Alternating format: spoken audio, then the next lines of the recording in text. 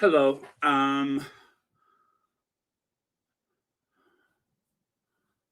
Hey, Black Queen, Connie Balmer, Audrey Teschner, Mystic Toxin.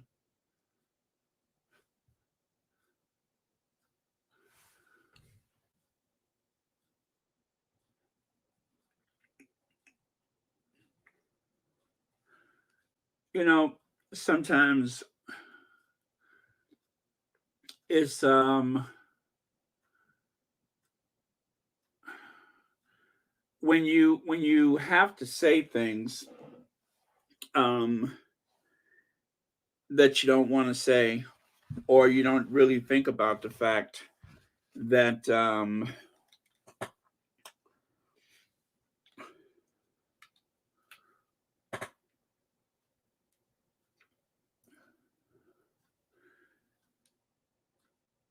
it doesn't really bother you as much until you hear yourself say it. When you have to tell someone that someone has been in an accident or something tragic has happened, you don't really know how it affects you until you have to say it, until you have to form the words with your own mouth to say it. It's one thing to see it in print, and it's another thing to hear your own voice say it. And after the after the high that we were on yesterday, some of you guys were on live while I was hunting down photos and such, and I couldn't wait to share this and couldn't wait to share that.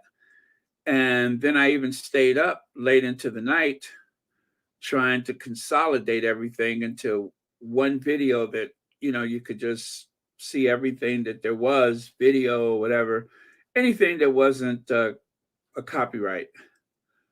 And so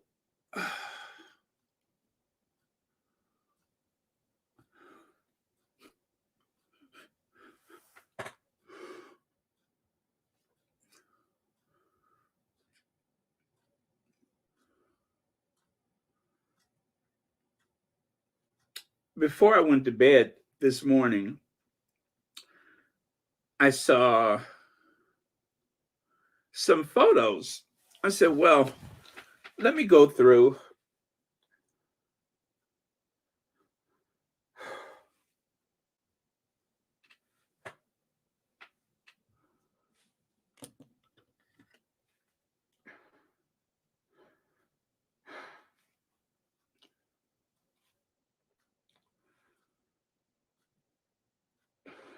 And let me see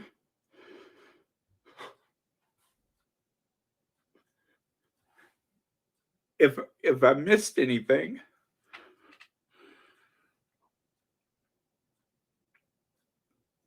And I went to the Daily Mail and I saw Harry, Meghan, and Doria in a taxi. So, of course, it didn't take a genius to read the looks on their faces. However, you would not have known anything terrible had happened by the story that accompanied the photos. You couldn't have known. And so I decided to just pass. I'm like, I don't want those because Harry looked like he had saw a ghost. Doria had a rather blank look on her face, and even Meghan, who always looks pleasant, um, did not. And so I thought, okay, maybe they left the safety of that gigantic SUV so that they could elude the paparazzi. But I said, no, that would be dangerous. They wouldn't do that. Harry wouldn't allow that.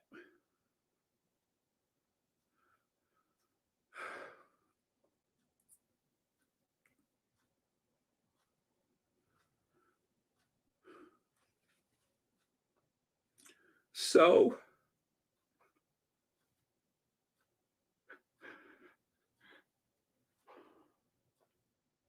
I went to sleep. And I didn't think anything else about it. And then I think I only slept 4 hours. It was like something woke me up. And I looked at my phone. I'm like, that cannot be true.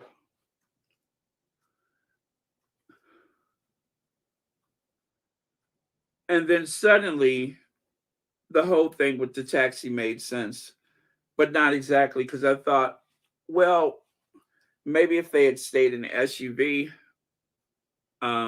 that, I thought maybe there was an after party or something like that. Or I could not make sense out of it.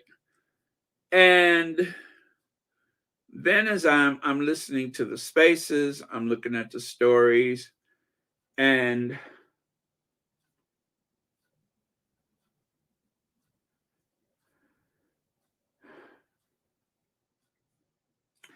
I promise you, I was able to hold everything together until I started talking, which is just what I knew was going to happen. It wasn't official till I just heard myself say this. But the pictures were in the Daily Mail. There was no explanation as to why they were in the taxi. But suddenly it became very clear what happened. So, and there are some people who have been saying that I don't know if there was an accident with the SUV or not. I don't know, but the taxi. I saw a video where the taxi was preceded and followed by the New York police. Now, there was one photo in particular that reminded me of Paris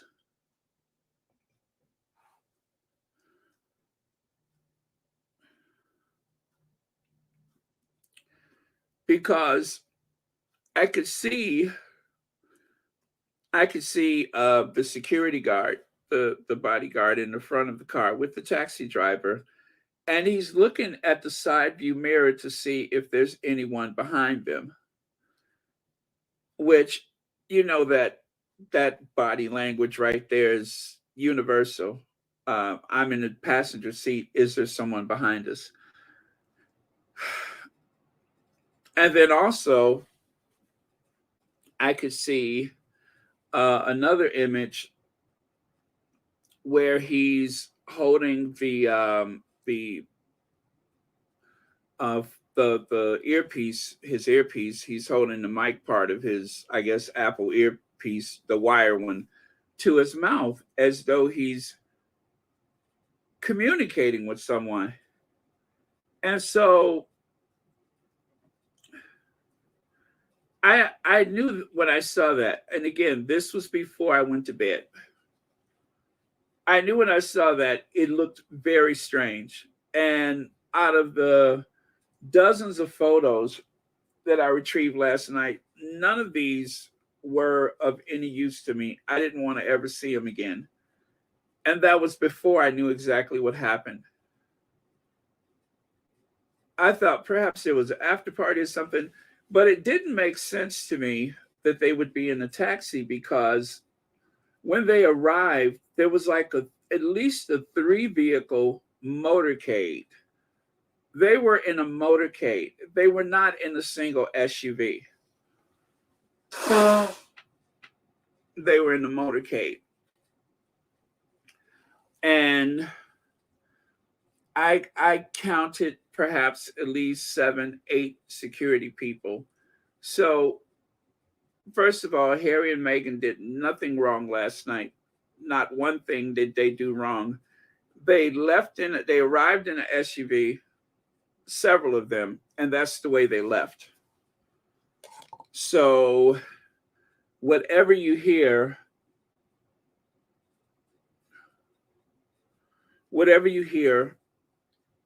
from the British media is a complete fabrication. And right now, if you Google near catastrophic accident, this is what comes up.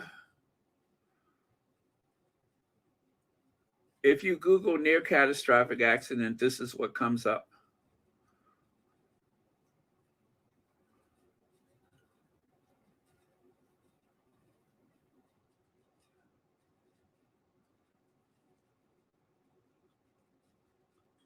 So I'm going to play a couple of sound bites for you.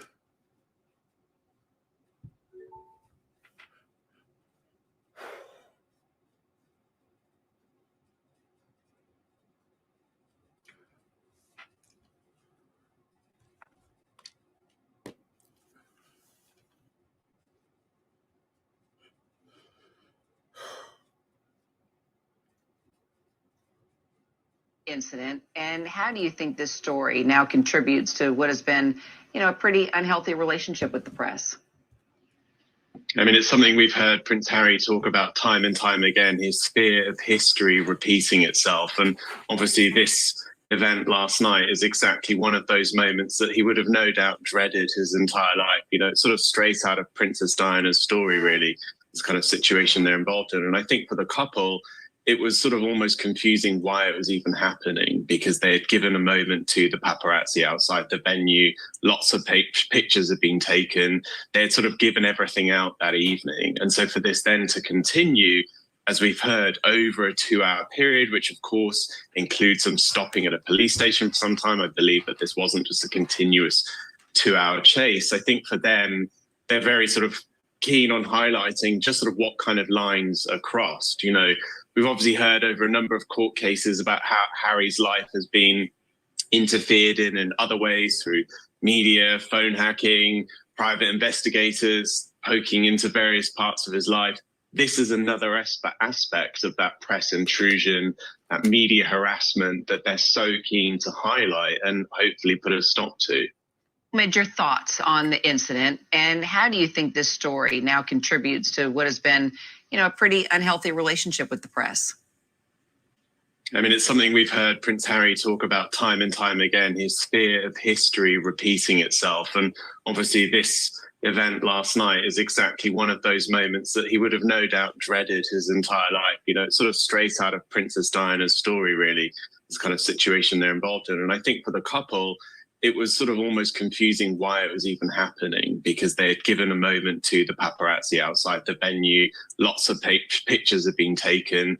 They had sort of given everything out that evening. And so for this then to continue, as we've heard, over a 2-hour period, which of course includes some stopping at a police station for some time. I believe that this wasn't just a continuous 2-hour chase. I think for them, they're very sort of keen on highlighting just sort of what kind of lines are crossed. You know, we've obviously heard over a number of court cases about how Harry's life has been interfered in other ways through media, phone hacking, private investigators poking into various parts of his life.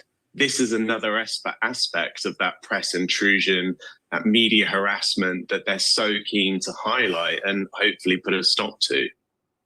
Your thoughts on the incident, and how do you think this story now contributes? Oh, you know what, guys? I'm so sorry. I don't know how many times that played. Did it play a couple times? Sorry about that. I'm just I don't even know what they just said. I think it played a couple times, but anyway, that was Omid Scobie, among others. They were they were on the ABC News this morning. So, and of course, Omid tweeted about it today. Last night, the Duke and Duchess of Sussex and Doria Ragland were involved in a terrifying paparazzi chase that involved 6 blacked out vehicles in a chase that could have been fatal, a spokesperson for the couple confirms. And this is, I believe that is a quote from the spokesperson. Last night, the Duke and Duchess of Sussex and Miss Ragland were involved in a near catastrophic car chase at the hands of a ring of highly aggressive paparazzis. This relentless pursuit, lasting over 2 hours, resulted in multiple near collisions involving other drivers on the road, pedestrians, and 2 NYPD police officers. While being a public figure comes with a level of interest from the public, it should never come at the cost of anyone's safety. The dissemination of these images, given the way in which they were obtained, encourages a highly intrusive practice that is dangerous to all involved. Yeah. So, like I said, they posted the images in the Daily Mail. I saw them myself. It was at the end of what otherwise should have been a beautiful event that should have ended uneventfully. And so I'm a little bit bothered with the mayor of New York because he said something that will be used by the British tabloid press to make this okay, or to try to downplay it. Despite being God, my mouth is dry. Hold on. Despite being confronted by uniformed police multiple times, the paparazzi cars continued their pursuit in trying to follow the Sussexes and Doria to a private residence where they were staying at. Traffic violations by the drivers included driving on a sidewalk, going through red lights. Oh gosh, I didn't open that up all the way. Photos of the couple that came as a result of the 2-hour chase briefly appeared in the Daily Mail this morning, but have since been removed. I wonder why. A source close to the Sussexes says Harry, Meghan, and Doria are understandably shaken, but thankful everyone's safe. So, that being said, let me see if I could. I'm going to play one more soundbite for you. Let me see here. Police sources tell CNN that Harry and Meghan's NYPD security detail was overwhelmed by paparazzi in cars and on motorcycles and scooters. The Paps disregarded warnings and rode on the sidewalk to evade police until cops were forced to block off the 19th precinct. So they were so aggressive. They were so aggressive, like a team of assassins. They were so aggressive that even the warnings from uniformed police officers meant nothing, meant absolutely nothing.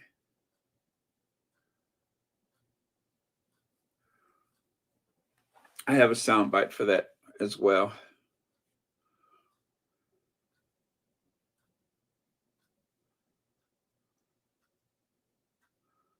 Or do I? Oh, I guess I don't.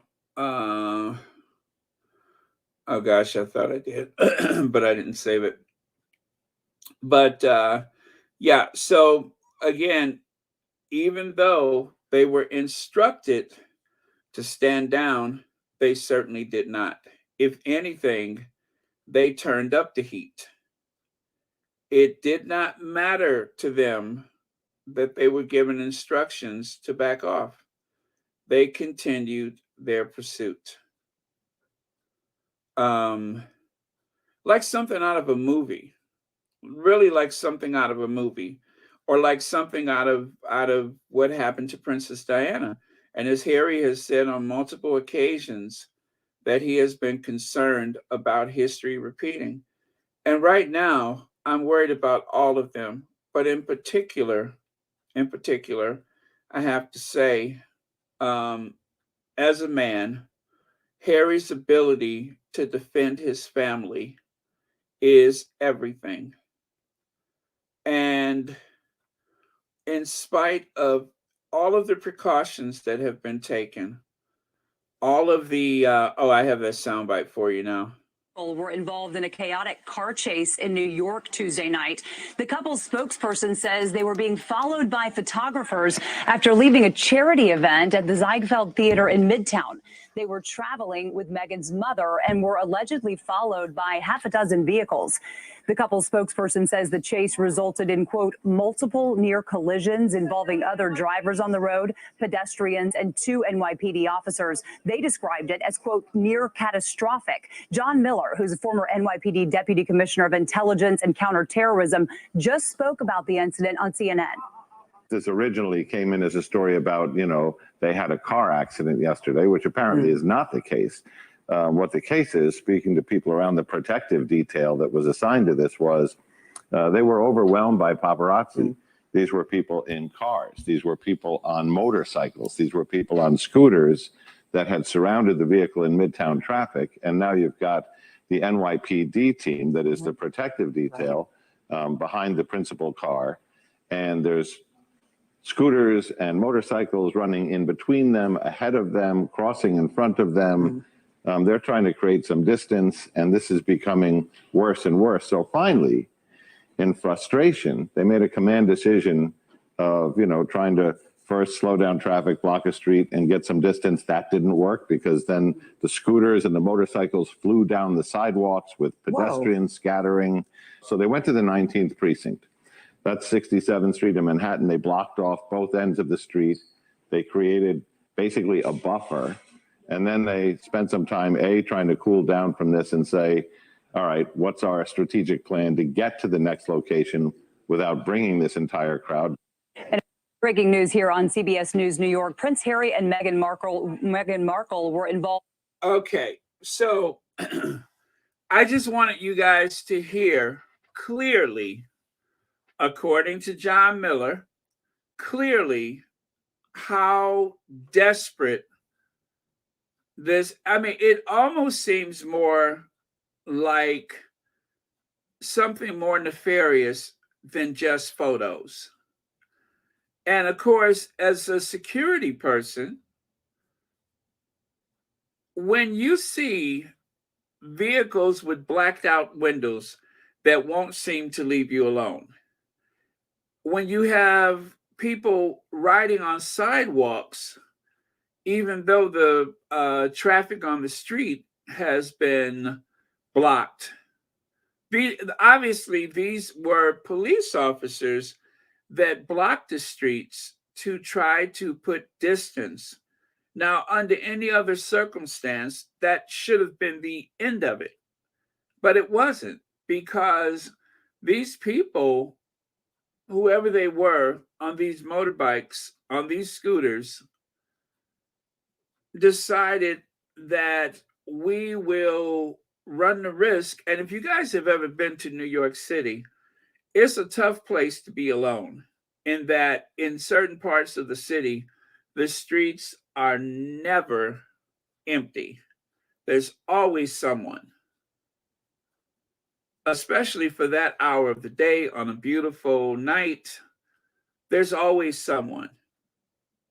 So it's literally just like you see on the television. Yeah, there are residential blocks where there's few people and such, but in general, if you're in traffic, that means the pavement is also probably packed with people, or at least, you know, there's people out and about. New York is a very busy city. And so they were in a bit of traffic themselves. But in spite of that, there were people that were so determined to, and then when you consider the fact that, as I said, they gave them everything at the event. When they left, they walked through a gauntlet of photographers to get to the car. And the security that they had, they were very good. They were very good at what they were doing. If you realize how the arrival, they pulled into the Hertz dealership and walked through the lobby, or the customer service area, and through another door to the theater. Very shrewd. So that right there put a safety barrier between themselves and the photographers and that crazy person that yelled out to them, who, of course, had a British accent, who, of course, is alleged to work for the Express.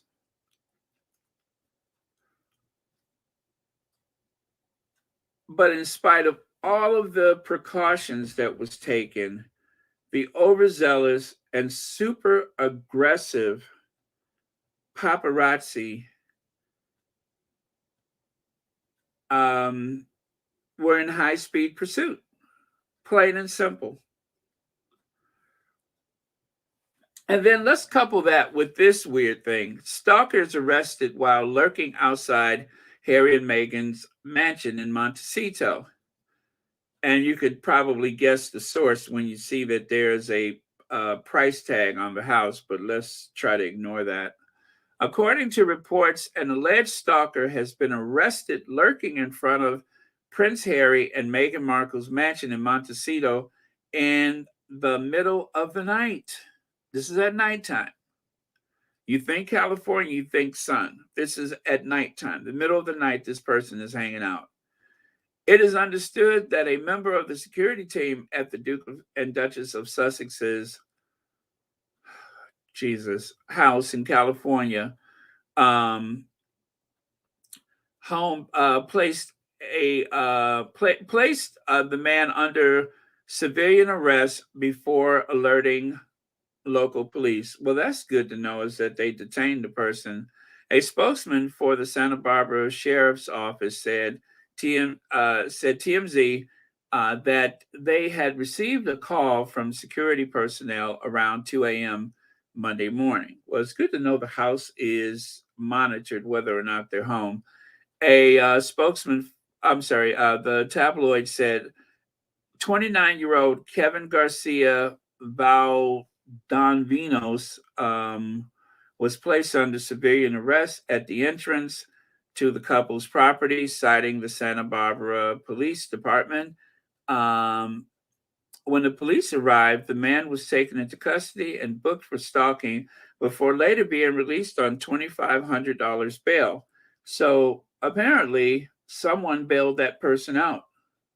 Someone paid his bail. Someone was able. So this is not likely a homeless grifter or drifter or something like that. This is someone who, that was able to get out of jail for $2,500. Now, so there are some states, and I don't know if California is one of them, but there are some states where you only pay a percentage, or sometimes they'll say, okay, you got to pay $1,000 to get out, but you can sign yourself out with the promise of paying the money back. I don't know if it works like that in California, but some states it's all or nothing. Some states it's 10%. And then other states you can just sign yourself out, especially if it's not a serious crime. And in that case, I don't know that there was a crime committed except for being a stalker, which is a crime. Stalker arrests outside of Harry and Meghan's Montecito home. Kevin Garcia Valdovinos, 29, allegedly seen lurking outside the couple's mansion in Santa Barbara, California, in the early hours of the morning. So, a man suspected of stalking that is, Prince Harry and Meghan Markle, was arrested outside the couple's home in Santa Barbara, California. Pretty much the same thing.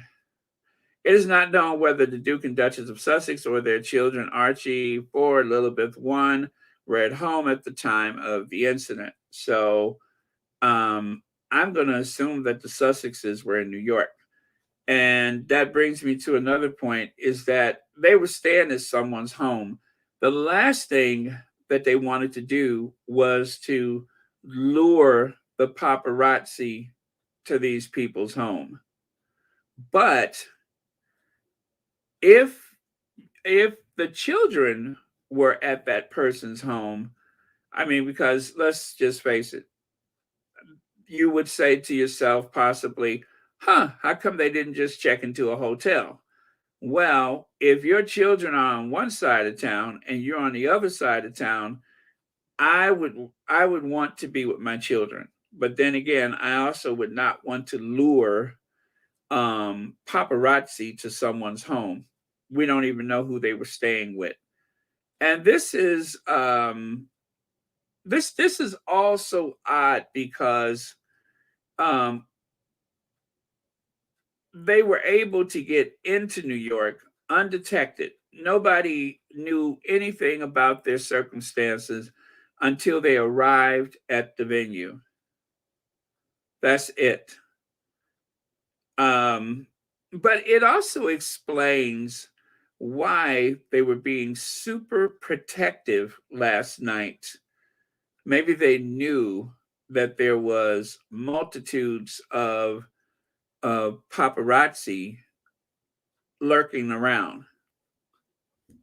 Now, this big, sloppy, nasty, unbathed, Girl Scout cookie toting buffoon, this is the person who looks unshaved, unbathed, big mama living basement dwelling buffoon. Nicholas Brooks was the guy who drove all the way from Ohio, hadn't took a bath. He was caught trespassing on Christmas Eve 2020. 2 days later, on December 26, this big, nasty, sloppy person, he returned again and was arrested by the police who probably had to endure the stench that drifted off of his nasty, sloppy body. Anyway, armed with Girl Scout cookies,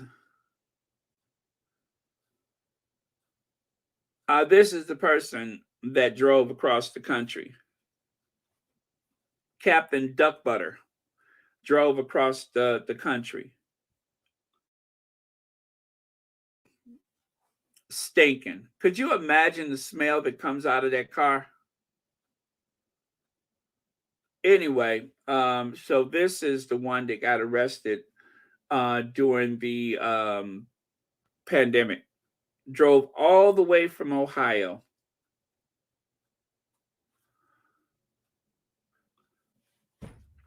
And then there's Eric Adams.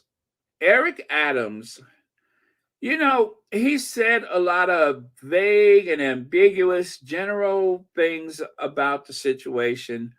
And then almost toward the end, and this is why I'm not going to play the soundbite, because toward the end of it, sounding just like a mayor being very defensive about things that have happened under their tenure, under their term as mayor, he said, I do find it awfully hard to believe that there was a pursuit, a high-speed pursuit on the streets of New York for 2 hours. Okay, well, now we know better. We know better. But by him saying that, you know, the paparazzi, all they are going to hear is that Mayor Adams doubts what the Sussexes said. You understand what I'm saying? After you do this long enough, after you lived long enough, after you've seen the way the press twists things, then you already could write the script yourself. Mayor Adams doubts the Sussexes. That will be the headline on all the tabloid newspapers' front page, is that Mayor Adams doubts that there was a high-speed pursuit, leaving the average person to assume that this is just another one of those things that Harry and Meghan said, etc., etc. Yada, yada, yada. Also, I would have to say that his lack of outrage that this has even happened is tiresome to me. I was hoping that there would be a full-throated rebuke for the photographers, the paparazzi, or whatever. Nope. He kind of downplayed it just a tad, which was very disconcerting to me. Very, very upsetting. And although I have a strong bias in favor of our faves, I still find his words very irresponsible, because it gives an out to the people that were involved. And I hope that there is a thorough investigation that leads right to the doorsteps of whoever paid for those photos, or even ordered those photos.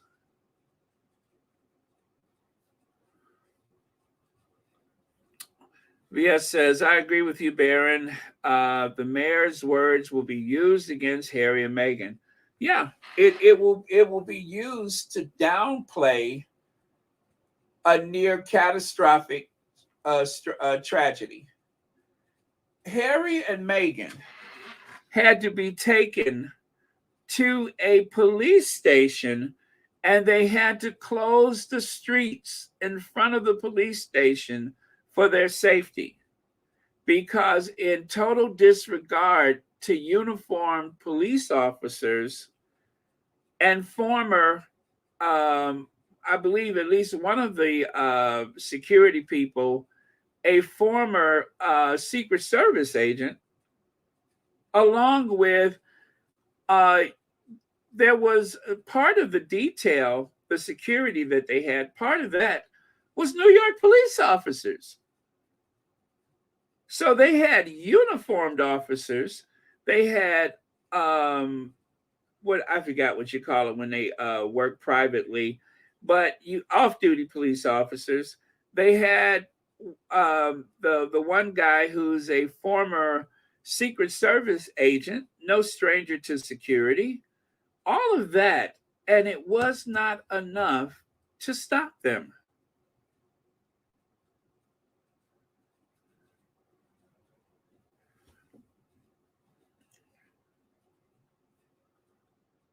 Can anyone tell me if they were wearing seatbelts in what? I, I I don't understand what you're saying. Let me see. I hope they get some heat for yeah. Okay. Thank you, John Garcia, for that. Let me see.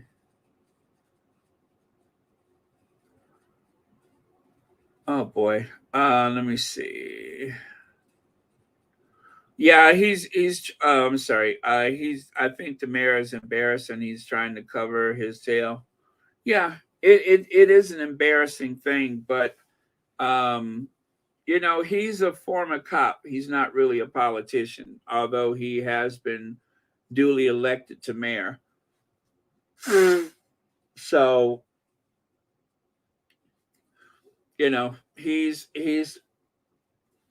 I don't blame him for trying to but I've seen big city mayors even in my own city. I've seen big city mayors downplay events that happened on their watch because they don't want the heat that comes with it. Dr. Shola says, "Oh my God, Prince Harry, Meghan Markle, and her mom Doria were in a near catastrophic car chase involving paparazzi. My heart was literally in my mouth, dreading the next words. I was already praying, please God, to avert my worst fears. Bloody hell." Thank you, as per usual, Dr. Shola. And then right here, exclusive. Now, you guys, I know that is Max Foster, and I am no fan of his, but he claims to have inside information, which, by the way, I used to like Max Foster until his royalist roots started showing. And as far as I'm concerned, he went to the dark side, but hear him out. Hear him out. Let me play that. It's very short. I'll do it twice. Give me a second here.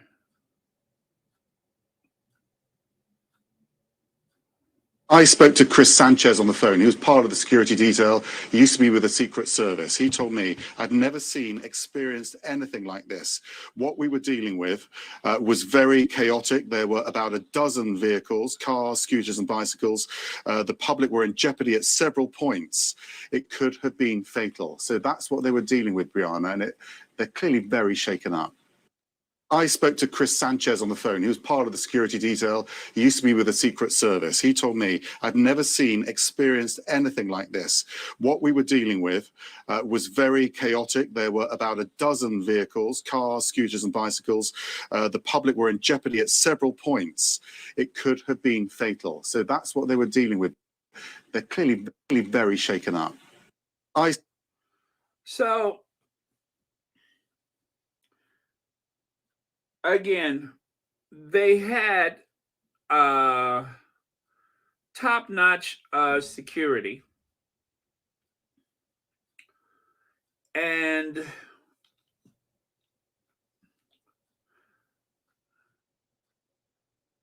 everything was the way it was supposed to be until they ignored police instruction. These people literally ignored police instruction. That is when things got very, very dodgy. And for the sake of your mental health, I'm just going to tell you, I would avoid looking at those photos if I were you. I would avoid looking at them. I told you at the beginning, I saw the photos in the article without any explanation as to why they were in a taxi. But for some reason, I decided I was not going to save any of the photos because of the distressed, ashen, hollow looks that they had on their faces, that look behind their eyes of utter horror. 3 people riding in the back of a taxi, 3 people riding in the back of the taxi that started out their night in a convoy in a motorcade of SUVs. And as I said, I could not figure out why I'm just like, why would they go from the SUV to a taxi?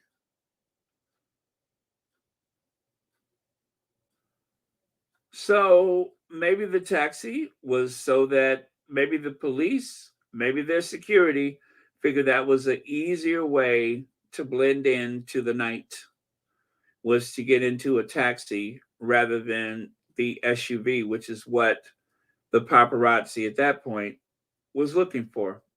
Yeah, just Joyce Bo says the taxis were used as decoys.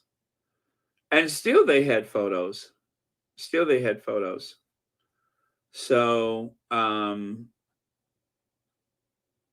they blocked the street, and so they decided to take to the sidewalk. All right, so if you're just on a scooter in New York traffic, yeah, it's easy to catch up with someone on a rented scooter. I mean, just the basic scooter that you can rent. Even on a bicycle, you can catch up with someone. But to take a motorcycle on the sidewalk, and of course, again, they decided to ignore the instructions from the police to back down. They ignored that.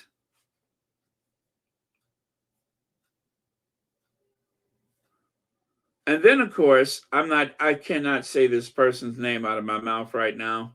I just can't. It's too much. But at least one of the royal rodents had said, well, if they were over here, but the thing is, over there, I'm more than certain that the instructions for the photos came from over there, not from over here.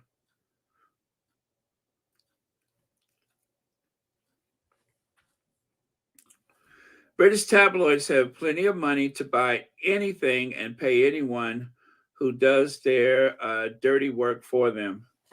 Yeah, that's true, Jose. That is so true.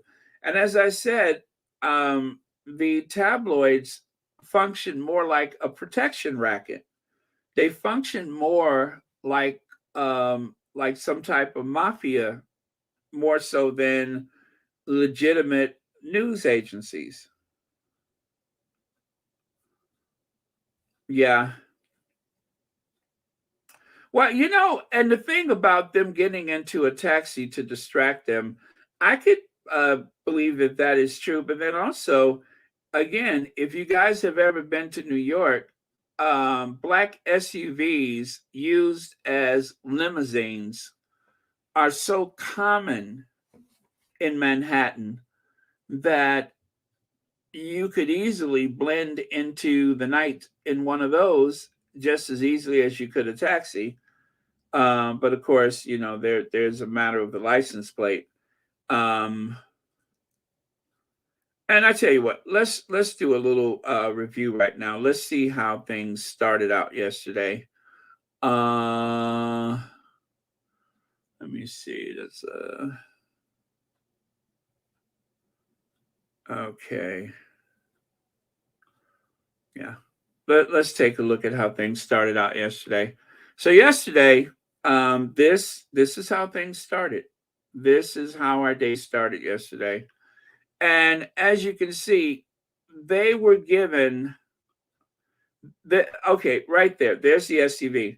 Now, I decided, as you can see, to block the license plate. I did not want to help anyone identify the Sussexes, but I just want to show you this. That is the SUV that pulled into the Hertz dealership. As you can see, there are two other SUVs behind. Now, as this one was pulling into the parking lot, the more recognizable security guy, he actually got out and walked over to the entrance of the garage. So he was lending support outside of their vehicle before anyone even exited from their vehicle. It was all very professional. It was all very professional. And then as they pulled into the garage, which, at that point, there's a barrier. There's a split second from the vehicle into the entrance of the Hertz dealership. And let me see here. Oh, you know what? I got the wrong slide because I forgot that I did not have. Let me see here. Okay. So there you go. There is the photos of them inside of the Hertz dealership. And so these photos were taken from behind a plate glass window. Again, there's a bit of a barrier. There's no pushing from photographers or anything like that. And so this is when they first entered the Hertz dealership, right? So that was a very smart move. And I just want to say, in defense of their security people, that they did everything right. And this way, the paparazzi, they gave them images. They pretty much gave them images. When I was in New York last fall, and the Sussexes, was it last fall? I'm trying to remember. Was it the year before? It was for the Intrepid. When they went to the Intrepid, they used a Mercedes luxury van, a limousine van, where you can have like the whole group inside.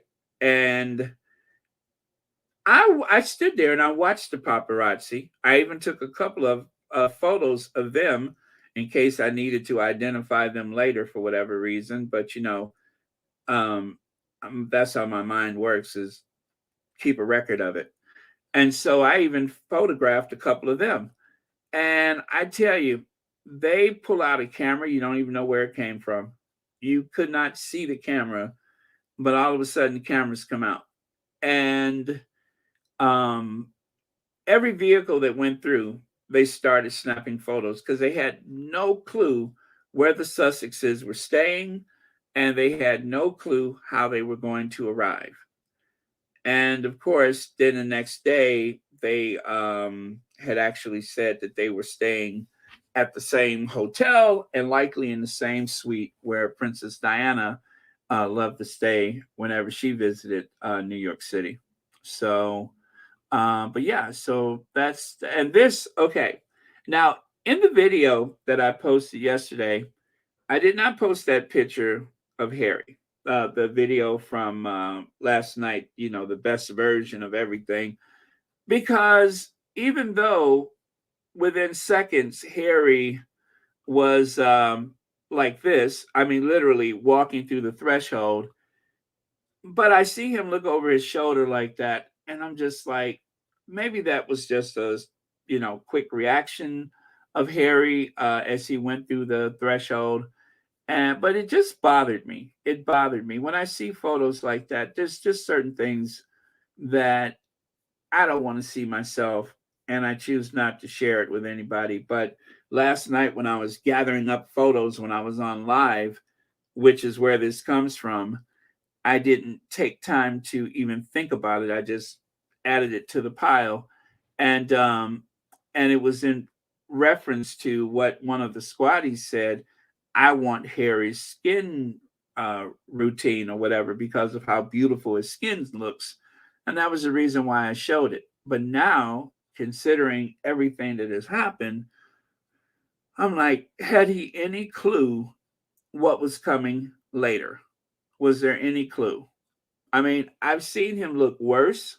He just, there's like probably 50 cameras snapping. So that may be one reason why he has that surprised look on his face. But the ones at the end of the night were so grotesque that I cannot unsee it. That's how grotesque they were. Thank you, Linda, and thank you guys for the super chats earlier. I was barely able to form words, but I'm better now. So thank you so much for that. But oh man, I guess it had to come out somehow. And like I said, until I hear myself say it, it's almost as though it's not real until I hear my own voice say it. And and then it became a very real thing. So thank you all so much for that. Kim says he needs to answer for his New York City. He needs to answer for this. Speaking of the mayor of New York City, thank you so much for that. Let me see. And Alan Vernon says, guess it's time for the Sussex squad to come up with the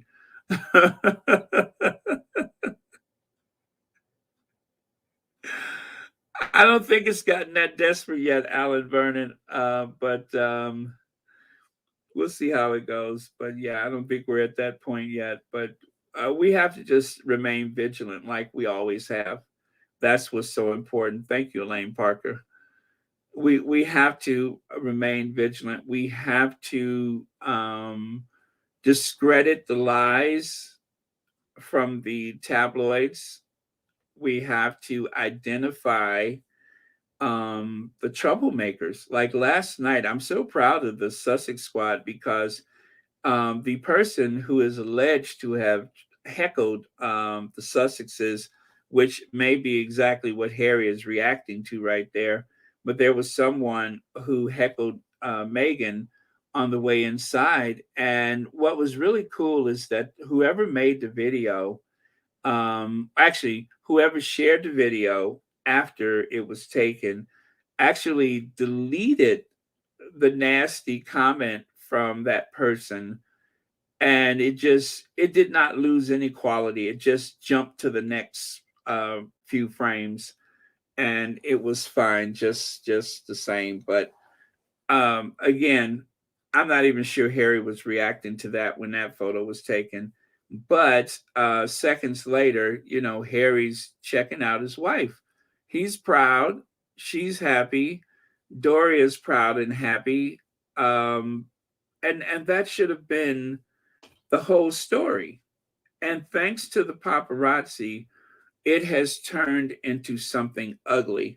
The only thing that I could say that I am more than certain of is an unintended consequences for anyone who caused this is that, trust me, the TikTok people, the Gen Zers, the same people who, the same age group, the same type of people that did not find a royal visit charming yesterday, they're seeing this, and there are going to be a flood of commentary via the TikTok because of this. I'm certain about that, because that generation, the Gen Zers, they are all about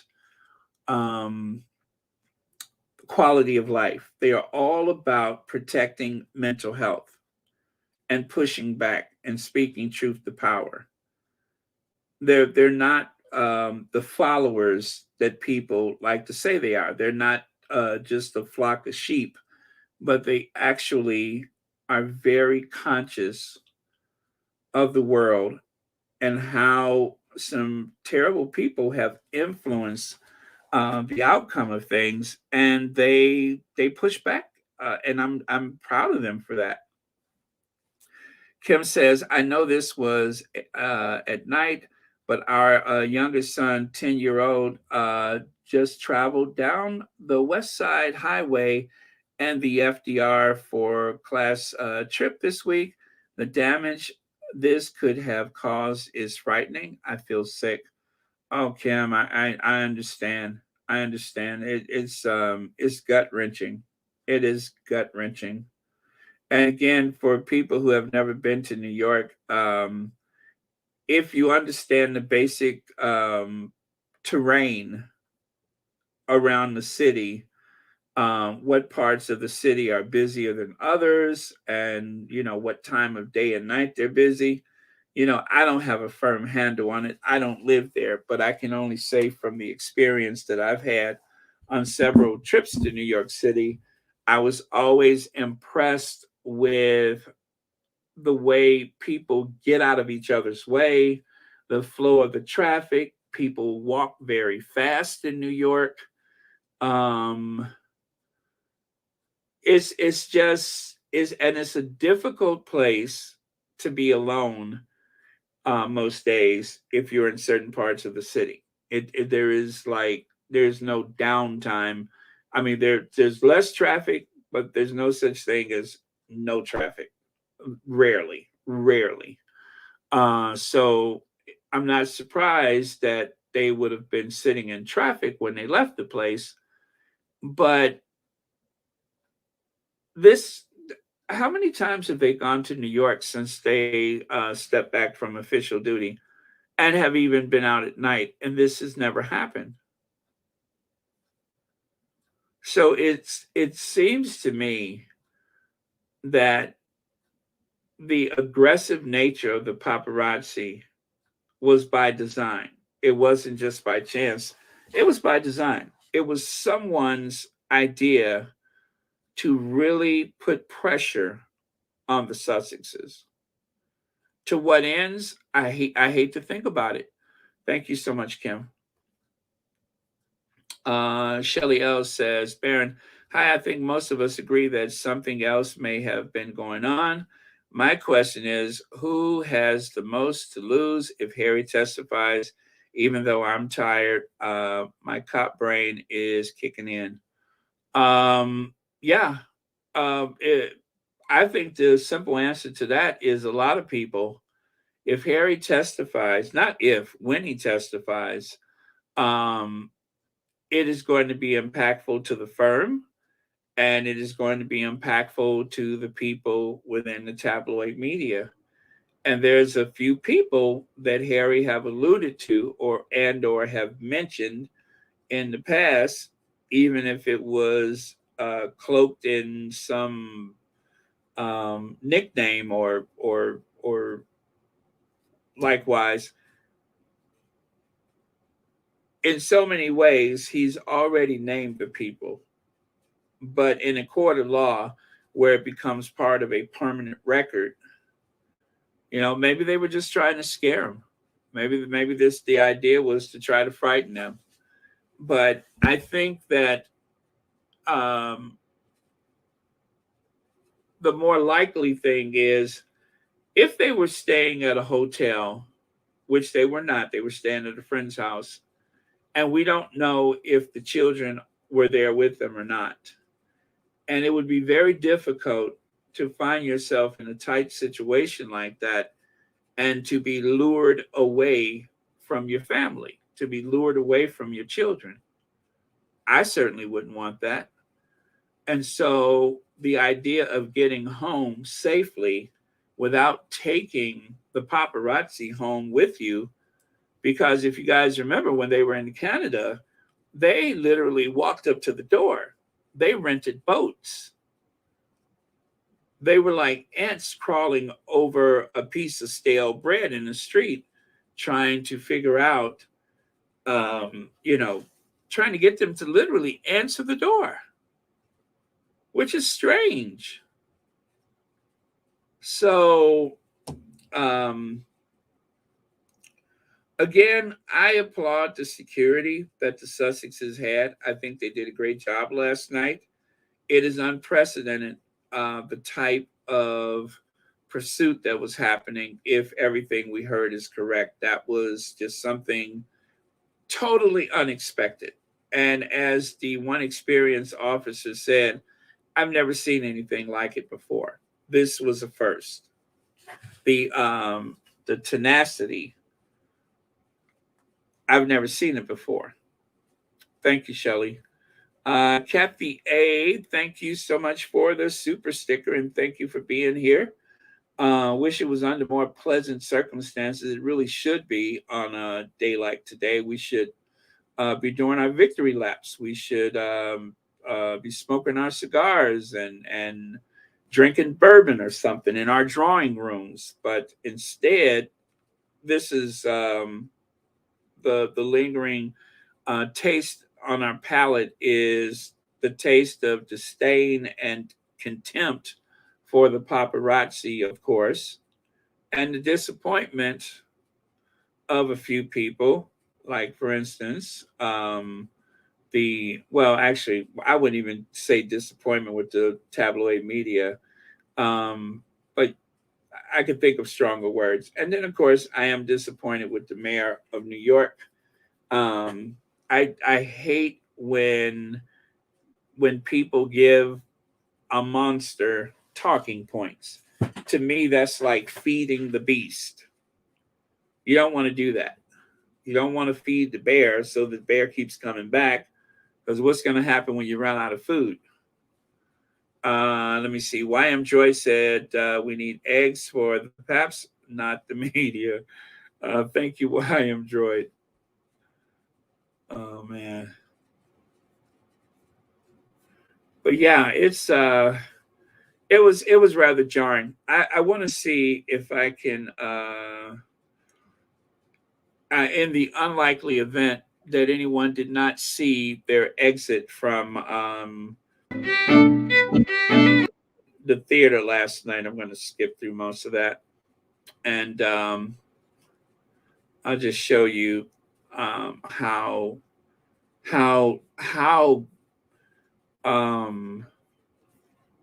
crazy it was outside of the Ziegfeld.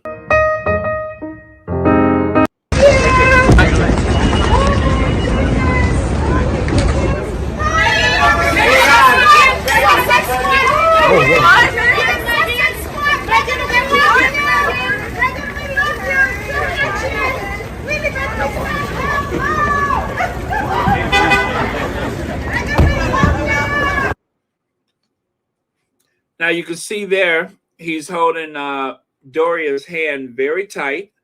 And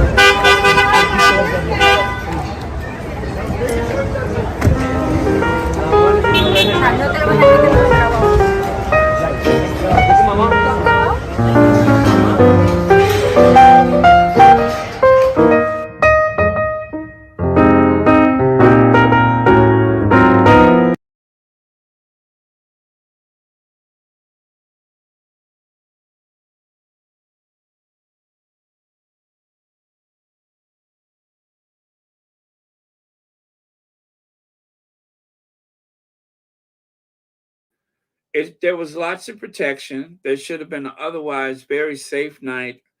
And well, let me see. Breaking news: Prince Harry and Meghan said they were chased by paparazzi in a relentless pursuit in New York. Mayor Adams condemns the incident, and the police report is pending. So yeah, he did say that he would be interested in seeing the police report. And that was, of course, after he said, I find it difficult to believe that this was a high speed chase for 2 hours. And of course, when he gave that statement, obviously, at least I hope, he did not realize that they were actually being protected in front of a police station for a period of time in between the pursuit. They do have a lot of cameras in New York, lots of cameras. And perhaps that is what they'll do today, is to go about around the city and try to gather as much of the evidence as possible. And also, if they have arrested or detained those photographers, I do hope, that they will thoroughly investigate them. It should not be too hard to do. Um, and if the vehicles, if for whatever reason they concealed their license plates on those vehicles, then I would not be surprised at all if they thought that there was something more serious going on than taking photos, like that this was some type of, attempt on their lives, not as an accident, but something worse. So that is something that I would be interested in knowing, is the people that were chasing them, did they attempt to conceal, the ones on motorcycle in motor vehicles, if they tried to conceal the tags from the car so that you could not see or trace them back to anyone.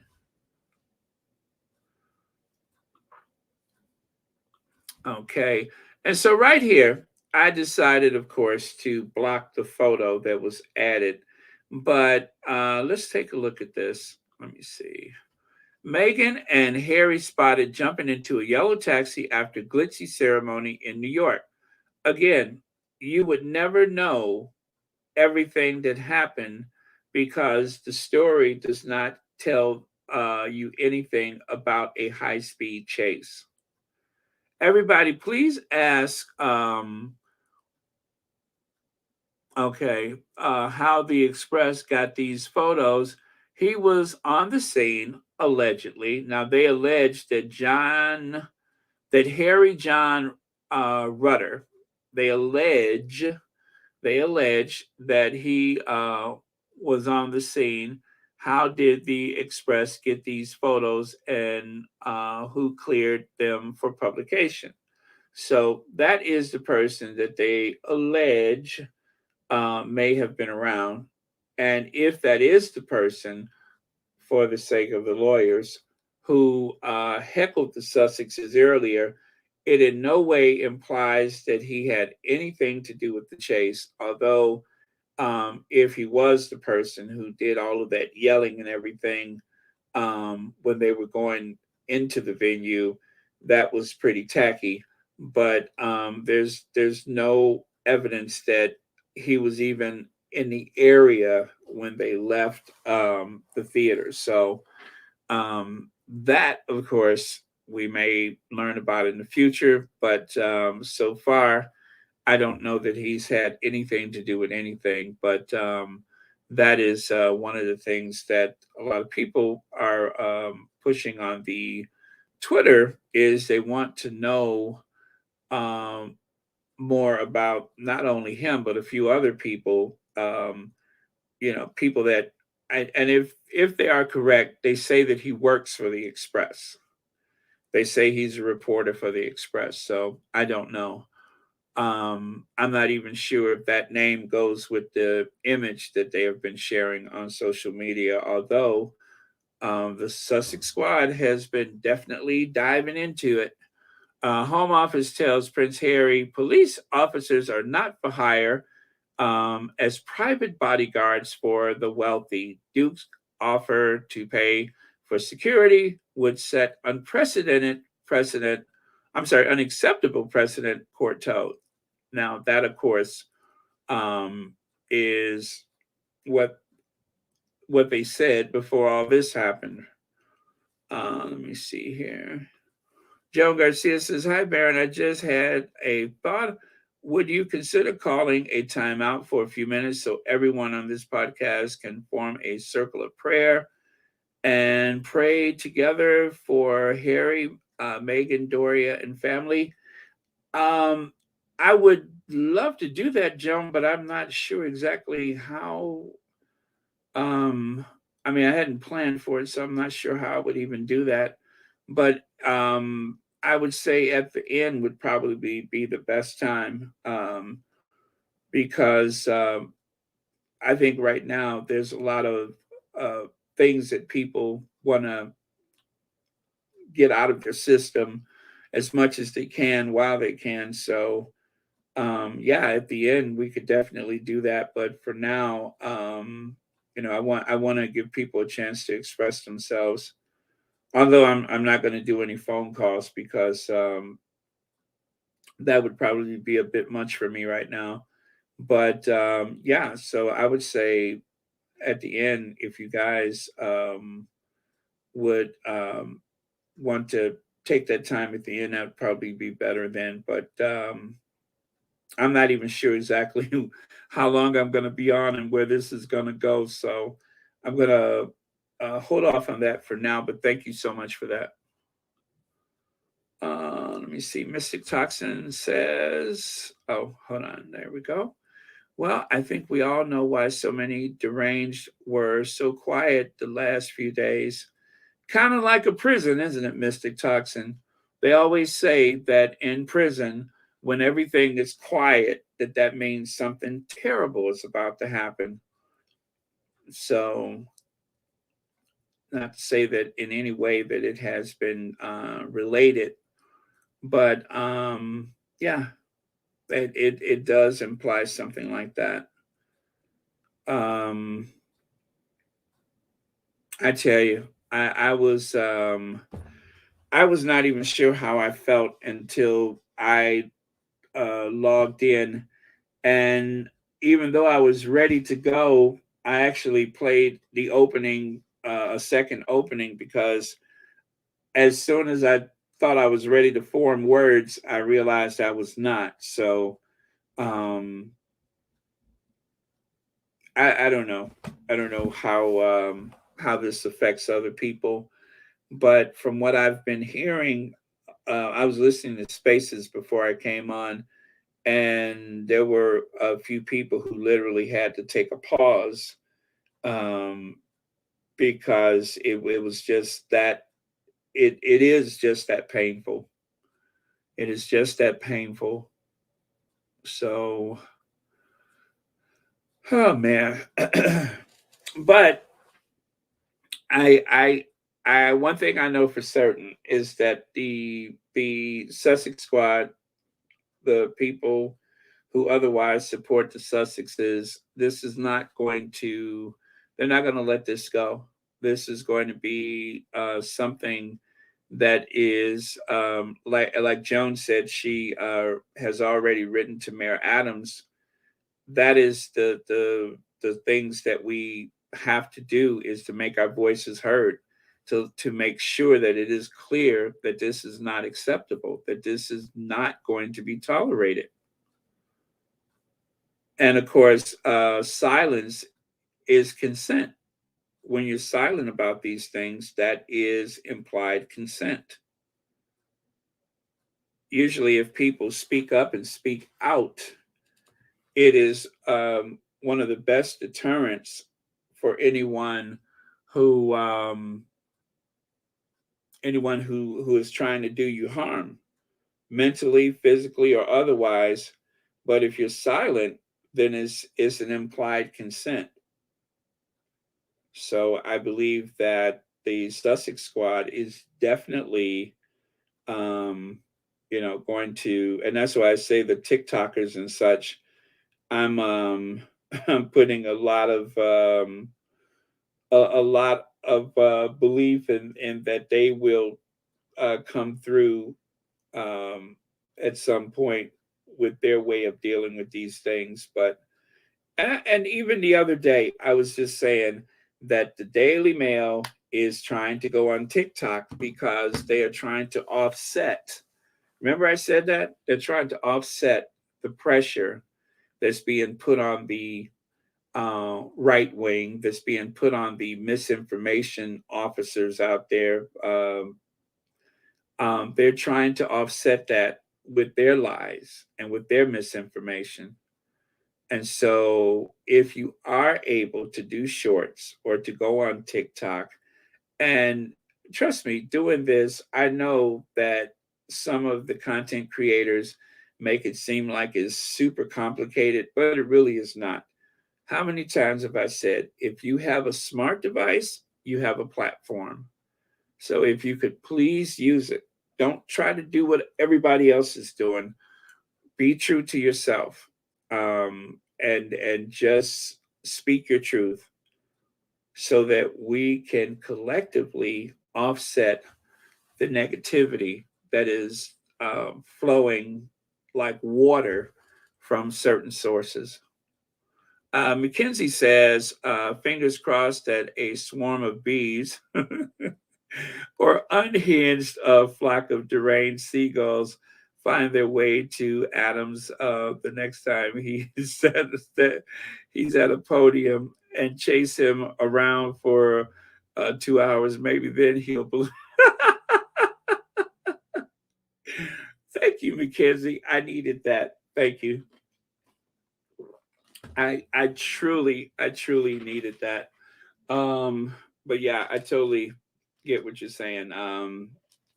Maybe that's what it'll take. Is for some act of nature like that to make him believe that a person can be chased through the streets of New York for 2 hours.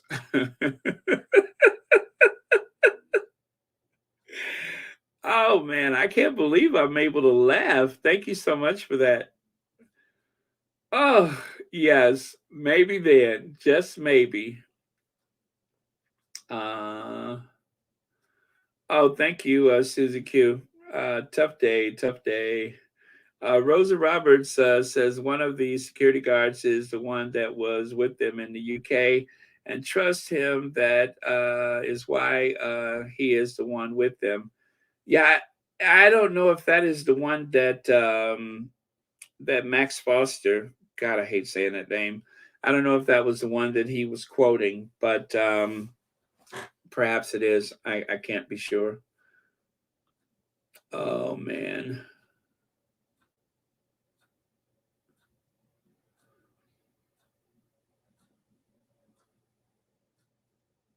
What's that? Sylvia says, hi to all supporters of Harry and Meghan.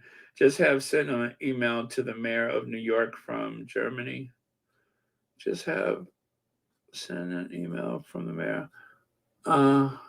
Okay, I'm so sorry. I'm not sure I understand that, but thank you for your comment. Mackenzie says, we're family, Baron. We got you. And no weapon formed against the Sussexes will prosper ever. Thank you, Mackenzie. Let me see here. Andrea Allen, thank you so much for the super sticker. And thank you so much for being here today.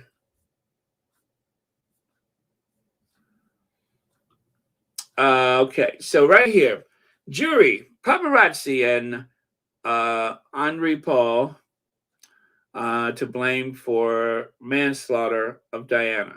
And of course, this is how they wanted to write it off. If I understand tort law, it says, but for the fact that you have done whatever you have done.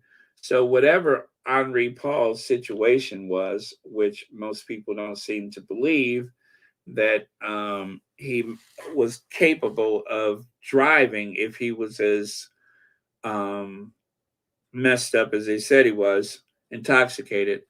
Um,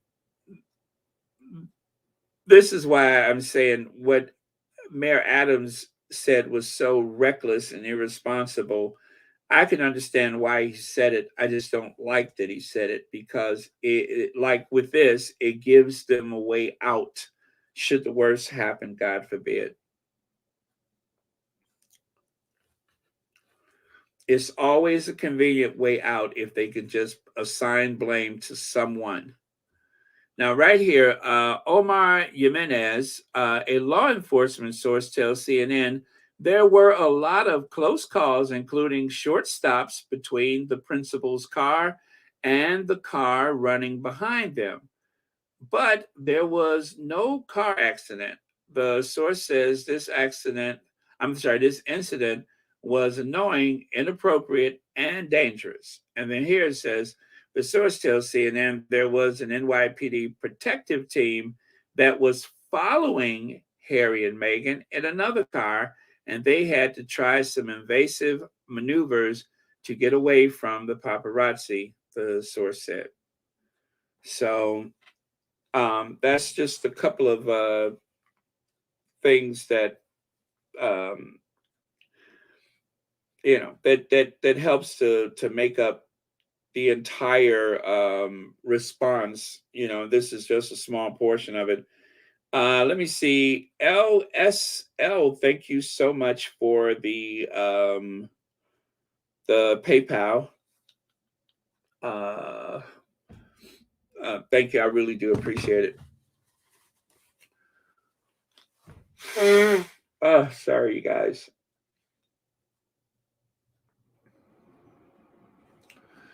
This is not the day I thought we were going to have. But I thank you again for the PayPal. Let's see. Oh, I'm sorry. What was I trying to do? There it is. Oh, okay. I've been out of commission for a while, Baron and Squatties. Life got a bit hectic, but things are getting better, and I'm so glad to be back with family. Oh, well, thank you so much for being here. And you said you changed your let's see, what is it? Naga. I'm sorry. The Nagahite Israelite, aka as Black Cougar 1959. What is happening with my voice? That is so weird. I am like losing my voice. It's not like I've been talking a lot. Sorry. Oh, Martha, thank you for the super sticker. Thank you so much. Laverta August says, I read where Henri Paul was not supposed to be the driver. He was off, and it's why he was drinking and was called because the designated driver couldn't make it. Laverta, there's been so many versions of that story. I dare to say that any of them are 100% correct. There's too many versions of it. So I would not say any of those things were a certainty. You can't be certain of any of that information. There's what they said. There's the rather grainy and, aged video. And there's so many things at play that I would, believe whatever you like, but I would say refrain for accepting any of it as the full-on truth. You can't trust any of that. Denise Marcus says, we ain't playing. Oh, man. Thank you, Denise Marcus. That is a good idea, is to make sure that you tweet, email, and there's nothing more powerful than a written letter. As Meghan can attest to, there is nothing more powerful than taking pen to paper and putting a stamp on the envelope and sending said letter to someone to physically hold. That is how you make the greatest impact. Teresa says, I'm sorry, Therese 101 says, let us focus on the fact that the angels protected our faves and kept them uplifted in prayer. If God is for you, who can be against you? Amen to that, Therese. That is so true. That is so true. We have been lifting the Sussexes in prayer for a long time now, and I do believe that that the Sussexes, the Sussex squad, that is, have definitely made a difference. I mean, if it wasn't for the Sussex squad, as we have pointed out on so many occasions, Princess Diana did not have what the Sussexes have. And even though sometimes when people try to tell me, and I'm speaking of my personal friends and stuff that tell me, you're doing this, you're doing that. And I constantly downplay any contribution that I've made, because I don't want to. I don't ever want to get lazy. I don't ever want to get complacent. I don't ever want. I don't live my life ever thinking of things that way, and so that is why I always speak of the collective effort, because we're all a part of the whole, the part of the main. And when we start thinking of things individually, then we're not being accountable to anyone. And it's always important to have someone to be accountable to, and hopefully that person is a wise, capable person. So individually, we are just that, individuals. But when we work collectively, when we pray, when we write, when we express ourselves, when we tweet, when we um, you know shout out to the warriors that went down there that night, so that the Sussexes would know that they are loved and supported, that someone was there to yell, Sussex Squad, we love you, Mama Doria. I mean, I got goosebumps. I got goosebumps. And it should have been more of that at the very beginning, just as much as it was after the fact. But of course, people had to work and everything. So it was still a work night for some people, and they couldn't just be there. But for those who were there, hats off to you. That was incredible, and thank God, because part of the narrative should always be that the Sussexes are loved and protected by a group of anonymous people, strangers in all corners of the world, most of which don't know each other, ain't never met each other, but yet collectively we are a force to be reckoned with. And I am so proud to be a part of that. And I'm not a organization or group type of person. I just cannot stand things like that, because people always let you down. And I never feel let down or disappointed by the Sussex squad. Never, ever, ever, ever feel let down or disappointed. I mean, yeah, there's individuals that sometimes make things too personal or talk too much or are hypercritical, but I don't even pay attention to it, because there's so much more love and respect in this world. There's so much more good. There's so much more kindness and generosity. I don't focus on it. I save a lot of those nasty comments that people have made. I even get a kick out of some of them. I even get a kick out of some of them. But the overwhelming amount of kindness that I've received since starting this channel, I my cup is too full to ever worry about thirst, to ever worry about the nasty things that people say. So it has no effect on me. So the derangers who have tried it, um, You know, good for you for trying it, but it doesn't work. There's too much love over here. And I invite the nasty, negative people to come to the light. Get out of the darkness, come to the light. It's so much more pleasant over here. Instead of trying, like there was someone today who said Harry put his family in a taxi. He tried to be the big shot by renting a SUV.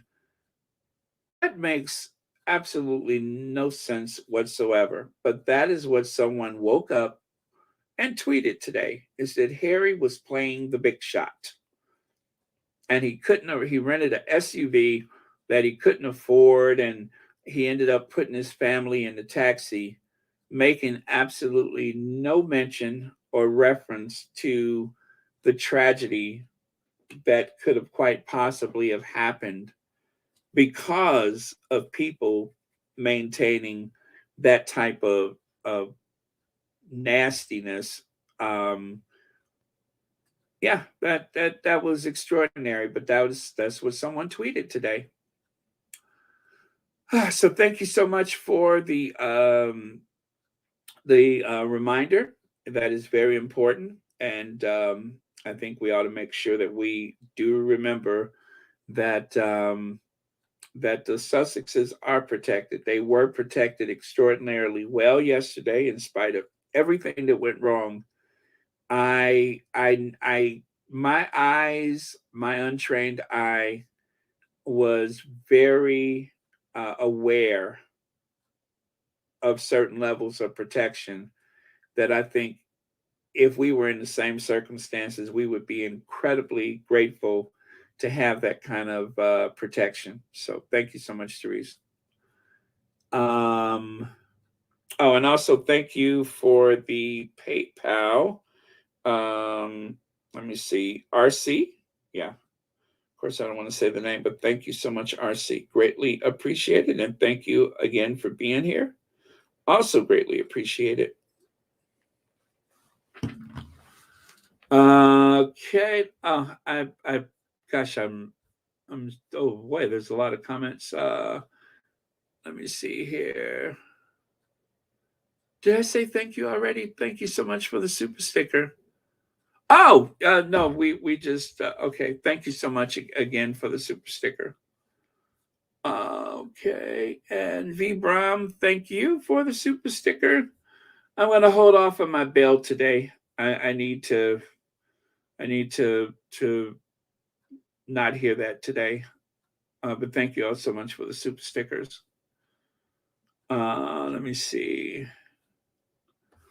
Marshall says, Oh, Muscovy, the royal family have not reached out to Harry and Meghan since the incident happened. Now, what does that tell you?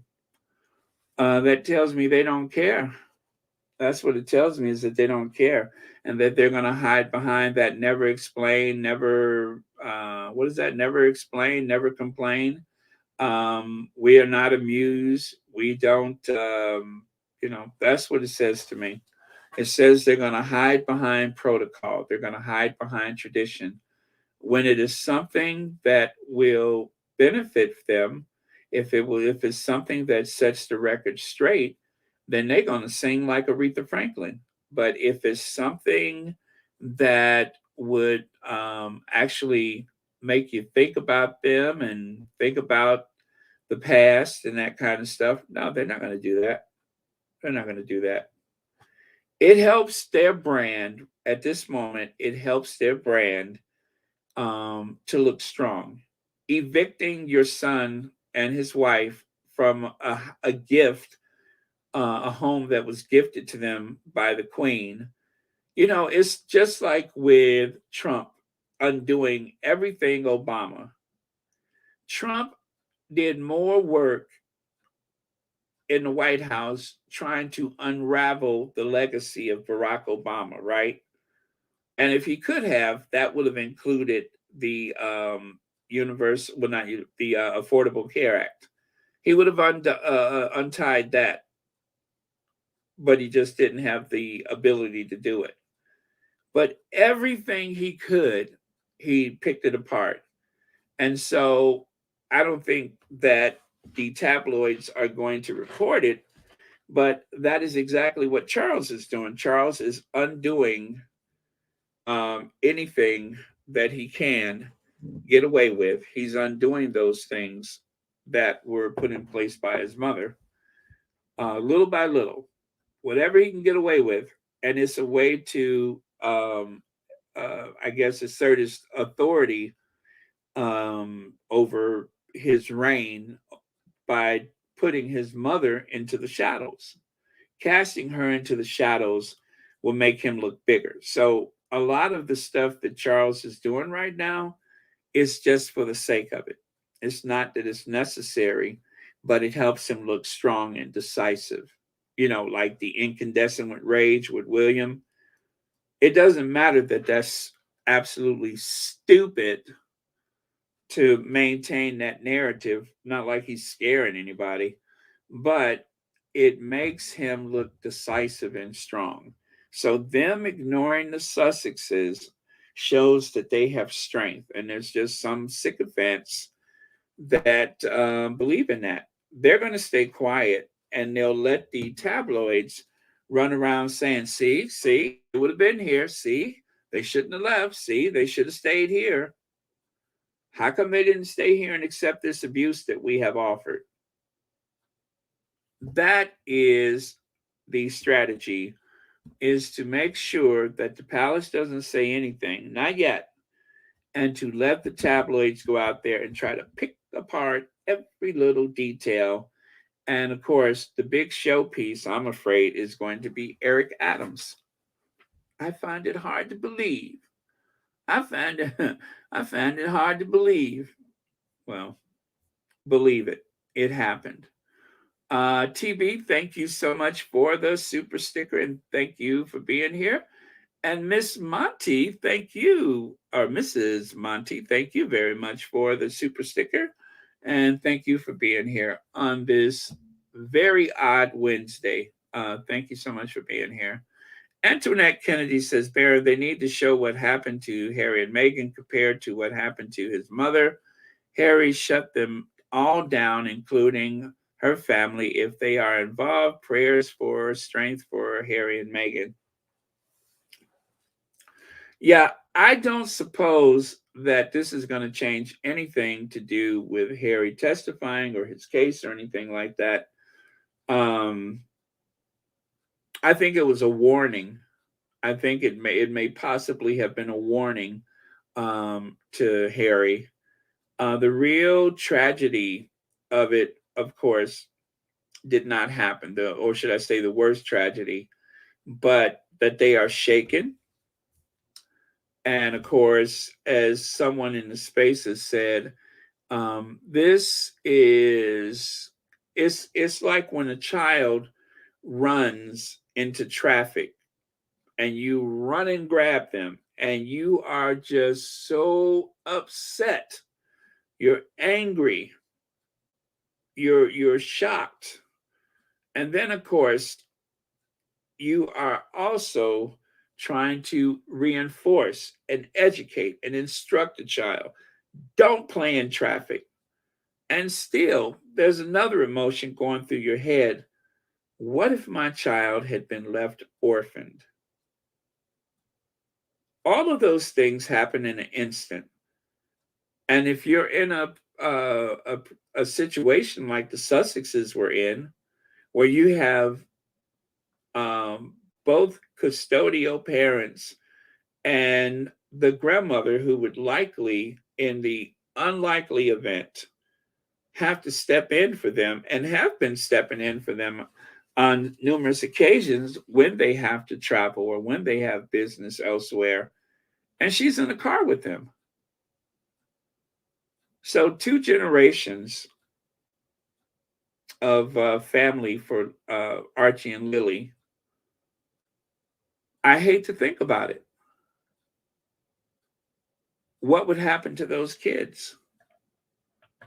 And that is what I believe was so gut-wrenching to so many people this morning, is in that instant you're reading this headline or you're hearing these voices say these things, and instantly for a lot of us, our mind went directly to Archie and Lily. What of Archie and Lily? What if, and what of Archie and Lily? That is just something that is unavoidable. And so as we try to exhale, we try to breathe, we try to remind ourselves that as bad as it was, nothing happened. Still, your mind goes instantly to the children.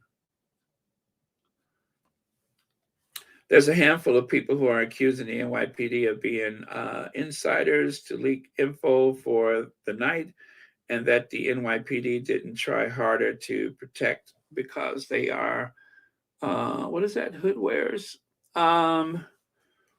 Yeah, that's always a possibility. But I'm just not prepared to believe anything like that right now. Because none of us were there, and given the situation, whatever happened, is just like with, and I hate to connect the two, but it's just like with Diana.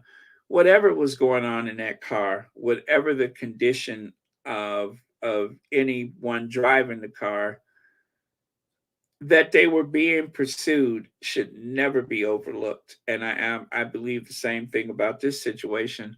Whatever happened, it started with them pursuing the vehicle and making them feel unsafe, creating an unsafe environment around the vehicle, to strangers on the street, to strangers on the sidewalk. That is where it starts. How it ends? Well, it ended with them in front of a police station and needing to be escorted home in a taxi, which is not how the night began. So yeah, whatever the case, and there's a lot of law enforcement. If you guys don't understand what Mystic Toxic is saying, Toxin that is saying, is that there's a lot of law enforcement that are white supremacists in New York, in rural towns, all over America. There are white supremacists, just like with the Met Police. There are white supremacists, and anything is possible, but I'm gonna reserve my thoughts about that for now, because in spite of all those things, those guys are professionals, and they're here, they're not over there, because over there you would have white supremacists that are also royalists. Excuse me. I don't think anyone in the New York Police Department would ever be a royalist, or shouldn't be a royalist anyway. But hate is hate. Hate is hate. We have to say that. Um, but yeah, I would think that in the full view of other law enforcement, which also included at least one African American, from what I could see last night, I would say that it's very unlikely that that was the case. I think the sheer number of paparazzi, the fact that that this happened after the event, when everybody knew where they were, instead of before the event where people were clueless, because this happened after the event, I would have to say that whoever chased them into the night were people who started the pursuit the same way there were squatties down there cheering. Everybody knew the Ziegfeld Theater, or ballroom, or whatever. So you wouldn't have to leak anything like that. You would have just been there. Any of us could have just been there. So it is an interesting theory, but I don't necessarily buy it. But thank you for sharing that, Mr. Tossin. I hope it doesn't pan out to be the reality of it, but nothing is off of the table. Nothing is out of the question. Okay, let me see here. Sean, you say I think they got that covered. I think they got it set up to where if something happens to them, Archie and Lily would be taken somewhere safe from that family. Yeah, I hope so, Sean. I hope so. I pray that that's always the case. But as they say, stranger things have happened. So, I mean, they do have godparents, and they do have other next to kin that live here that you know. But I even hate to think about something like that. But it is a factor, and if Harry's a good soldier, we have to likewise consider every possible outcome and have a strategy for everything. So that is something to think about. Thank you, Sean.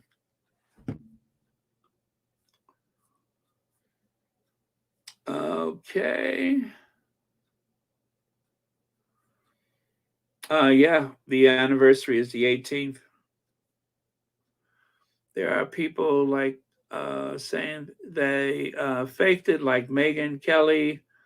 Yeah, they like I said, Eric Adams, he's going to be a gift that keeps giving. Let me see.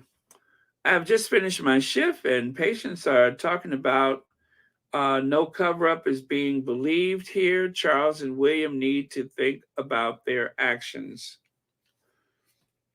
Yeah. Well, and there's no way to avoid the idea that there could have been something planned because of the lawsuits. Harry's going to appear in court. There's a lot of big and powerful people that will find all of this embarrassing, and there may even be a few people that go to jail. So, but one thing that I will never discount is the fact that that family, that royal family, they don't care. They will sacrifice their own if necessary. So even though I don't always subscribe to whatever conspiracy, I don't rule out anything either. I don't rule it out. We don't have enough information about what happened to Diana all these years later. Yeah, they had an inquest and all those things, but they did what they were supposed to. They did what they were instructed to do. But the findings were inevitable. It's always going to go back to Monsieur Henri, because that's the path of least resistance is to blame the driver. It's like when you rear end someone, it almost doesn't matter what the person ahead of you has done. If you rear end them, in the eyes of the law, almost always you're responsible. And that's just the way it is. And if you have a driver's license, people drive like a fool. People can do stuff to cause an accident. But in the eyes of the law, you hit them. Okay? You hit them. And they are not very generous with the person in the back. Maggie Howe says, I'm with you, Baron. They will do anything to stay relevant. Yeah. Yep. They will even lend out their wives or husbands like a stud service to be relevant. I mean, just think back in the old days when there were no, interventions for people who were childless. Sometimes you would just go to the next aristocrat and say, you know what? I need an heir. That's how they handle things. They live by a different set of rules from the greater society. Okay, let me go to the next slide. I think I have something. I'm not even sure. I don't recall. No, I guess that was the end of what I had to share from this morning. Let me see here. Oh, by the way, there's Professor Melissa Murray there with the big glasses on. We showed her last night. That is an example of the shoes that Mama Doria was wearing. And of course, they had to itemize everything in the fail. And of course, the very sweet picture of Doria when Meghan insisted that she walk ahead. You know, they just couldn't let them be happy. They couldn't let them be, could not allow for happiness last night. It had to be turned into something completely ugly. I'm going to leave it right there for now. You guys, I haven't done this for a while, so let me take a quick scan through the Twitter, because in 2 hours, a lot of things come up, and I just want to see what the chatter is. Saw that. Oh, you know what? I'm on my burner account. Let me get over to my other account. If you don't have a burner account, well, you ought to have one. Okay, so there's Max Foster. I think, let me see. NYPD confirmed what happened to Prince Harry and Meghan. They left with the escort of NYPD officers. And when paparazzi followed them for 2 hours, with paparazzi chasing after them in a car, motorcycle scooters, they stopped at a NYPD 19th precinct to switch to a taxi where more escort, with more escort. Yeah, so when they switched to the taxi, they switched from one vehicle to the other, and I guess that was as a way to elude the paparazzi. And they were, and see, you guys, this is why I said I want to caution. I believe that the security did everything that they were supposed to do.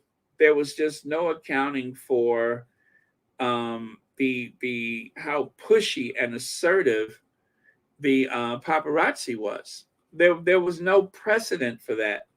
We don't usually have anything like that here. I don't know of a situation now, but I have to say, quietly and discreetly, on so many occasions, there have been situations that have happened. Oh, did someone?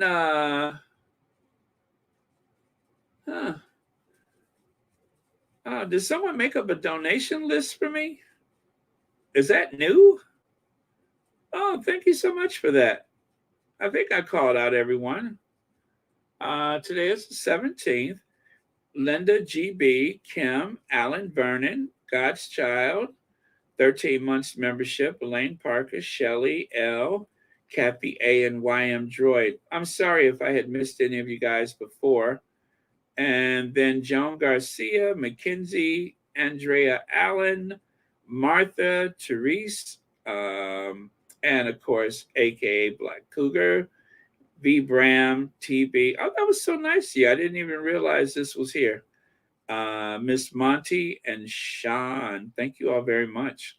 So sorry if I missed anyone. Sherry's back. Oh, okay. Thank you so much, Sherry. Where we missed you. Thank you so much for that. Okay. Let me see here. Piers Morgan interviewed the cab driver, and it did not go well for Piers. The cab driver stated Harry and Meghan. Well, I don't know what that is. That must be. What is this?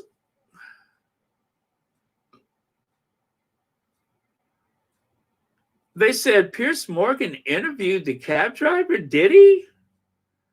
Oh my God. Oh my God. I hope they didn't interview the cab driver. Dear God, I hope they didn't.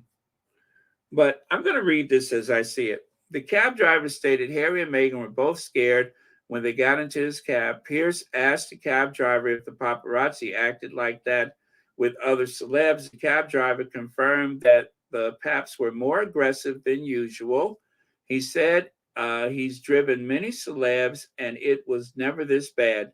They were chased before they got into his cab. They paid him very well, asked him what his name was, and thanked him before they left the cab. The cab driver that has been driving around New York City for decades mentioned that he'd never seen a situation like this. Pierce was hoping to got you the Sussex, and the cab confirmed the chaotic situation and had good things to say about Harry and Meghan. The haters continue to be in shambles. Okay, well, thank you for the person who sent me that. I did not realize that there was an interview. You know, I'm telling you guys, my mind is so. Oh, wait a minute. Wait. Okay, I'm gonna let you hear it for yourself. I'm gonna let you hear it for yourself.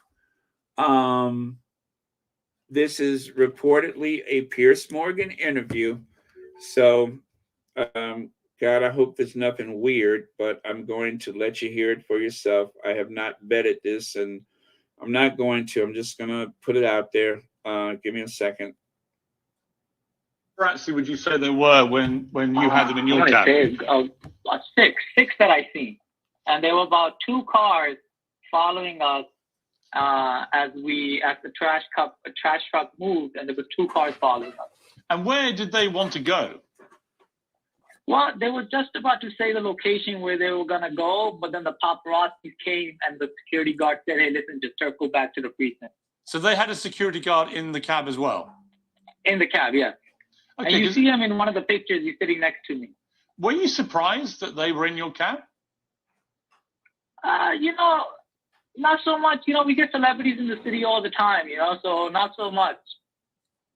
We know that the In New York paparazzi... City, you don't know who you get. Right. You don't know who you're gonna pick up in New York, right? So Right, and that's true. But I mean, in your experience, was the paparazzi attention any more or less than it would be for other major celebrities? no, for them it was more. It was a lot more because I had other celebrities in my cab as well, but this one because they just surrounded the car and just went crazy with the camera. And how would you And describe? yeah, go ahead. How would you describe how Harry and Meghan were about this? They were nervous. You could see the look on their face.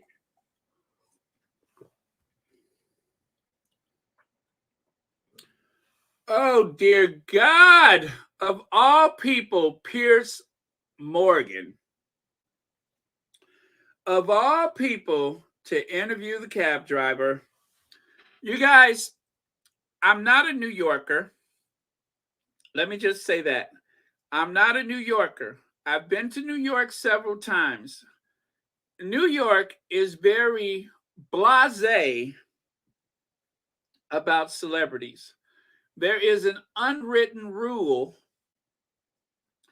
that you don't overreact when you see a celebrity. So when this cab driver says, "I've had celebrities in my taxi before," it's never been like this. Even though that crap that they pull in the tabloid world over there, where you get people to lie and make up stuff, is not that easy here. We have far more respect and consideration for people who have used meritocracy as opposed to aristocracy to build a life for themselves. And there is a certain level of respect for celebrities here. And so I'm not surprised that a New York cab driver was unflappable, even in the presence of hoghead Pierce Morgan, who tried to I got you, who tried to catch him out in some kind of way. and it didn't work. It did not work. Most places that you can go in the US, and that's why I said the idea that there might be some hooded figures in the New York Police Department, I still would find it very hard to believe that they would have helped a situation like that. Um, there is a lot of people that have feelings very similar, but yet they will do their job. They are going to do their job, whether or not they like the person. And especially considering the way that the police are with one another, there's a strong respect for the person next to you in the uniform when you're a police officer. And so Harry and Meghan would not be important enough in their eyes. Their beef is with the Democrats and stuff like that, not with a celebrity or something. I don't believe that that would happen. I think that for them, they hold on to their hostility for the weekends, not for the work day. So I would find that hard to believe. I don't. I would. And the same with the cab drivers. They have a community. They're just like the Sussex squad. Trust me, cab drivers have a community and they support each other. And they are almost impossible to shock. And so I suppose that Pierce Morgan, who should know better, was hoping that this guy was going to be in awe of the situation that he had Harry and Meghan in the cab. No, he's a New York cabbie. They don't care nothing about that stuff. Oh, okay, I'll take you. That's it. They've seen it all. Especially if you've been driving for decades, it's pretty hard to impress them. They were nice. They paid a lot. They asked my name.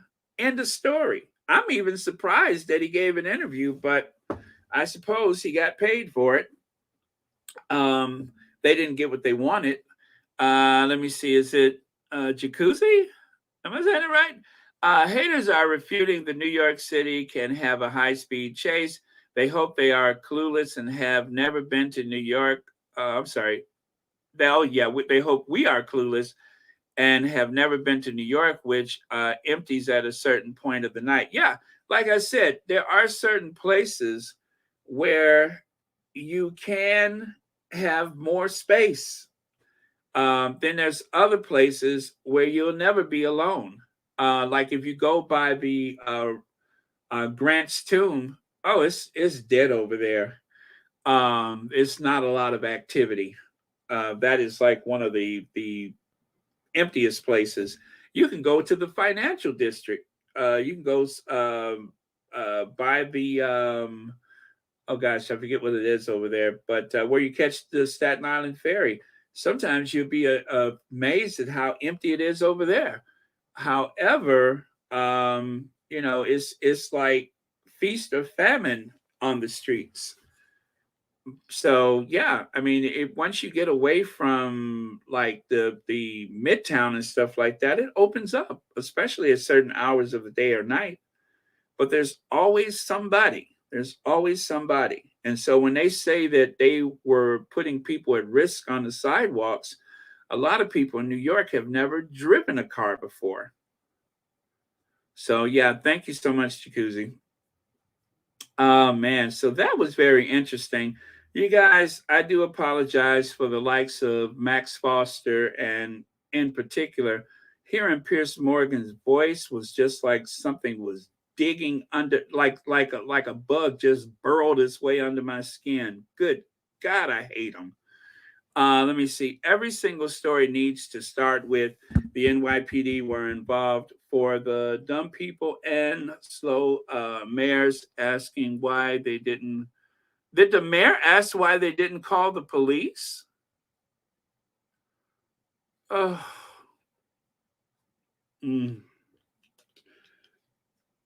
Well, you guys, I like I said before, You guys have heard me say nice things about the Met Police. I even said there will be no incidents to speak of on the day of the coronation. They know what they're doing. Is the paparazzi that caught people off guard? We don't have this. We don't have this. Yes, there have been close calls where paparazzi has nearly caused accidents. A lot of Hollywood celebrities will tell you that they nearly caused an accident. But riding on the sidewalk like they are in a what is that, Born Identity movie or something like that, that is unheard of. That is unheard of, especially in New York. They don't do that in New York. They just don't. The cab driver just said it. This doesn't happen like that. This is a first. I've seen it before, but never like this. So I don't want to unfairly vilify the police department, some of which actually worked on the detail. And when you work in a situation like that, you have been recommended. They didn't just, get anybody. They were recommended, and likely they were vetted by the security that the Sussexes have. They were not there by chance. They had police with them, but there was an assumption with the photographers that they could get away with it. I suspect that these individuals were not New Yorkers. They could not have been New Yorkers. If there's a heckler with an English accent that seems to find Meghan wherever she goes, then chances are whoever these people were, likewise, were someone not directly, associated with the police or anybody else for that matter. Especially in this day and age with I'll just say it. Everybody's got a phone. Everybody's got a phone. And every place you go, your location is narrowed down to your phone. So unless you've turned off your phones, unless you have put hoods over your face and covered the tags on your vehicle, there's a trail of evidence out there of who and why and how this happened. And they're going to find out. They are so going to find out. But yeah, thank you, YM Droid. I'm not ready to condemn the police for this, because until we know better, even though I'm telling you now, there is white supremacists all over the United States in these various police agencies. This was something different, in my opinion. This was something different. Let me see. Baron, it was a good thing that it was Piers Morgan. No one can say it was a lie, and he was caught flat-footed because he couldn't make it into a negative story. Little Mac, that is incredible insight. You are so right about that. If you're going to have to tell the story, then that is probably the best way to do it, where your words, no matter what comes out of your mouth, if somebody is going to twist your words and try to make it into something different, it would be Piers Morgan, and that he did not get what he wanted. He did not get what he wanted. So yeah, thank you so much for that. That is reassuring, very reassuring. Let me see. B10 Pow, thank you for being here. Oh, there's Sherry Ware. Hey, Sherry. Sorry you had to come back at such a time like this. Oh, man, I wish it was under different circumstances. Let me see. Connie Balmer said, damn it, how did Hoghead find this driver? What explains who is behind all this? I'm sorry, that explains it. Well, I mean, until we know better, I'm not ready to condemn anyone except for the people on those motorbikes and whoever paid for those photos. But otherwise, I don't want to condemn anyone. Even the Met Police, even though they have such an abominable record when it comes to like Sarah Everhart and, of course, Black men who have died in their custody and such, when there is certain situations like this, I expect them to act very professional, right? And of course, the fact that Harry wants to use the Met Police for security or the Royal Protection for security lets you know that there are certain people within those organizations he obviously has faith in. And so likewise, I'm going to say the same for New York. And of course, I probably have more trust of the taxi drivers, believe it or not, than I do the police any day of the week. But trust me, as an African-American man, that I can say anything nice about the police. That should say something.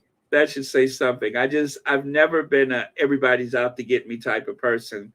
And I like to have strong evidence before I condemn someone. So, for now, I'm not telling anybody what to do. I am just going to assume that this has to do with tabloid media and the what do you call it? The paparazzi. I'm not going to bring other people into it until we know better. But and also at this moment, for what it's worth, I do need to trust that Harry and Meghan's security did their utmost by vetting the additional police officers and security, by vetting the situation, assessing everything that happened. I'm speaking for myself, I need to believe that they did the right thing.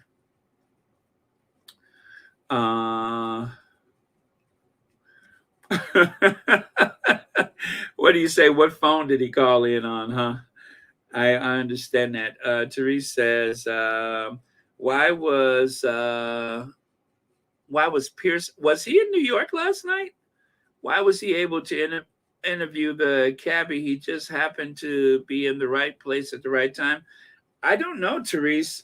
I don't know where the interview was conducted. It sounded to me like it was done over a phone, but I'll play it again. Just so that we can maybe hear something we didn't hear the first time.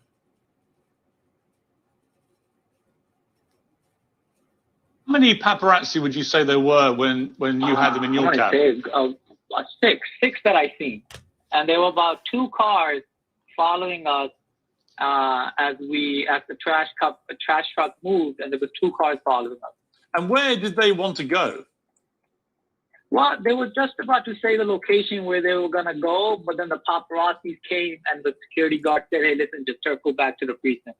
So they had a security guard in the cab as well? In the cab, yes. Okay, and you see him in one of the pictures. He's sitting next to me. Were you surprised that they were in your cab? Not so much. We get celebrities in the city all the time, so not so much. We know that the paparazzi... In New York City, you don't know who you get. Right. You don't know who you're going to pick up in New York, right? So. Right, and that's true. But, I mean, in your experience, was the paparazzi attention any more or less than it would be for other major celebrities? No, for them it was more. It was a lot more because I had other celebrities in my cab as well, but this one because they surrounded the car and just went crazy with the camera. And how would you describe? Yeah, go ahead. How would you describe how Harry and Meghan were about this? They were nervous. You could see the look on their face. Okay. How many paparazzi would you say there were when you had them in I your want to cab? say six that I seen, and there were about two. Okay, I'm gonna show you a picture of the cab driver. Let me figure out how to do this. Again, Therese, thank you so much for your comment. But yeah, and you guys, I hope that I don't that I'm not you know, getting on your nerves by being very cautious about things, but it's I can only imagine that if the Sussexes were hearing this conversation right now, they would not want to unnecessarily condemn someone, you know, without enough information. So, for that sake, and for my own way of looking at things, I'm just being very cautious before I say anything like that. Okay, so in order to show you the cab driver, I need to take away something from here. Okay, oh yeah, definitely that can go. And I will bring in the cab driver. Let me see here.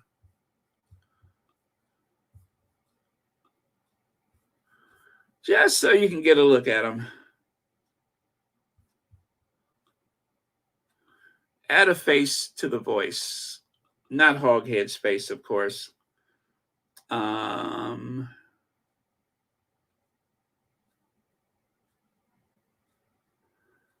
right, come on, come on, come on. Huh, nothing happened.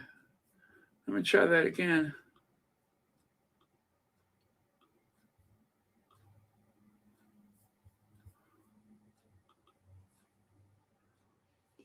Yeah, I better close up a couple of things on my computer. Oh, there he is. All right, so that is the cab driver right there. Not the best photo, of course, but that is the cab driver. Let me see if I can find one that looks a little better than that.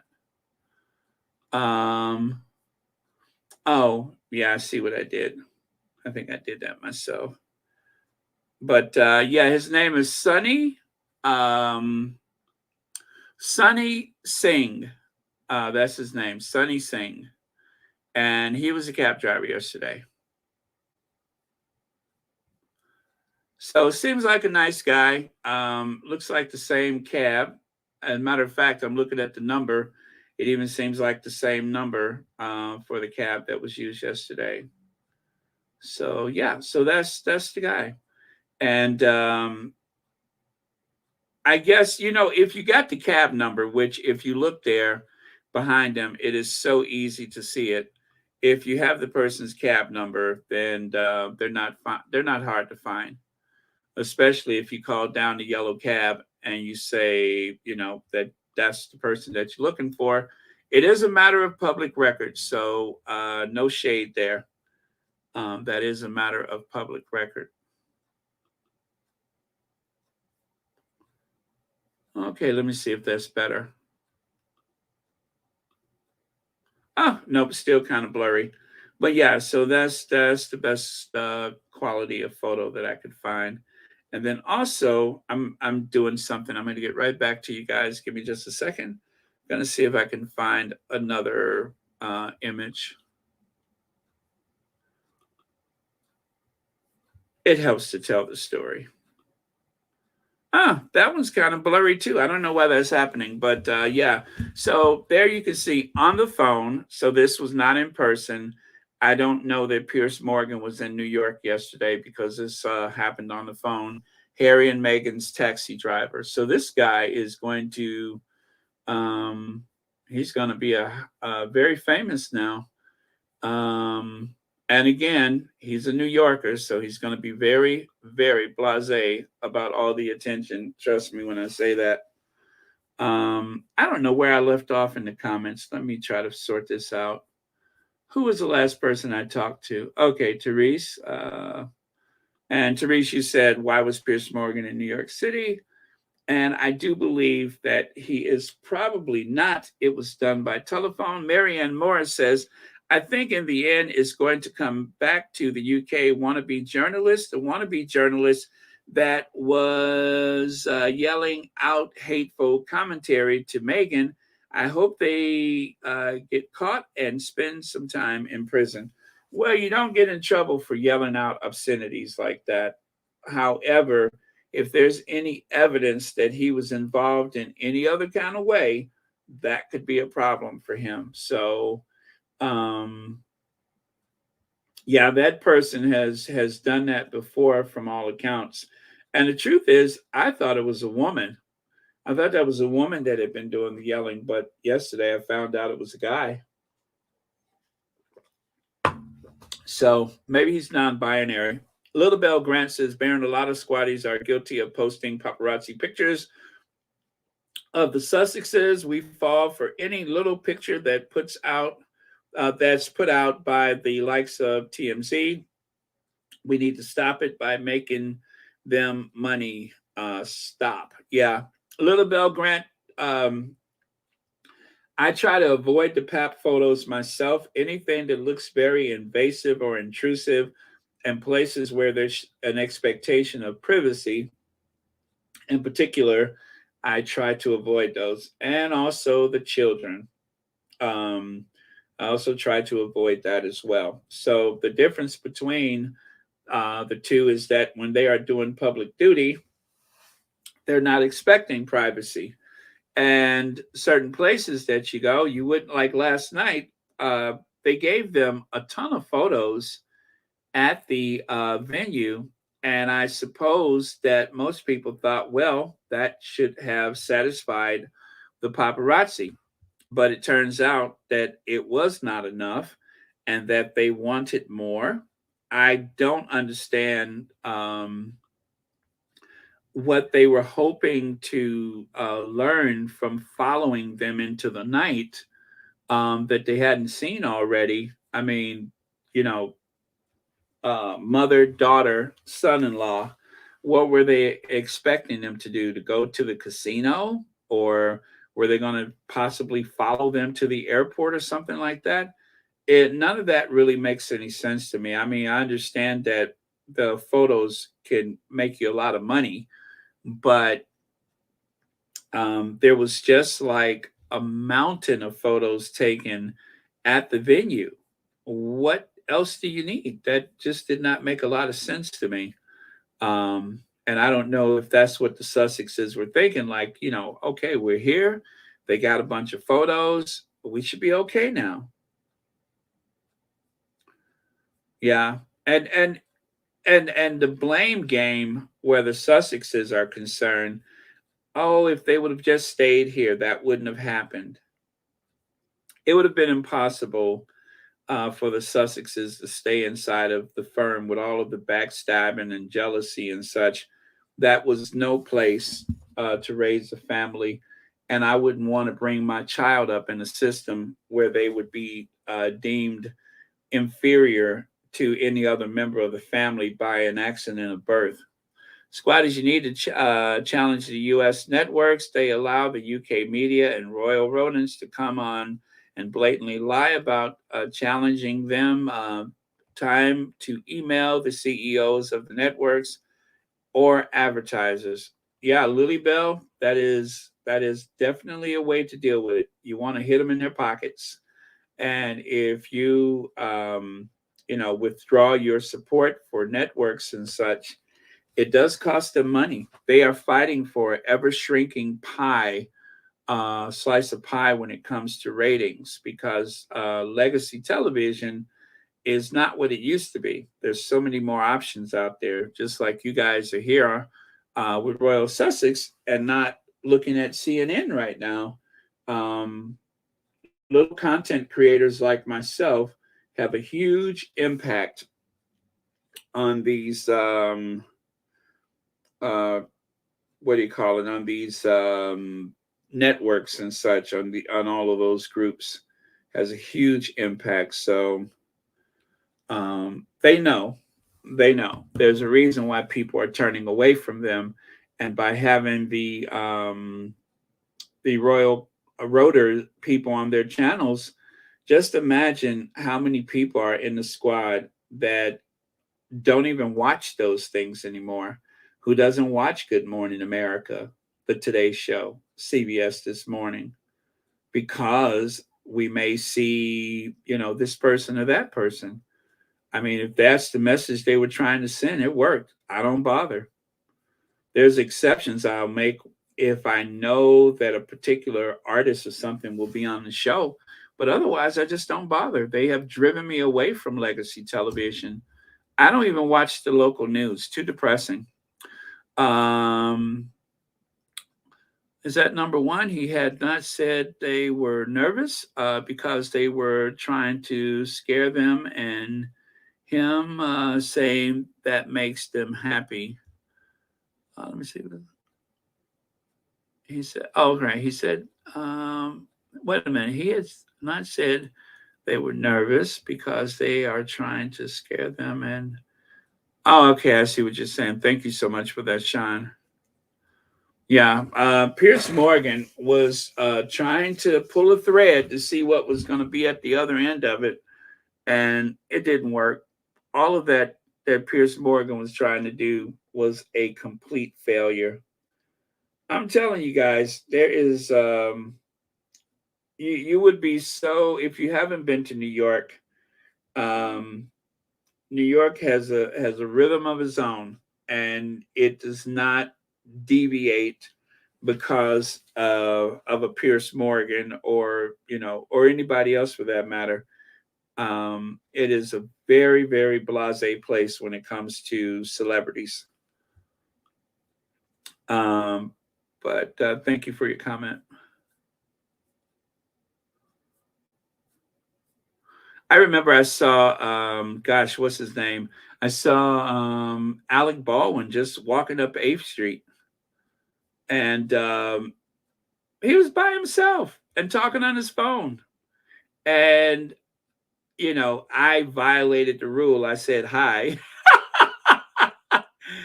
And I was very respectful. I don't know. I was so excited to see him. I said, hi, Mr. Baldwin. And he just kind of winked his eye and shook his head like, hey, kid. And he just kept walking. And that was it. There was no weirdness other than the fact he was on his phone and I said something.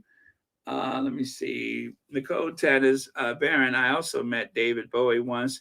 He walked to, he walked to me and shook my hand, said to me I was his angel. He invited me to dinner. I smiled and declined. I didn't know him. Wow, that's a story. Oh, very cool. Yes, cookies and cream. Pray, pray, and pray. Oh, he was interviewed by U.S. News and Pig. Oh, okay. Yeah, I mean, I imagine that it won't stop with Hoghead for sure. And, God bless him. Long as he's saying the right thing, let him make a little money. Long as he's saying the right thing, long as he's not going to feed into some conspiracy, I don't mind it at all. I mean, I'd rather he not say anything, but long as he's not feeding into a conspiracy, then fine. I guess I'll leave it there. That's fine with me. Okay. Well, that turned up something. Let me go back and take another look at the Twitter and see what else I come up with. Okay, so Dr. Shola says live on air, Pig Morgan, Hoghead Piers Morgan attempted to discredit Prince Harry and Meghan Markle is thoroughly torpedoed by taxi driver Sonny Singh, who drove them. We love to see it. That is what Dr. Shola said. Dr. Shola said that Piers Morgan tried to discredit him and was, oh, that's a good, you know what? Dr. Shola is using some of that language that the tabloids use, you know, blasted, torpedoed, all that kind of language. That is the words that they use. And this is why we love Dr. Shola. This is why we love Dr. Shola, because Dr. Shola said what she said. It was torpedoed. Love it. Okay, let me take another look, and I'll get right back to you guys. Just want to see what else is out there.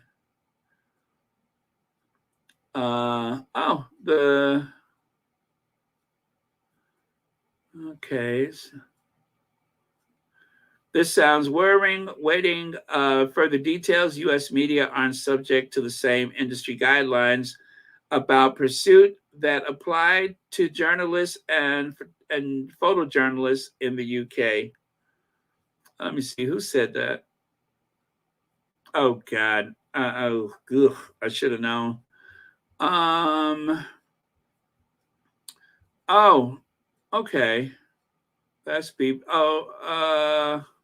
Yeah. Well, you know what? It is all they're talking about in the UK right now. That's for sure.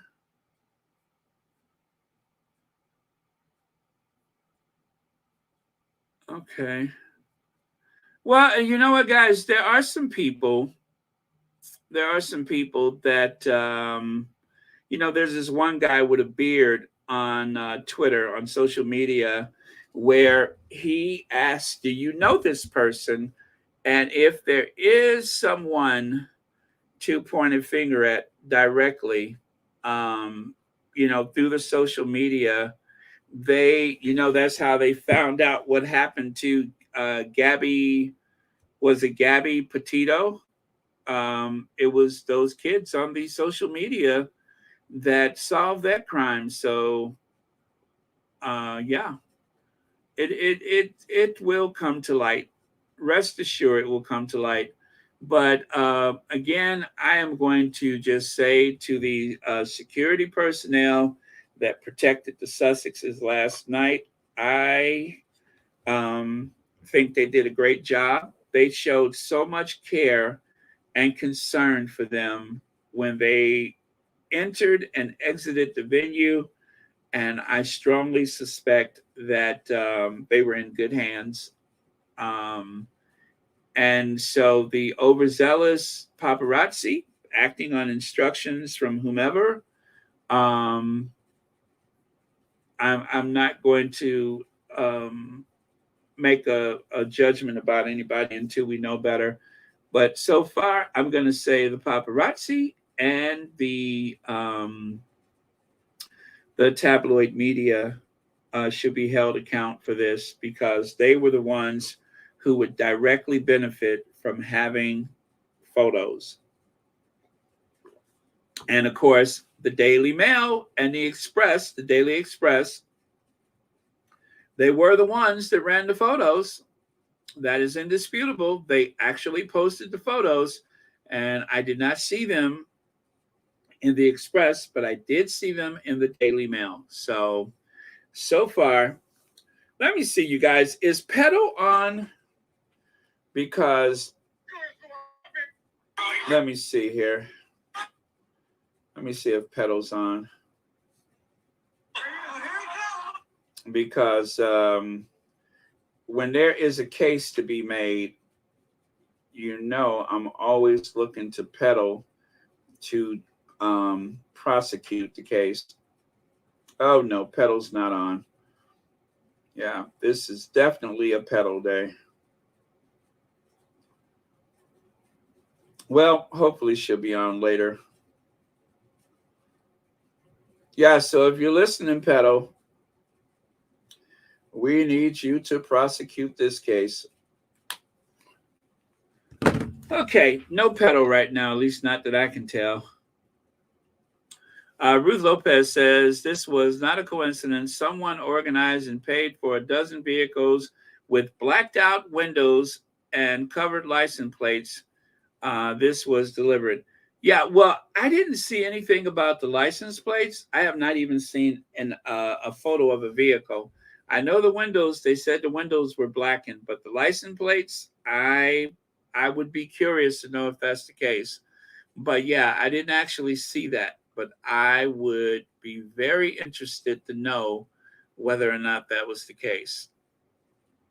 And if that is the case, then someone's got a lot of explaining to do. And I hope that they could trace the vehicles. I really do hope that they can, and even with that, I would love to see someone arrested for that. I would love to see someone get arrested for it. Um, Let me see.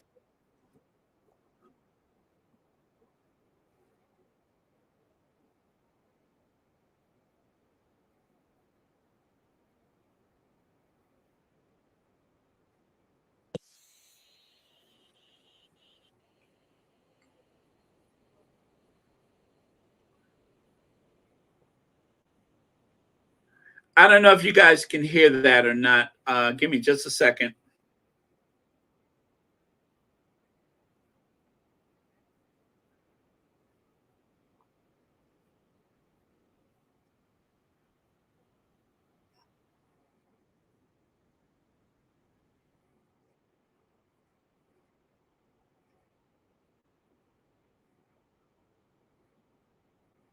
Oh God.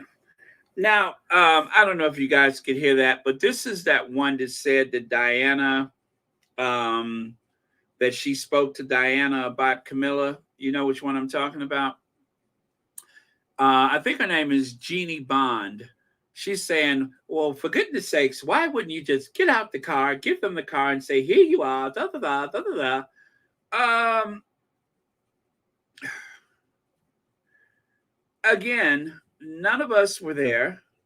We were not on the ground.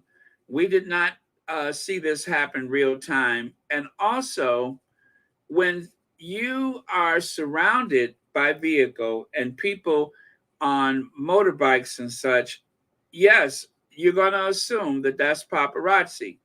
But you could also clearly assume that that could be some armed perpetrator. So if you're going to limit this to, oh, that's just the paparazzi, so what is a person supposed to do? Stand there and pose for a shot before they get shot? It could have been anybody.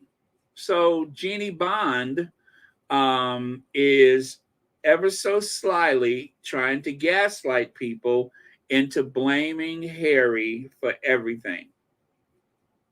That's what she's doing, is she's gaslighting people. Gaslighting 101. Why didn't you do this and why didn't you do that? None of us was there. Like I said last night or early this morning before I went to bed, I saw the photos. They did not make sense to me. And I was even thinking to myself, why would they leave a heavily, probably armor plated SUV, or possibly sometimes those executive vehicles do have some armor protection. Why would they leave that and get into a taxi? I was unaware at the time that there was a near fatal collision on more than one occasion, that they had spent some time sitting in front of a police station trying to assess the situation. All of those things come into play. And that's why I say there's no single answer at this point. They have to make out police reports. Every police officer's got to make out a report.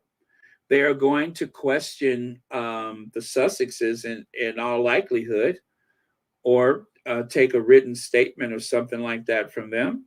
But there's going to be footage. Harry, in one of the photos, was clearly holding up his cell phone, recording the people snapping photos. I don't know if you guys are aware of that, but Harry, I could see in one of the photos, it looked like he was trying to block his face with the phone, but no, he was recording. He was making a record of everything happening around him, or as much as he could. So Jeannie Bond and all the rest of these royal reporters, they are so worried that this is going to reflect on the British tabloid media that they are trying to gaslight. They're doing a snow job. They are trying to deceive us into believing something that we all clearly have read about and will likely see more images. They're going to try to make it seem like it was something else and that everybody got it wrong. And Meghan was mistaken.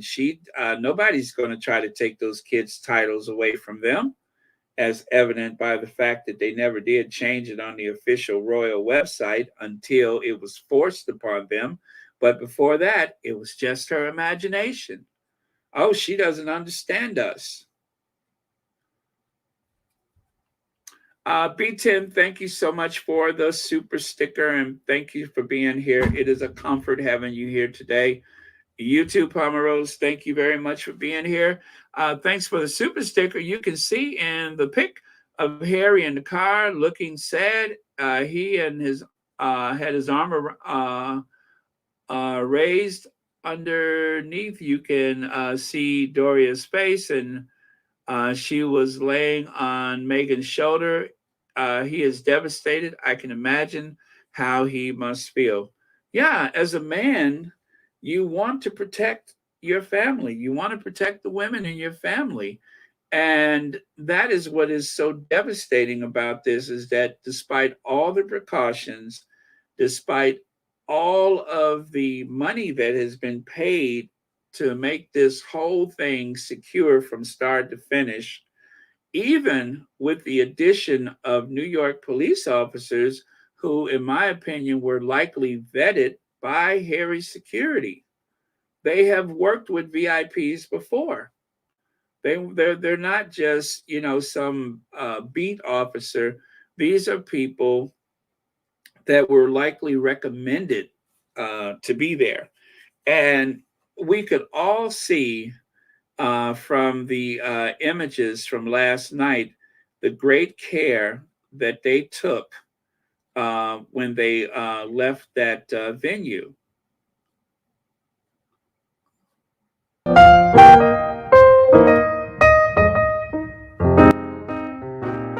I mean, look at that.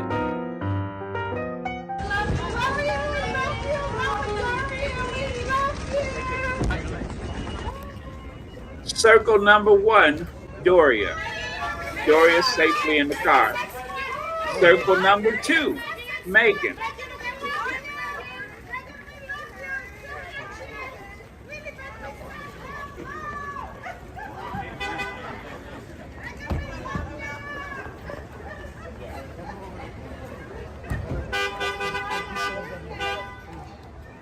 Okay, there's a vehicle right there in the front. See there? That's one of their vehicles. Looks like they even left somebody behind.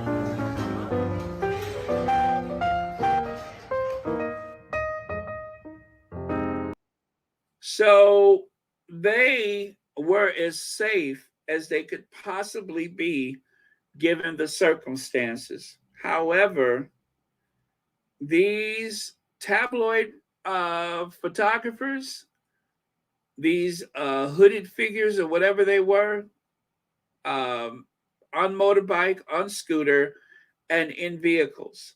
Now, I've heard various numbers quoted, but they were there and they were a factor, and they made the situation terribly unsafe.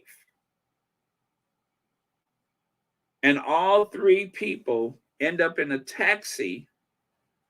That's the part that really shocks me, is that I go to bed assuming that actually, I was still awake, as I said, but, as things ended yesterday, I see them drive off in an SUV.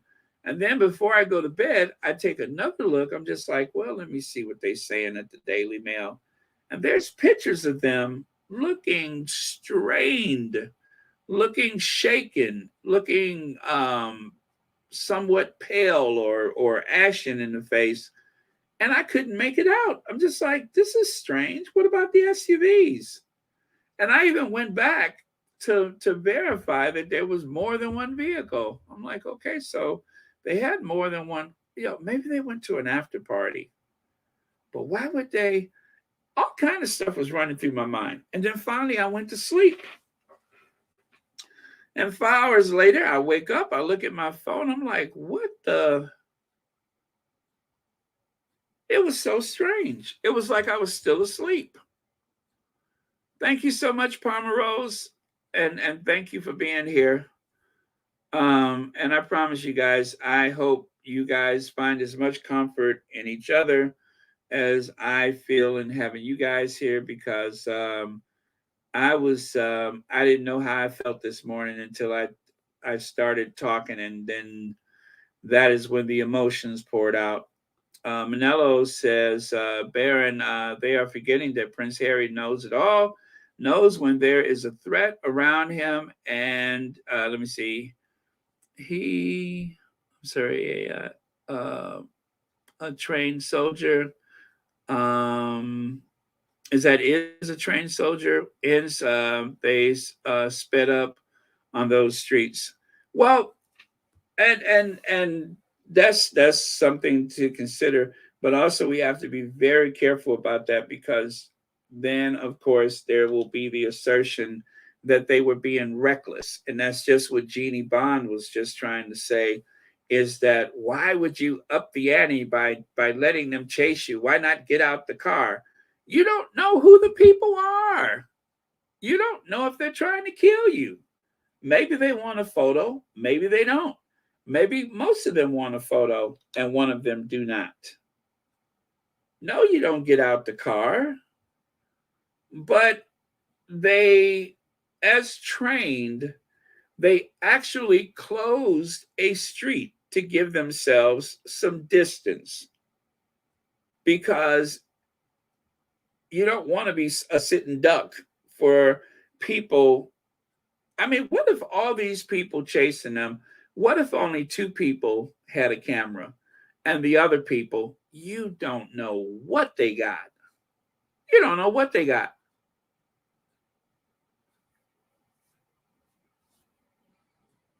And I'm trying to think, where did I just hear where a celebrity said that someone had pulled out something and they did not know what the person had?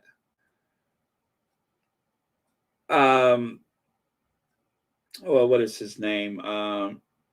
Was it John Lennon? Yeah, was it John Lennon? Was he the one that was killed?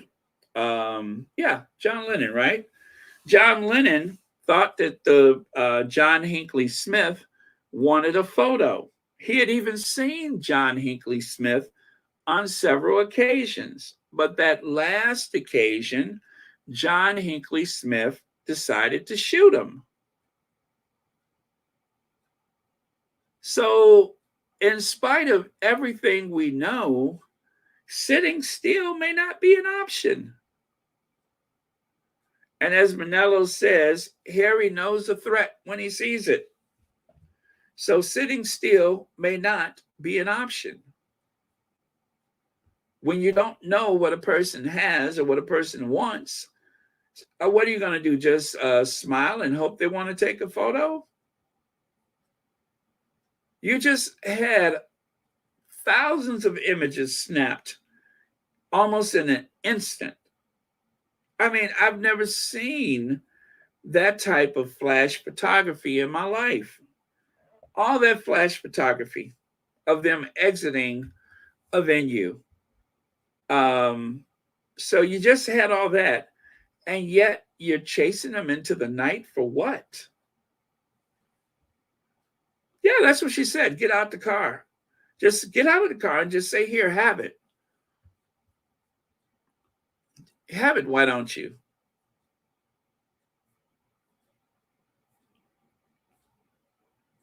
Well, you guys, they are going to do their best.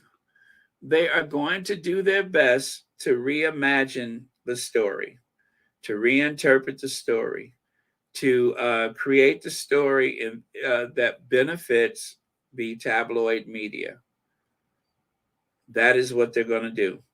They are not going to concede that the Sussexes were justified in any way whatsoever.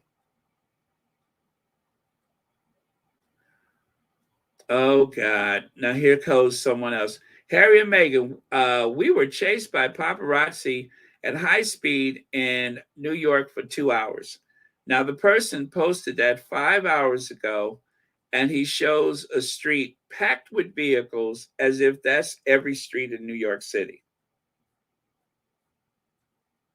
See what I mean? They are already trying to reimagine the story. But one thing we don't have to try to reimagine, because at this point we're all certain of it. Princess Diana's not here anymore. Right? And also, we don't have to try to reimagine this either. And that is the fact that Harry had taken every precaution last night. The security had taken every precaution, and the people that was chasing them did not seem to care. And when you take that into account, that these people are trailing us and they are relentlessly in pursuit of us, even ignoring instructions from New York uniformed police officers, you're damn right I'm scared. No, I'm not going to sit still. No, you got to catch me first. You got to catch me first. I wouldn't sit still either. I would not sit. Well, as who is never still desperately trying to be right. Well, listen, this is the person who swears she had a conversation with Diana where Diana gave approval to Camilla Parker Bowles. That's her credibility.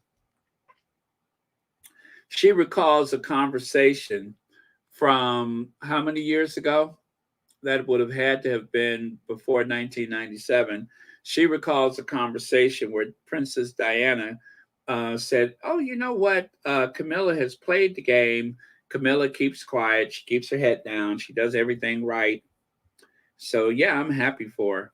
That's what we're to believe that Diana felt about Camilla. And she would be the first one to say, good for you. Uh-huh. Right. Right. Okay, you guys, let me see here. David Chapman. Oh, yeah, Hinckley, that was Reagan, right? David Chapman, who, eerily enough, David Chapman was the name of the actor who played the guy in the movie. And I think they changed his name so he wouldn't be identified, right? So that he wouldn't have the same name. But I think the actor that was supposed to play David Chapman in the movie, they had to change his name. What did Mark David Chapman, right? Wasn't his first name Mark? And I think his real name was David Chapman. And so they changed his name because they didn't want to, to anger people by having someone with the same name play the person who was the assassin, how weird is that? Yeah, thank you so much for that. Let me see here.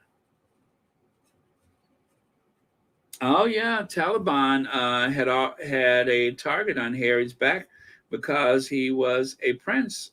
I'm going to go troll that half a heart. You do what you do, boo. I'm not going to tell you otherwise. Let me see here.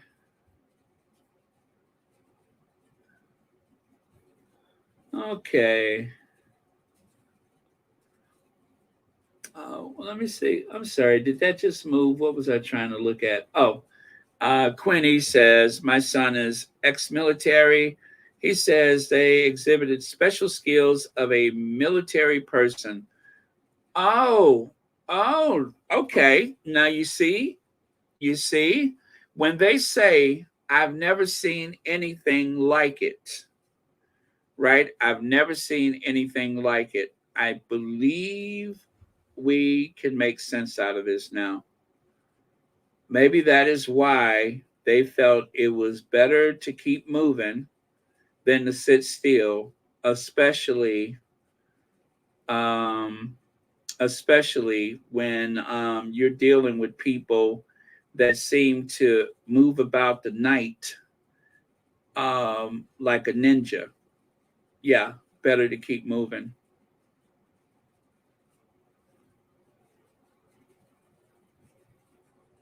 Mary H says the police said it happened, the cab driver said it happened, the mayor said it happened.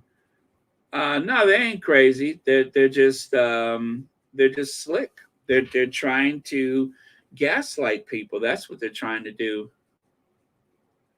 They're trying to gaslight. They're trying to rewrite the history, and of course, they're trying to shift the blame to Harry, because in order to be as injurious as possible, it's not inflicting enough pain on a person that something like this has happened.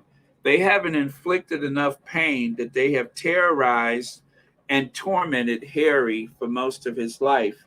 In order to complete the mission, they have to try to figure out a way to blame Harry for endangering his loved ones. That is what they're doing. This is they're trying to have an effect on his mental health. That is the point, is to try to destroy him inside and out, to leave him hollowed and withered on the vine. That is what they're trying to do. And you know what? It would probably work better if he was over there, where every place you turn, you would run into another sycophant or royalist or something like that. Everyone in your circle would look to your brother and your father like they were the second coming, but he's over here now. So they'll deal with this. I have no doubt that they will deal with this. And I do believe that everybody you see on the screen right now is going to emerge from this much stronger and so much wiser than they were last night. That's what I believe. Meemaw Logic, thank you so much for the super sticker. Yeah. What does not destroy you only make you stronger. Yeah, they are going to emerge from this much stronger than where they started. So, and of course, that unseen factor that nobody could have predicted, and that of course is the Sussex Squad. The Sussex Squad, and especially the Sussex Squad Detective Agency, are digging and unraveling. And for you derangers that are listening, the best part about this, we don't even know each other. We don't even know each other. But yet somewhere out there, there are some aunties, some praying grandmothers. There's a lot of, people from all walks of life that are digging and are going to sort this out. So it'd be different if we were all in one space and you could try to influence us this way or that way. But the truth is, there's a bunch of strangers out there that are really pissed right now. So just remember that, because we will sort it out. We will sort it out. And we will speak truth. We are going to speak truth. We're going to speak out about this.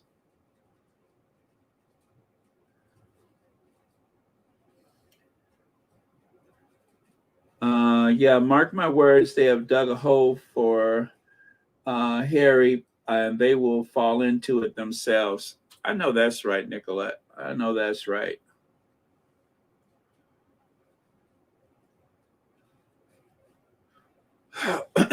Okay, let me go and take one more look on the Twitter and see what I see.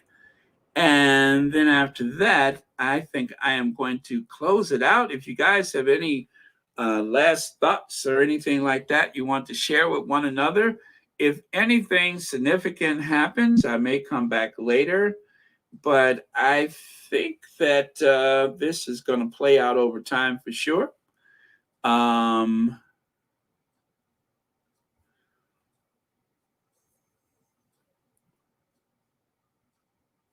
Okay.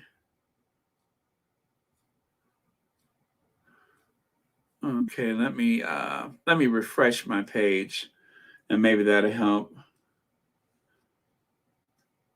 And also, you guys, please do me a favor, hit the like button. If you are not subscribed, please take time to do that. It helps out so much with the algorithm.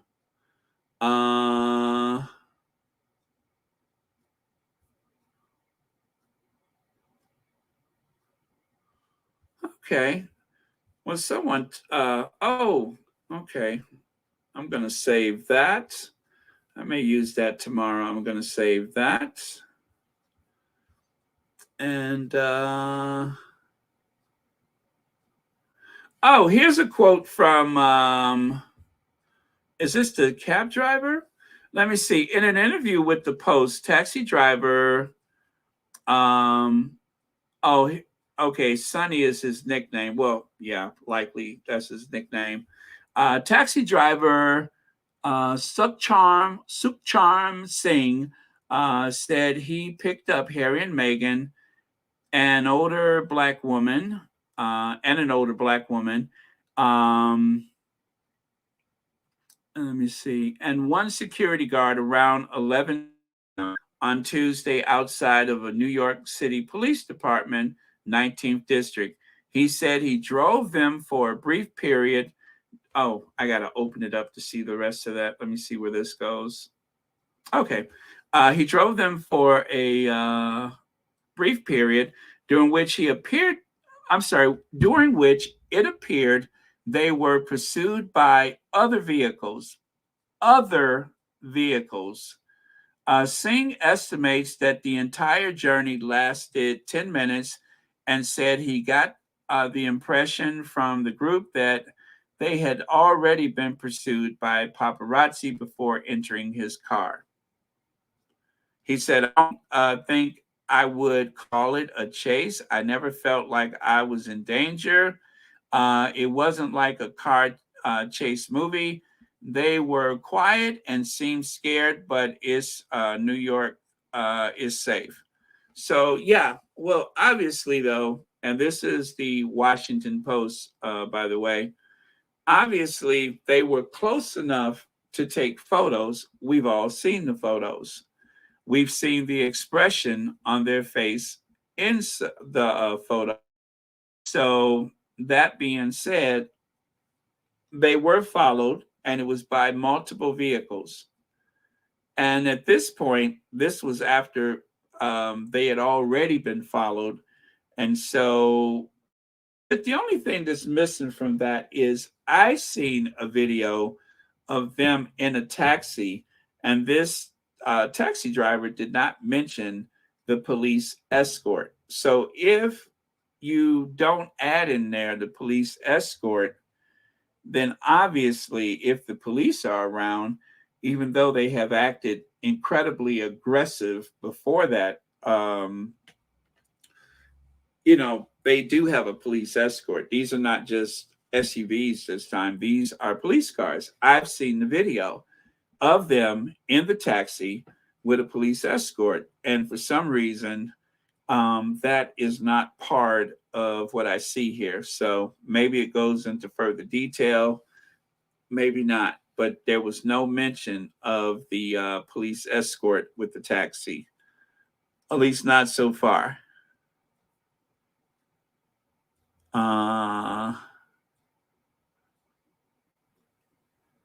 Okay. An interview, and the taxi driver said he picked up the couple Tuesday night and drove them for a brief period. It appeared that they were pursued by other vehicles.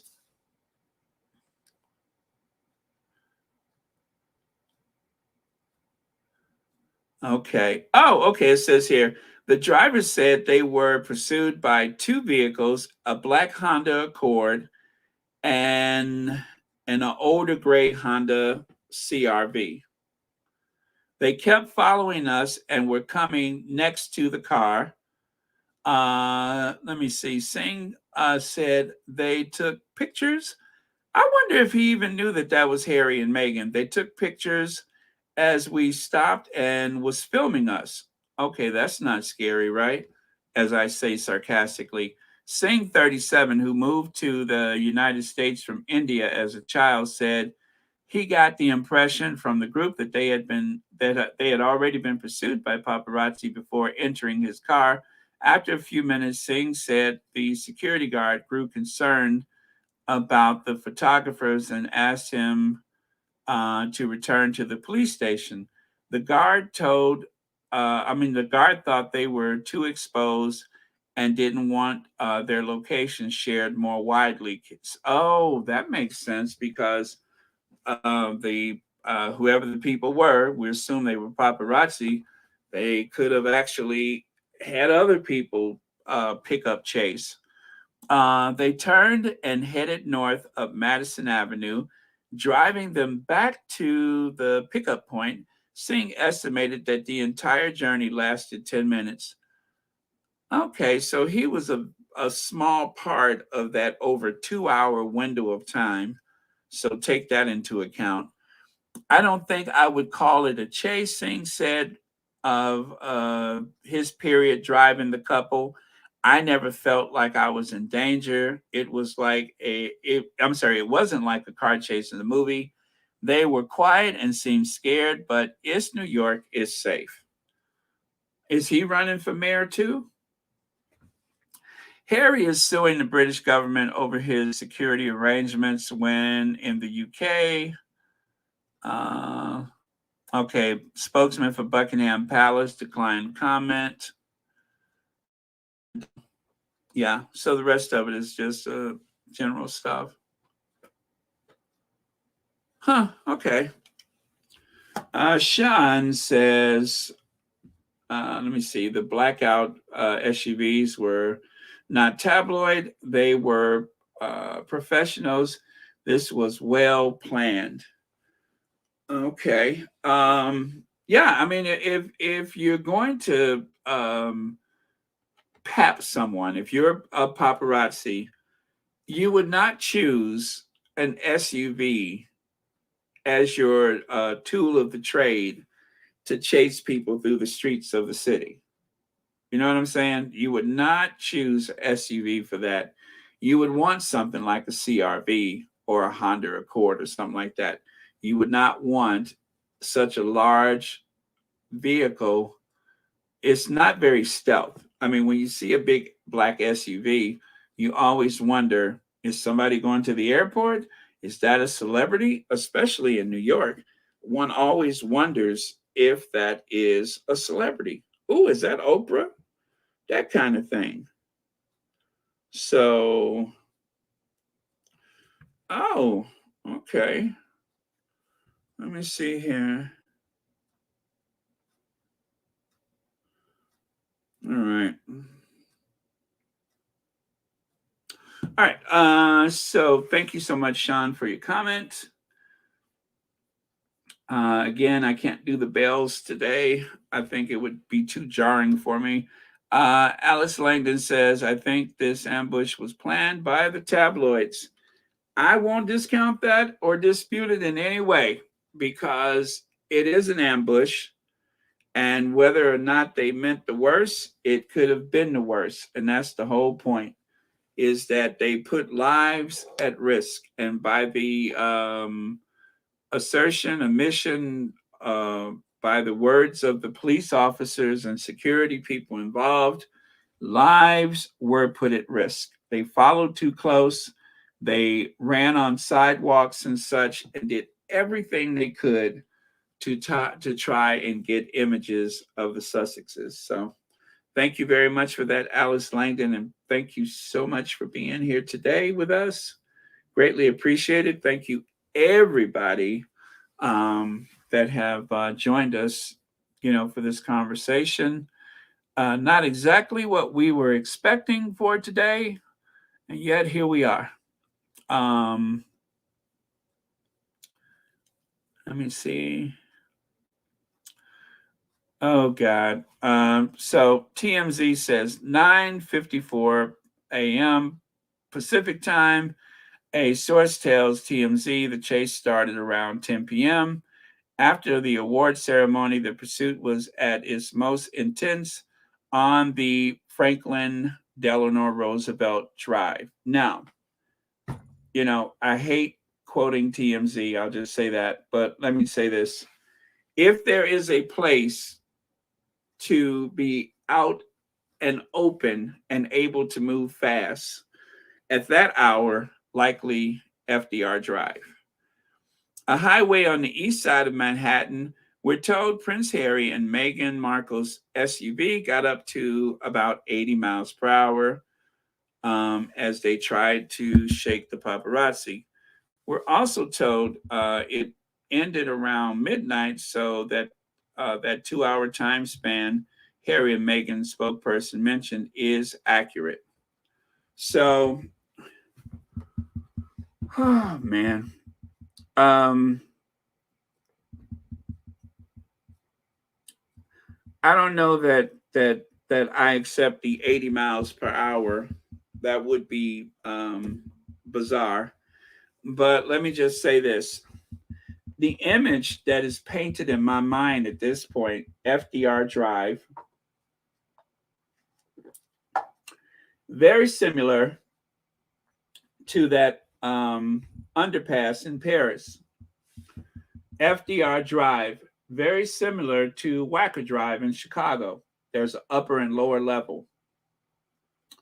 Very similar to a lot of big cities where you have a traffic artery that is routed in a way that traffic moves quickly. You see what I'm saying? So, again, it is possible to reach high speeds when you're in those situations because those are not pedestrian areas. That is a traffic artery made specifically to get people through the urban area quickly, where they would have, the road to themselves and not filled with bikes and people. So, and if that is the case, I'm telling you guys, over time, there will be so much more information. And just in that little span of time, that tells you something. And that was reported at least 3 hours ago. That tells you something we did not know. And so let me see right here. I'm looking at a video. There is the taxi. And who's ever taken the photos has literally walked up to the car. They're literally walking up to the car.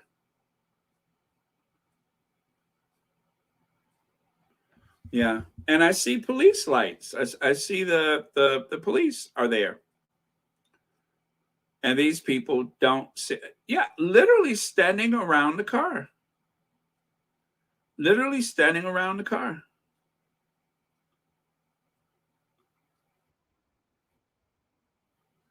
Let me see. Below is the second part of the chase. They previously been in a black SUV, followed by a dozen Paps SUVs and multiple scooters. It's insane. All of that for photos.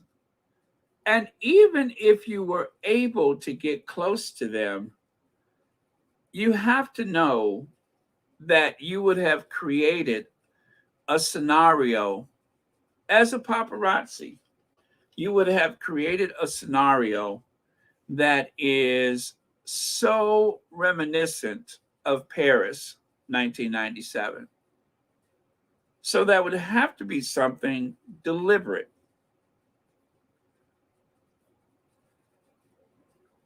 It's almost like someone with the resources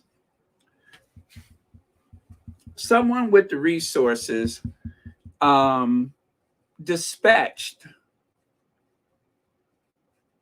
every paparazzi they could find. They seem to put every paparazzi on call to get these photos. So since the case has started,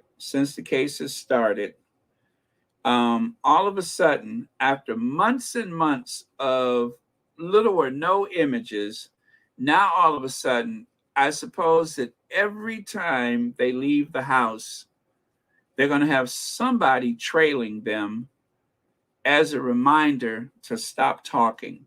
That's what it looks like to me. It looks like that this is some form of coercion to remind them to stop talking. It doesn't mean that we'll ever leave you alone. Of course, that's not part of it. You can hope we will, but we probably won't.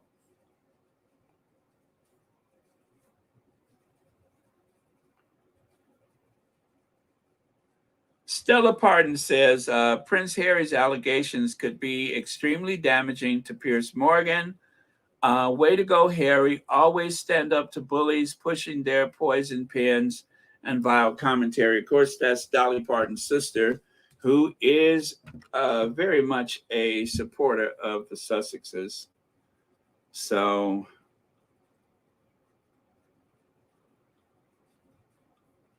yeah, but she rides deep for the Sussexes. So very outspoken, Stella Parton.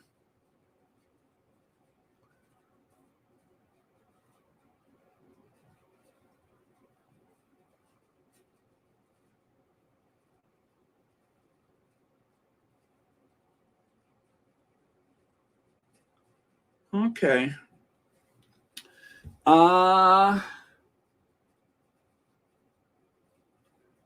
You know, the street cameras, thank you, Alex Landon. The street cameras, they seem to only work when they're not necessary. But when you really need them, they always say, oh, that camera was out. So let's hope that this ain't one of those cases.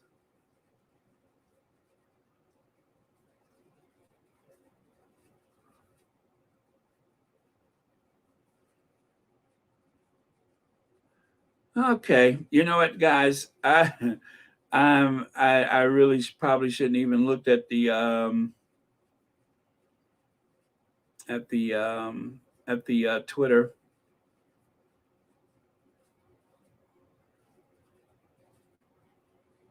Two hours of this nonsense. 2 hours, and even when the police tell them to back off, they stay in pursuit for 2 hours. You know, my default, oh, you want to carjack me? Follow me to the police station. That is my default. I am going to go to the police station. In this case, it did not matter that they went to the police station. Oh, you went to the police? What's that supposed to do? It didn't matter.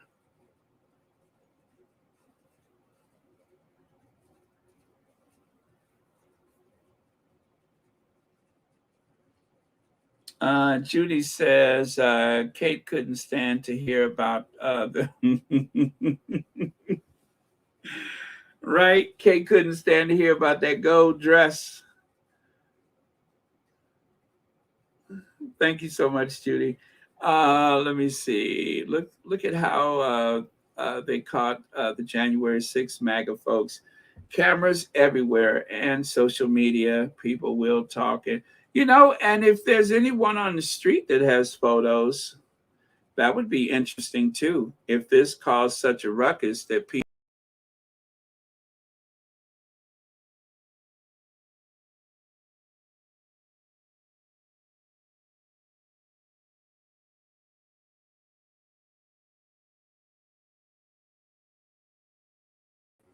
Sorry about that. I had accidentally arrowed out. I actually arrowed myself out by mistake. Sorry. Yeah, hope that didn't scare you. But yeah, I actually hit the arrow and arrowed myself out of here for some reason. So let's do a little review, shall we? Since we're here, let's do a little review. If you Google, what the heck did I Google? Near catastrophic car accident. If that's what you Google, this is what comes up. This is Google today when you say near catastrophic.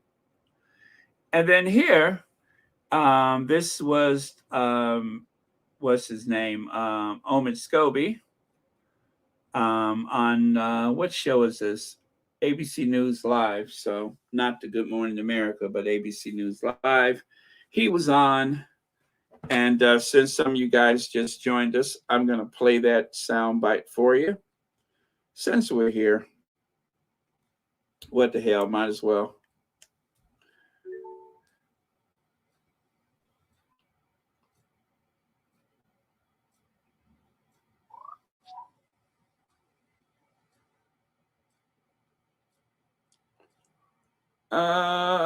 There we go. On the incident, and how do you think this story now contributes to what has been, a pretty unhealthy relationship with the press?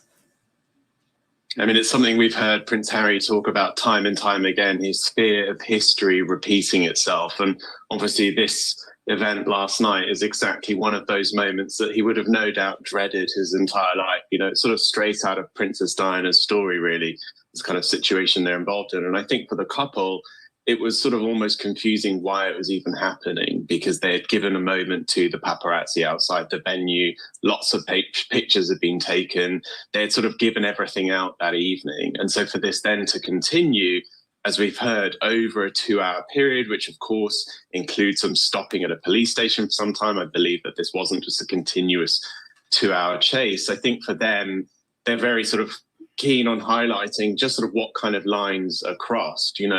We've obviously heard over a number of court cases about how Harry's life has been interfered in other ways through media, phone hacking, private investigators poking into various parts of his life.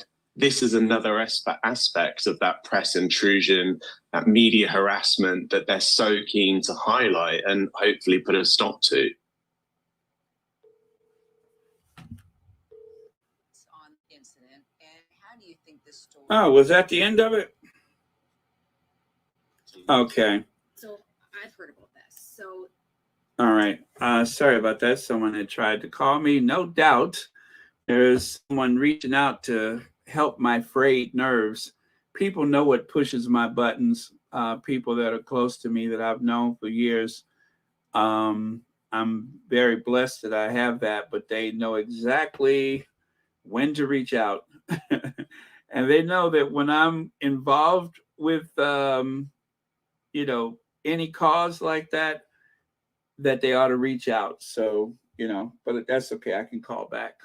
But yeah, that's good when people know you.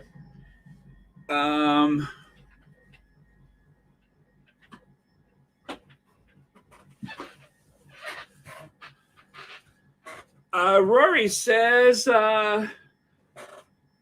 this is not emblematic of U.S. media and press, maybe TMZ now owned by Murdoch, but this is Brit press style.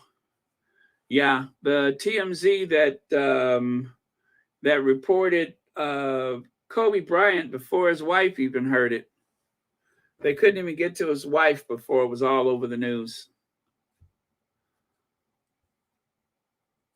Yep. Okay. Oh, B10, you hadn't heard that, huh? Oh, well, I got more. I got more. There was this situation here. Let me do this one. Might as well, since we're here. Might as well. Your thoughts on the incident and Okay, let me see here. Since we're here, why not?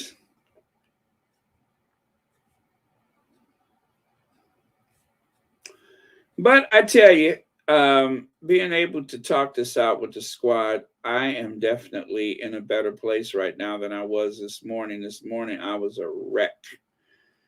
I was, I think I was just plain in shock. I was just, I was shocked. I was shocked. That rocked me back on my heels. Oh, well, you know what? I don't see that one. So that's going to be a no-go on that one. And the weird thing is, oh, you know what? I know where it is. Sorry about that. I know exactly where I put it. Let me see here.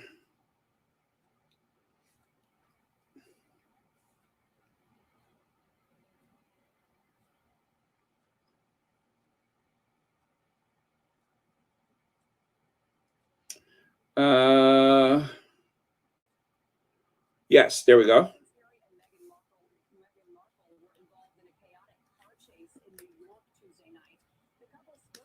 Says they were being followed by photographers after leaving a charity event at the Ziegfeld Theater in Midtown. They were traveling with Meghan's mother and were allegedly followed by half a dozen vehicles. The couple's spokesperson says the chase resulted in, quote, multiple near collisions involving other drivers on the road, pedestrians, and 2 NYPD officers. They described it as, quote, near catastrophic. John Miller, who's a former NYPD Deputy Commissioner of Intelligence and Counterterrorism, just spoke about the incident on CNN. This originally came in as a story about, they had a car accident yesterday, which apparently is not the case. What the case is, speaking to people around the protective detail that was assigned to this, was they were overwhelmed by paparazzi. These were people in cars. These were people on motorcycles. These were people on scooters that had surrounded the vehicle in Midtown traffic. And now you've got the NYPD team that is the protective detail behind the principal car. Now you have the NYPD protective detail. So these were professionals. These were real police officers. They, like they said, they ignored the police. They totally discarded any instructions from the police. These were NYPD police officers, and this group of people are part of a protective detail. New York City has all types of VIPs, everything from head of states to pop stars. They have it all. So not unusual for the New York Police Department. What is unusual was the ferocity and the numbers of people in pursuit for photographs. And I hope that's all they wanted was photographs. And there's scooters and motorcycles running in between them, ahead of them, crossing in front of them. They're trying to create some distance, and this is becoming worse and worse. So finally, in frustration, they made a command decision of, trying to first slow down traffic, block a street, and get some distance. That didn't work, because then the scooters and the motorcycles flew down the sidewalks with pedestrians scattering. So they went to the 19th precinct. That's 67th Street in Manhattan. They blocked off both ends of the street. They created basically a buffer. And then they spent some time, trying to cool down from this and say, all right, what's our strategic plan to get to the next location without bringing this entire crowd? And breaking news here on CBS News New York, Prince Harry and Meghan Markle. Okay. So again, they totally ignored uniformed police officers. They ignored the protective detail police officers, and of course, whatever personal protection that the Sussexes brought with them, the usual guy that we see all the time. they ignored all of that. And so in order to try to stop this, they had to go to a police station and block either end of the street. They had to reroute traffic and block either end of the street. And from that point, they transferred to a taxi, hoping to avoid the paparazzi. That didn't work. And then they had to go back to the police station. This is the picture that I'm getting right now. Is they went back to the police station. They spent approximately 10 minutes with this taxi driver, not 2 hours, 10 minutes with this taxi driver. And he took them right back to where they started. And then, of course, we draw a blank from there. We don't know what happened after that. But the security guard, the bodyguard with them, the one that we see all the time, I'm imagining he was the one who said, you know what, we're just too exposed. Take us back to the police station.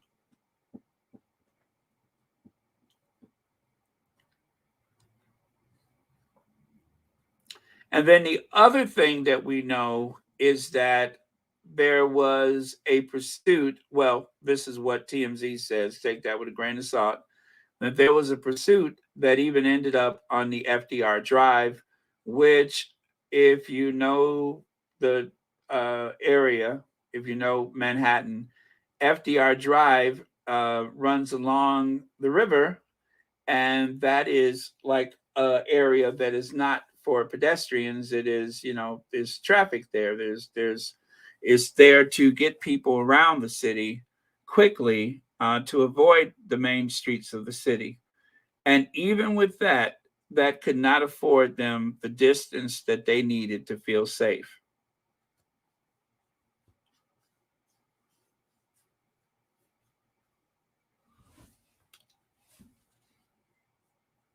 So all of that is at play. These are the facts that, if they are true, then that helps to paint the picture. That's all I can say, is that it's not the whole story, and some parts of it may not be accurate, but as we understand it so far, as we have heard things that have leaked out over the past few hours, if that is the case, then even in the best of circumstances, this could have easily have become a tragedy. And I really do feel for Meghan, Harry, and Doria right now, because everybody's first concern had to be the grandchildren. It had to be the children. That had to be everybody's concern, is the children first. Will we be there for the children? And you got people on the city streets in America that are making life and death decisions about someone else's existence. And it seems as though they were willing to do the worst so that they could be there no matter what. They would have been there to cover it, just like they did with Diana. And like I said, the FDR Drive is kind of like the underpass in Paris. Very similar. Along the river, a route around most of the traffic, a bypass, if you will. Very similar. They have those in a lot of cities where you get on the waterfront drive of some sort to get away from the other traffic. Not unusual. And even with that, and with everything else, it was not enough to shake them. I don't even know how it ended. We don't even know how it ended. We just know that up until a certain point, that is what happened. And then you have someone from the British tabloid media that says, Why wouldn't you just get out of the car? Why wouldn't you just get out of the car at that point? It seems like you would have just got out the car. And get out to what is the question? Of course, you know, that's not the point of it. The point of it is to try to inflict more pain. But what are you getting out to? What happens to me and my family once I get out of the car? Since you're being so persistent and so dogged about your pursuit, what happens when I get out of the car? That's the question. Then what happens? So I agree with the idea of not sitting in one space, because that could have been potentially dangerous, considering the lengths that they have gone to pursue them. Even if they got out of the car and posed for the cameras, it would not have ended there. And like Omen Scobie said, it was kind of understood that they had given them plenty at the venue. They had given them plenty to work with at the venue. They smiled, they were pleasant, everything. Even with the heckler. They were very pleasant, but that wasn't enough.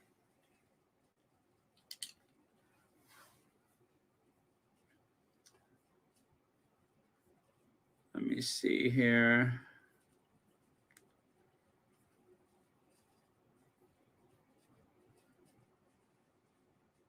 You think so? They were trying to scare him off from the testimony?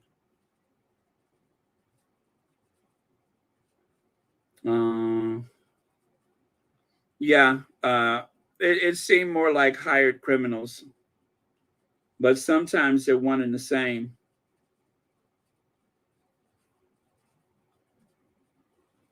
We actually talked about that earlier too. The stalker who was released on $2,500 bail.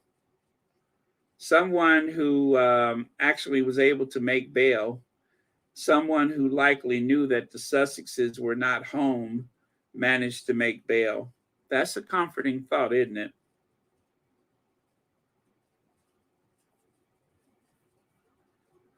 Oh man, I tell you, this is going to get interesting. I really, really hate it ever happened. I thought that I would be able to have a good laugh with you guys. And say, oh, did you guys hear Anita? Anita was there. Did you guys hear Anita? That was Anita laughing in the background. You guys had already figured it out last night. Let me see. Max Foster from CNN said that he spoke to Harry and Meghan's security. Oh my God. Dare I? This is another Max Foster. Well, okay, I dare. Hold on a second.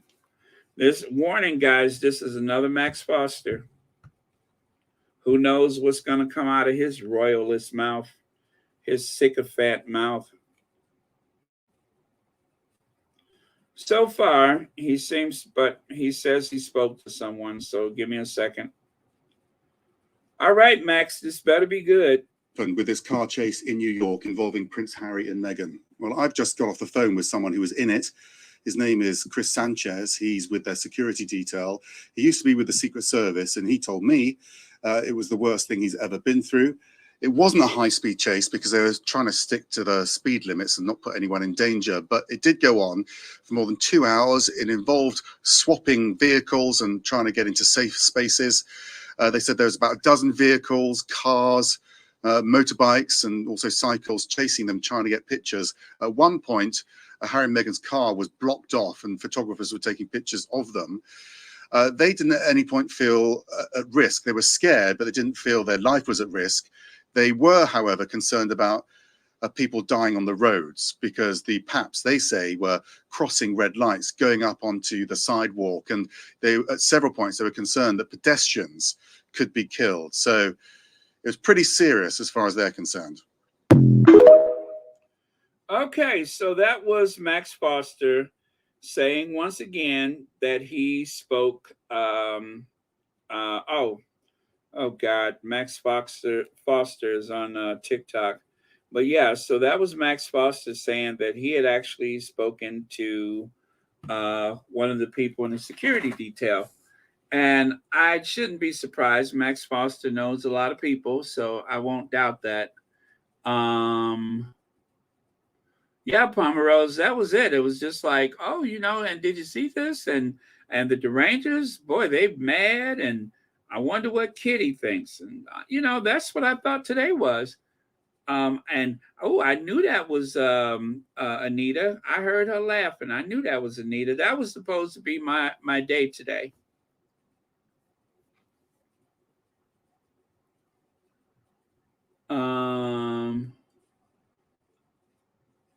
Oh yeah, that's I've heard him say some of that stuff. Well,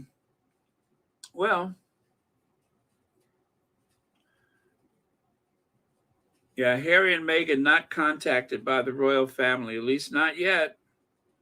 Not likely. Not yet and not likely.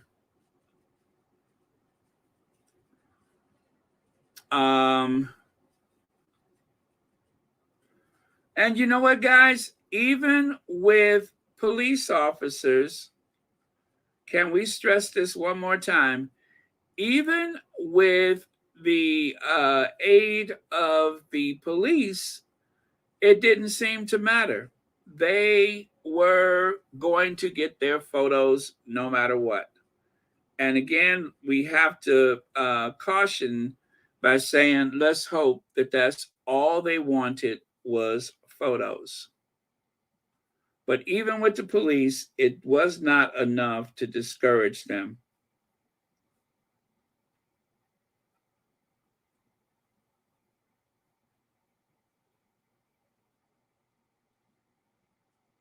Yeah, right now I'm looking at the video from last night when they got out the car, and okay, they had two very large security guards that blocked anyone from trying to get close to the door of the Hertz rent-a-car. And if you guys didn't see that, the car actually pulled into, how when they have those car rental places, well, if you've ever seen one like in New York, it's in a congested area. So there's no outside parking. You have to pull into the place like you're pulling into a showroom at a car dealership. You have to pull through it to get to the interior parking. Well, instead of going all the way through, they stopped just past the entrance from the street, about maybe 20 feet between the doorway and the sidewalk. And the paparazzi was stopped dead in their tracks. But with the big plate glass window, they got plenty opportunities to take photos of the Sussexes before they Connie Balmer, good night. Thank you so much for being here. Yeah, so before they that was TMZ. They said they were on the FDR Drive doing as high as 80 miles per hour. I don't know that that is accurate. I don't know that that's accurate. That is an estimate from who knows where, but I'm sure no one within the vehicle or on their protection team said 80 miles per hour. If it's in the police report, fine. But if it's not in the police report, I don't accept it.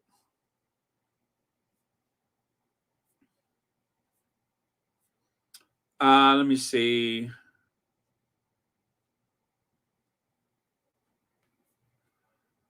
Okay. Well, one thing's for sure, you guys. You know that the tabloid media is not going to give them a break. they are going to be just as nasty and negative as always. They will do everything they can to blame the Sussexes from leaving Narnia, from leaving Salt Island and coming to the U.S. None of this would have happened. You could have stayed safely ensconced in our unloving, uncaring, malicious, cruel, mean-spirited embrace, potentially life-ending embrace. And while we try to choke you out, you could accept the inevitable rise of William and, of course, Charles first. And we will make sure that you never have enough money. You can't go and come and do stuff you want to do. And as your children get older, they will learn their place too. So why would you leave? Huh? Why would you leave? Just why? Why would you leave all that? Why not stay here where we can make you feel lower than a well digger's behind on a daily basis, emasculate you as much as possible? Why would you leave that? Yeah, I can see why they're upset. I can see why the paparazzi is very disturbed by the Sussexes leaving.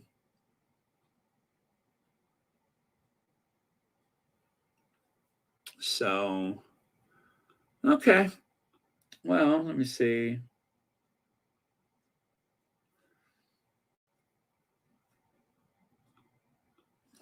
You're talking about the cameraman? Yeah. Well, you know, Jacqueline Squash,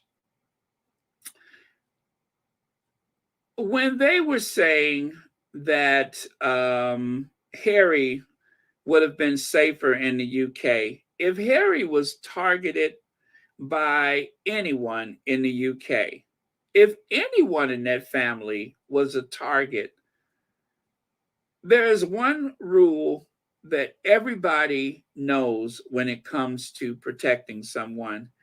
If the person that is after you is willing to exchange your life, their life to take yours, that is the most dangerous person in the world.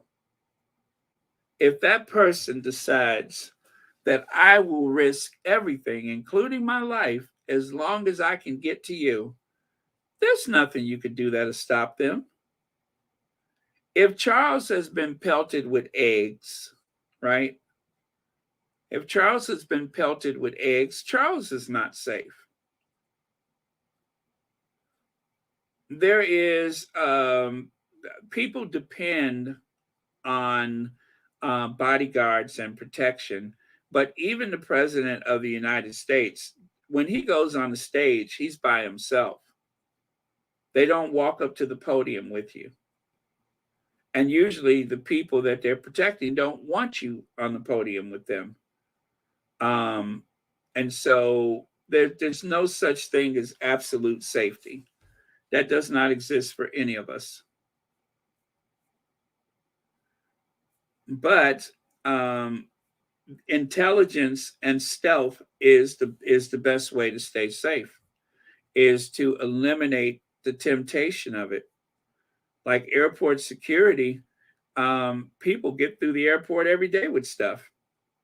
They don't see everything, but they're there to deter people from bringing anything and everything through an airport. So I don't think that the guy bumping into Harry, I don't think that was like the worst thing in the world. I mean, the guy, it was a mistake.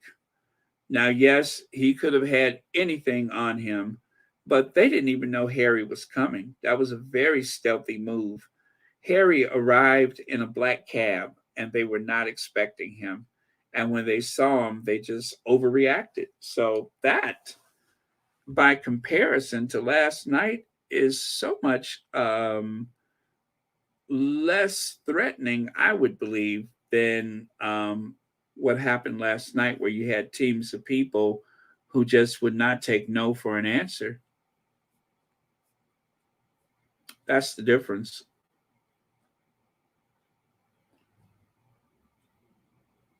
Wow, Jose William, you're not missing words, are you? Oh man.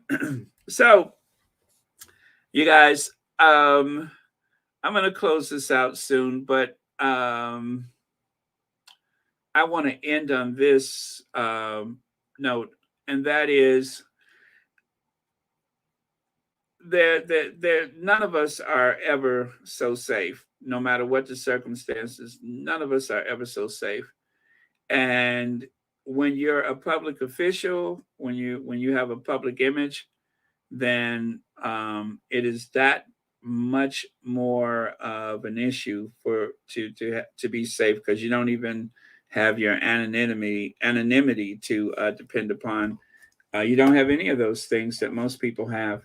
But um, speaking out, living your life out loud, calling out situations, and of course, the Sussex squad calling these things out will also make things safer for them. And we have been doing that. We will continue to do it. And then, of course, prayer. There's a bunch of praying grandmothers and aunties and uncles and everybody else in the Sussex squad. And there's a lot of us older people who have adopted Harry almost from the day he was born. He's been a part of the family in some strange, obscure way for a long time. And so, for that reason, we have a vested interest in his continued safety.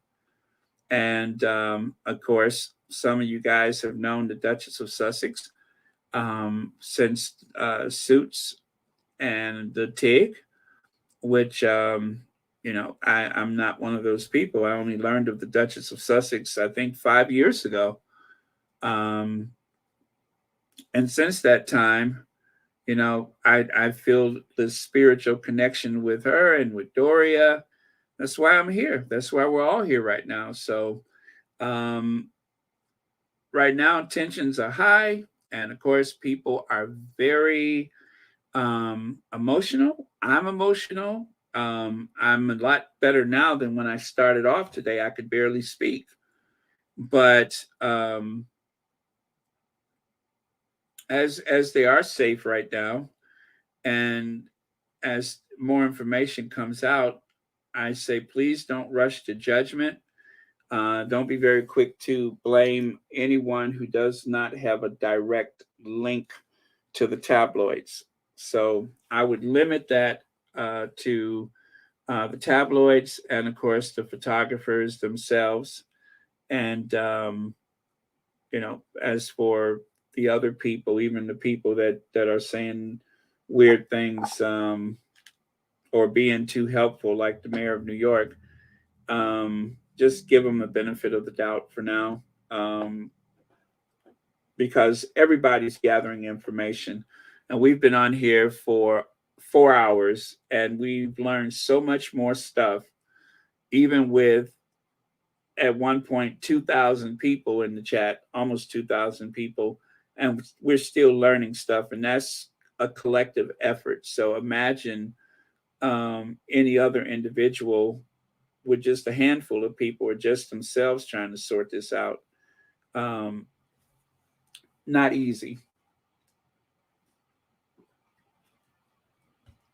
So yeah, that's my advice, is to try to keep it in perspective, and let your beliefs kick in where they should always be. And if necessary, just tune everything out. Protect your mental health. I'll be back tomorrow. There'll be other people as well, but if it helps you to avoid disinformation just for a day or just for this evening, then do what you have to do to protect yourselves. Oh, okay. It's on National News ABC. I don't know what that is. Oh, you mean the evening news? Okay, I got you. You mean like the what do they call it? ABC World News Tonight or something. Okay, I got you. Very interesting. Thank you for sharing that. But yeah, so let's try not to find things where they are not. In other words, let's not give in to the conspiracies, but be vigilant. If you see something that doesn't look right, take a screenshot, save it. Because last night or early this morning, 2 British tabloid papers, posted images of the Sussexes in a taxi being pursued by photographers. And within a short period of time, 2 British tabloid newspapers removed those images because they were having second thoughts about it. They didn't want to get caught out. So save those. But yeah, that's, we're here for it. So I don't ever want you guys to feel like you can't speak freely about these things, being very mindful of things that, we ought to allege and possiblies and stuff. But, and of course, if you are going to the battlefield of social media, please do not threaten anyone. Try not to make it personal because that's not helpful. But, and stick to the facts as you know it. And you can't go wrong with that. So, yeah. And if you need to revisit certain things, you still have Spare, right? And you still have the docuseries. And those 2 things will definitely help to close a lot of loose ends, because I'm pretty sure that either one of those or both, this story is in there somewhere, meaning that you can find areas where there was the potential of something like this happening. And Harry's already spoken about it. And this, I'm just glad they have the docuseries. I'm glad they have the book, because it helps to tell the story. Harry has said a lot. If he never speaks about these things again, he has said plenty. But there's more coming. There's more coming. Harry takes the witness stand in June. So with that, you guys, I am going to close it out. And no Ginger Avenger today. I can't today. No bells, no Ginger, just a lackluster ending to a Royal Sussex that I did not want to have to do. Didn't ever think I'd have to do it. But yeah, and here we are. So, and I thank you guys for being so supportive. Thank you, moderators, and also thank you all for your contributions. And thank you, Sherry Ware, for stepping back into it with us today. We are very appreciative that you're here. Right now, we need all the family support we can get, right? Black Queen, what is going on? What is going on? Do you want to talk about it? Did I miss something?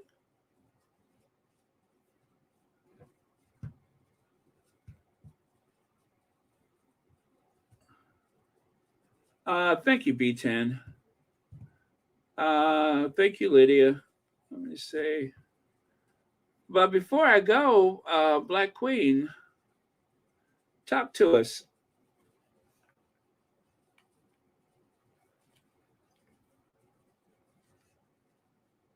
What is that? Says Baron, do not let them steal our job by doing this. I mean, by doing so, they are winning and we cannot. Yeah, well, no, we don't want to give in to the bullies ever. Yeah, we don't concede to the bullies. See you, Lane Parker. Thank you. Oh, thank you, Sherry Ware. I appreciate it.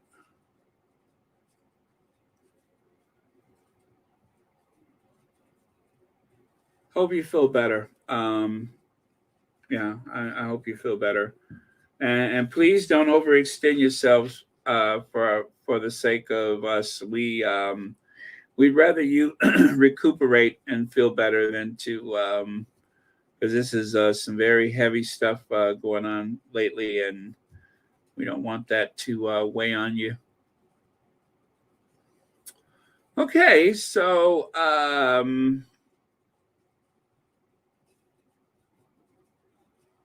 yeah. Anyway, I hope you're okay, Black Queen. But yeah, take time if you need to. We can chat another day. Yes. Yeah, you guys. So yeah, if you need to, thank you, Sonia Dandridge. If you need to, and you know what, guys, it was a birthday today, and I'm so sorry. I just couldn't fix my mouth to say anything earlier because I had to sort some things out. So there was a birthday today. Can you believe that? Queen Maxima, is it today or yesterday? 52 years old. 52 years old. I like her. Yeah, I like her. She's okay. But yeah, it's Queen Maxima's birthday, and it was someone else's birthday in the squad.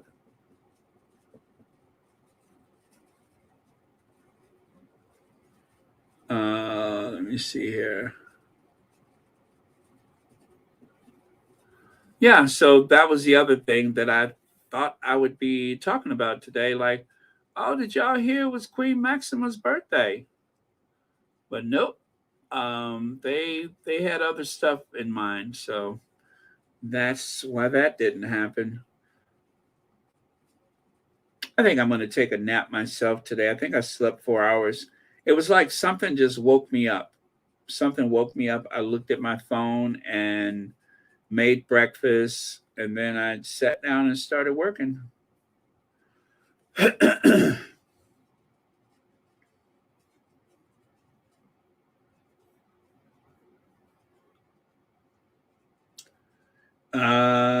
Oh, thank you, Kathy Gabby. I shall. Um, and you know, I'm always thinking to sushi or not to sushi, but it's kind of extravagant. So those are the days when I say, well, you know what? You got such and so and so, and I got something really good in the freezer I'll take out. But I don't even know if I want sushi today. I think I want it, but this is one of those days where you eat something and it doesn't really have taste. You know what I'm saying? You don't really realize that you don't even know what it tastes like. You ever been like that before? And that's what happens when I'm like rattled like this, is that when I do eat something, I couldn't even tell you whether it was good or not.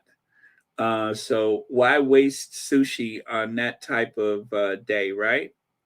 I'll wait till I can really taste it because I don't know if I would be able to taste it today. This seems like a day where it wouldn't have much of a taste. I don't know. I'll think about it. Um, would be nice though, but I don't know.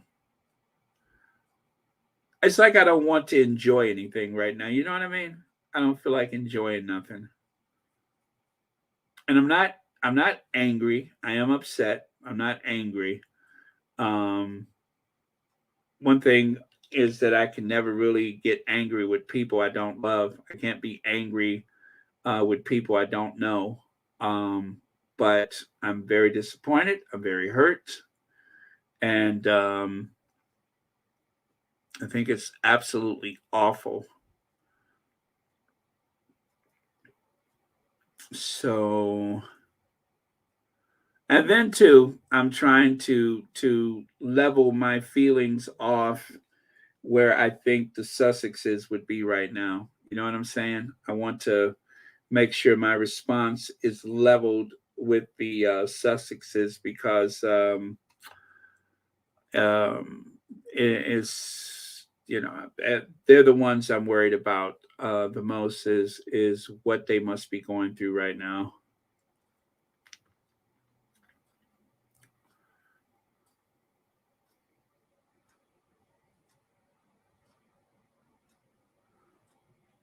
Yeah.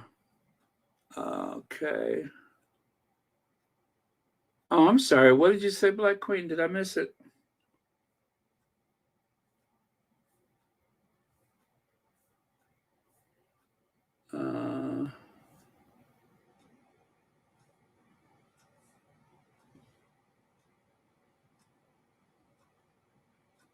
What did I? Oh, there it is. Dealing with some mess going on. Going to be expensive to clear her name. And then seeing this happen. Oh, my goodness. Yeah. Yeah.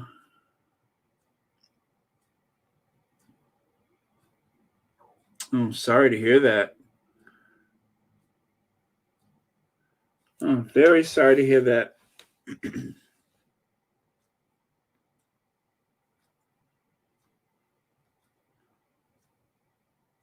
Wow. Yeah, it's a crime that's happening right now. That's a whole nother topic. We can talk about that one day if you guys like, but crime and other things that are happening in this country right now.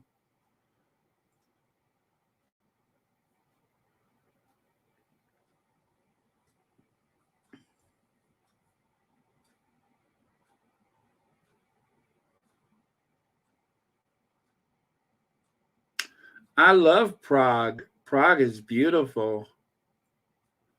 Oh, Prague is beautiful.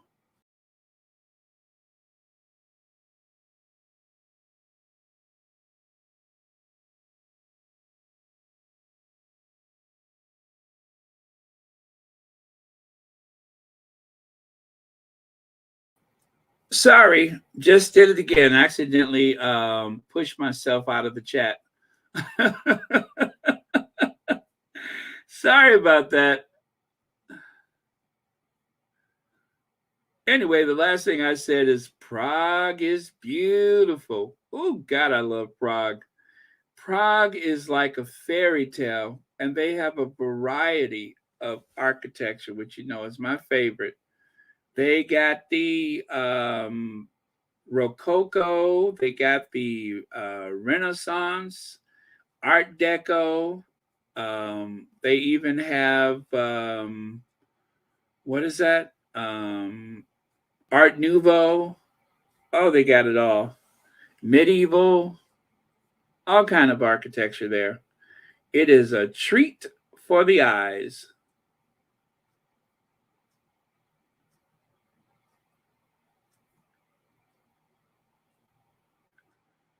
Um,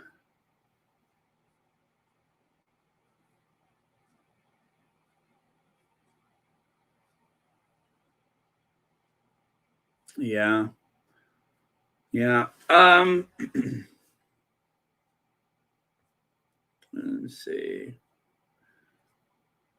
Yeah, you know what? I only had the coffee this morning, and the cup that I'm sitting here nursing is ice cold. So whatever I do is going to start off with coffee.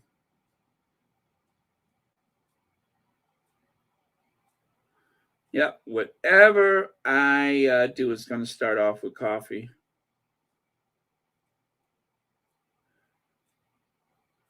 Oh, that sounds good. You know what? I got a bunch of I keep wine for decorative purposes, but I think I need to ruin that decoration and start popping them damn bottles open. That's what I need to do. I need to start popping them corks. What am I saving it for?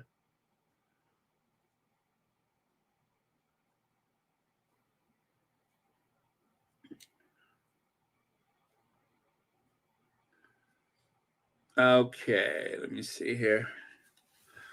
Okay, you guys, I am going to take one more look. I know I shouldn't, but I'm going to do it anyway because I'm a little hard headed. Let me see. U.S. calling it out. We don't chase celebrities. Oh, that sounds interesting. Let me get that one. That's MSNBC. We don't chase celebrities. Oh, let me get that for you guys. And then after we listen to that, then I'm going to go and decide what to have for dinner.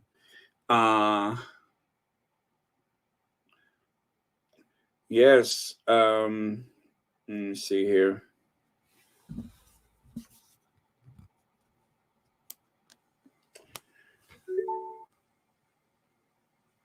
Oh, Lord, what did I just do? Let me see. Harry and his wife Meghan reportedly being involved in a, quote, near catastrophic car accident with paparazzi last night in New York City. At this time, we are told, at least we're not aware of any injuries to Harry, Meghan, or her mother. And according to Reuters, as we're learning more about just the circumstances of this incident happened yesterday after Meghan and Harry attended an award ceremony in New York. Meghan was honored with a Women of Vision Award. A spokesperson for Harry said in a statement, quote, "This relentless pursuit lasting over 2 hours resulted in multiple near collisions involving other drivers on the road, pedestrians, and 2 NYPD officers." Let's bring in NBC's Ali Arouzi covering for this story for us. What more are you learning, Ali?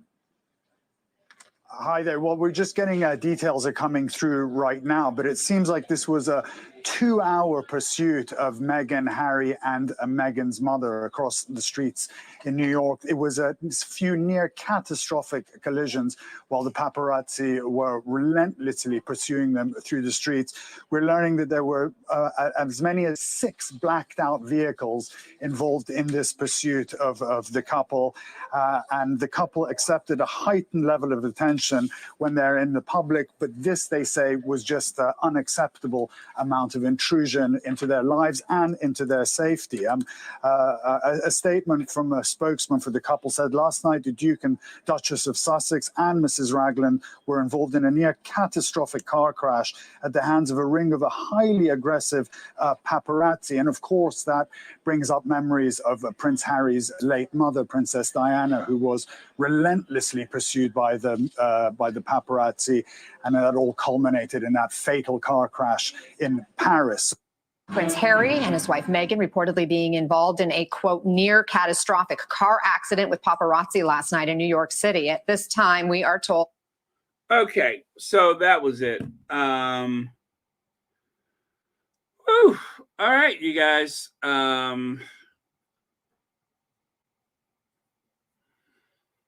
You know, as someone said in the spaces, that when before Diana's mysterious and tragic dying in a tunnel in Paris, there were escalations up until that point.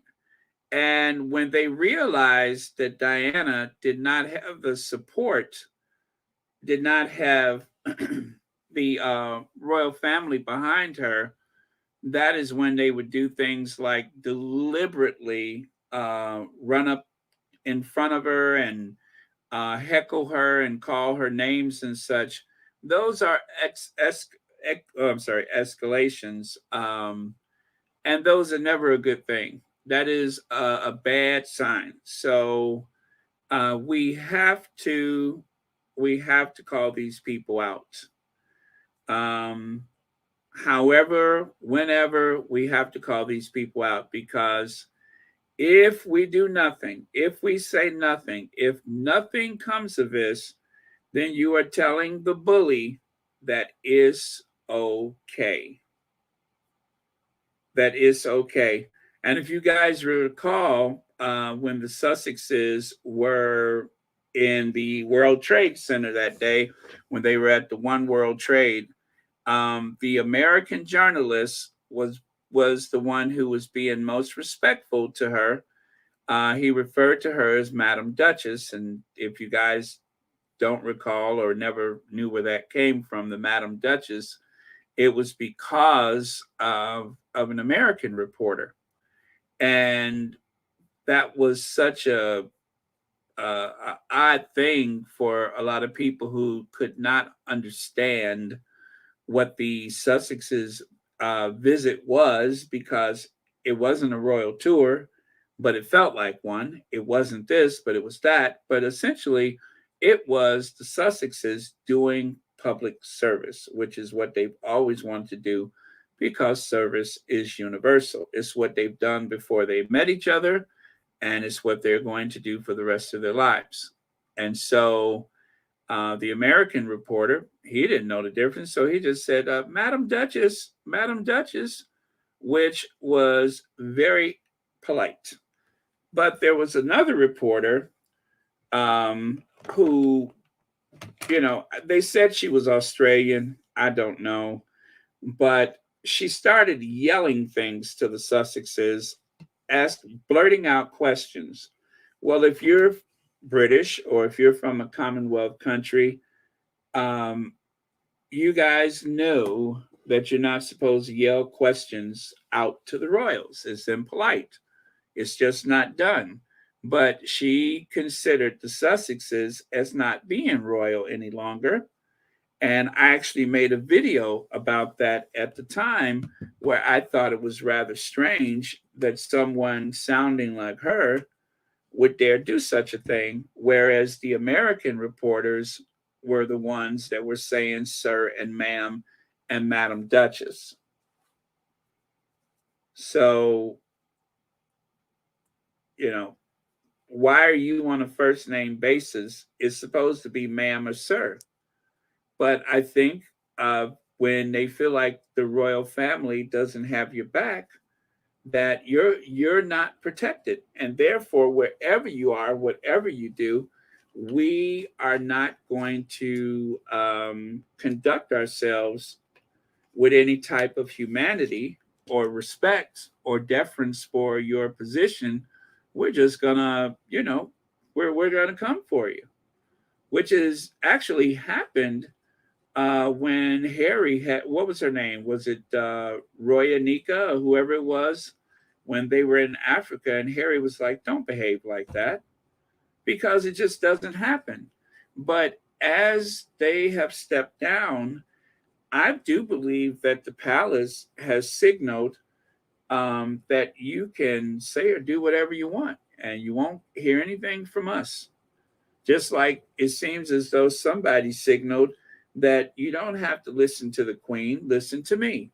The Queen doesn't matter. She's nearly gone. You do what I say. Now, who said that and what their intention was, I don't know. But we do know that the Queen did not see, and I'm not saying we're guessing. I'm not saying allegedly. We do know the Queen was not in control of a lot of things for the last few years of her life. She wasn't in control. They controlled her, period. Jeannie Rock Bailey, thank you so much for the new membership.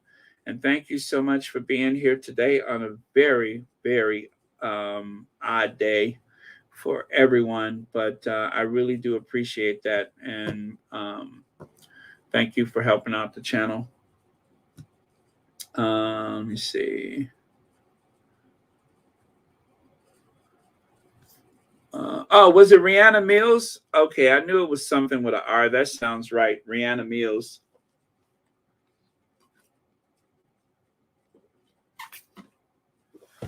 All I could hear in my head was ruh. I could only hear the ruh. Let me see here. BJ says the firm has got to be behind this, allegedly. And the Queen isn't a part of that anymore, but there's always the brother. Yeah. Well, either way, there has been some signal from that institution, the same as was done with Diana, that we no longer have faith in that person, and you can do what you will. So that is the way it goes. Once they cut you adrift, they cut you adrift, and they don't care what happened to you. They don't care what happened to you. I'm convinced Charles does not care what happens to his son, what happens to his grandchildren, and he certainly do not care what happens to Doria or Meghan. He does not care. Nobody in that family is that concerned about what their future is like or if they have a future at all. That I believe. I won't even pretend otherwise. They really don't care. And whether there was a lawsuit, whether there was a book, it's always been that way. The only people that matter is Charles, William, and George. Those are the only people that matter.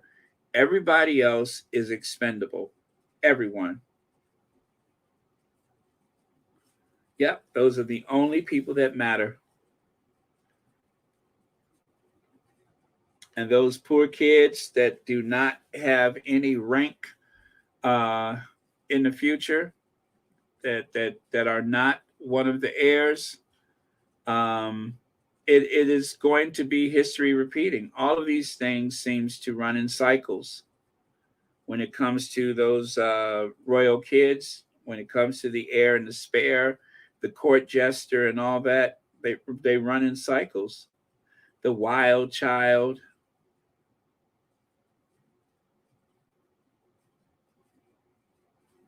Yeah. Okay, you guys. So I was leaving an hour and a half ago. Oh man, I was leaving an hour and a half ago. So again, I do appreciate all of your wait a minute, what is this? A witness who saw Harry and his wife leave the charity event. Okay, I'm all over that like a cheap suit. Hold on, you guys. Hold on.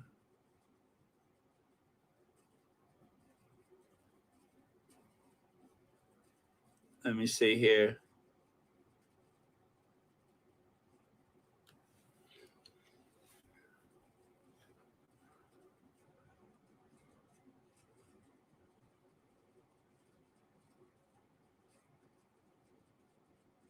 Okay.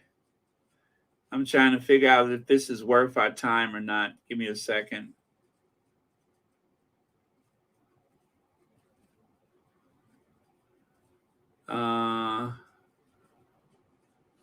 Okay. I'm gonna let me see. Okay, I'm gonna do this one, and then I'm leaving. Let me see. Okay. Gotta find it. The way I saw them follow the car, I wasn't surprised by the headlines. They actually went in from the side entrance. They didn't come in from the front red carpet entrance. Me and a couple other supporters ran to the back to kind of catch them walking in because we saw all the paparazzi running to the back suddenly. And it became pretty aggressive. The paparazzi had access to the garage from where they were entering, and they were being kind of manhandled by the bodyguards to prevent them from getting too close to the Sussexes. And the entire time, a lot of the paparazzi were heckling Meghan and Harry and making just negative comments, trying to get a reaction out of them. As they were leaving, just the way they chased the car, it just reminds you of like all the other scenes you've seen in the past with Prince Harry's mother. And it was just really upsetting. If it was triggering for me, I can't even imagine how it must have felt for them.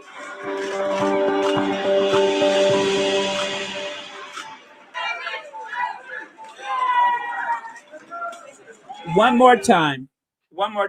The way I saw them follow the car, I wasn't surprised by the headlines. They actually went in from the side entrance. They didn't come in from the front red carpet entrance. Me and a couple other supporters ran to the back to kind of catch them walking in because we saw all the paparazzi running to the back suddenly. And it became pretty aggressive. The paparazzi had access to the garage from where they were entering, and they were being kind of manhandled by the bodyguards to prevent them from getting too close to the Sussexes.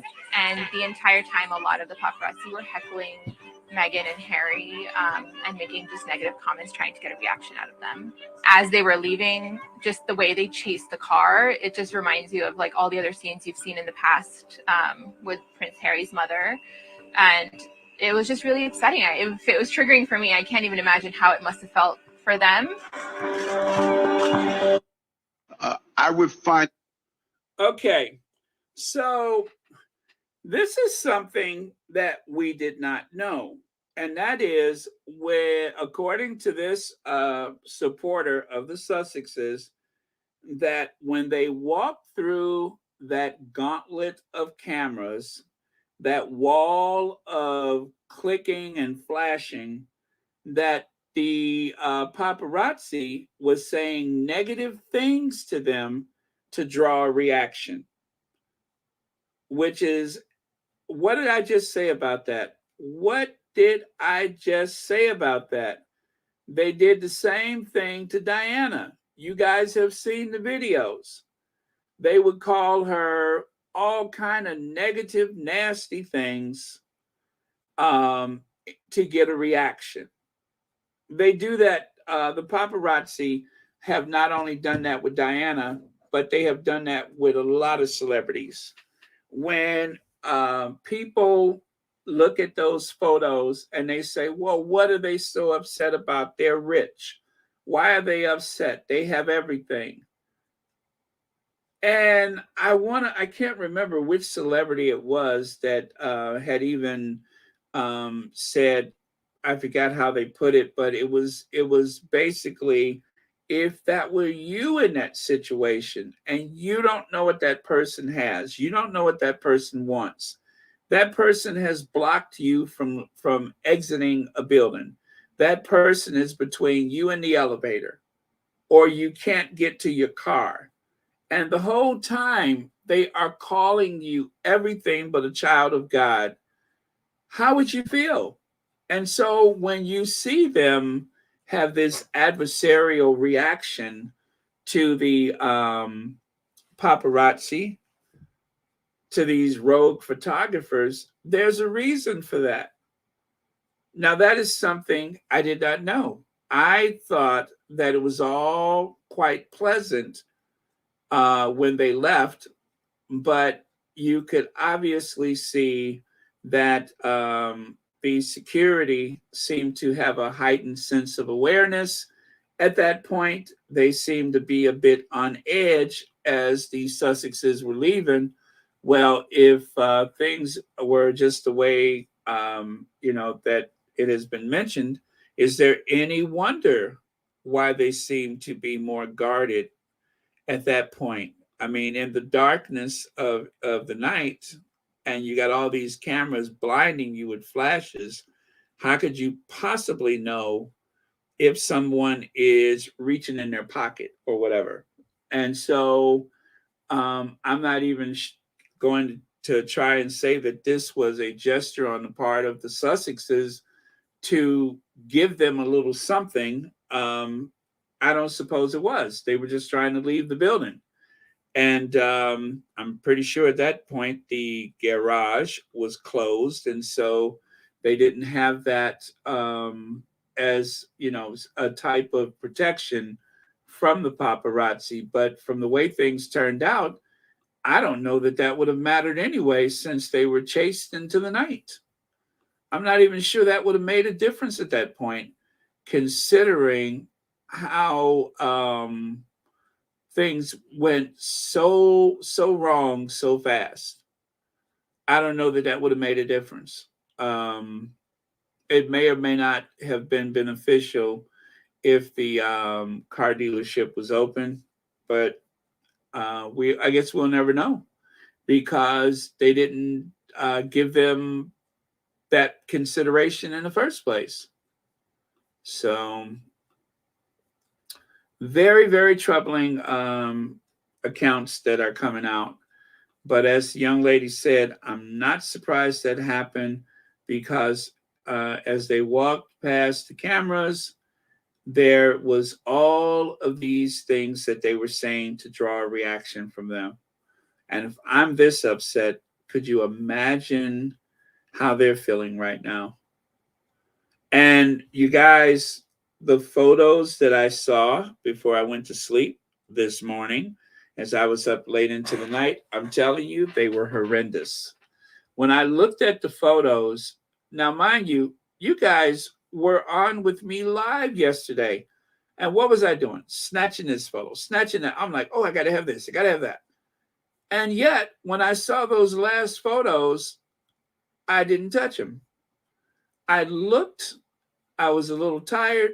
I could not understand what I was looking at. It didn't make sense to me, only to find out later on that what I was looking at was the Sussexes having gone through hell, or in the middle of a particular hell, whichever it was.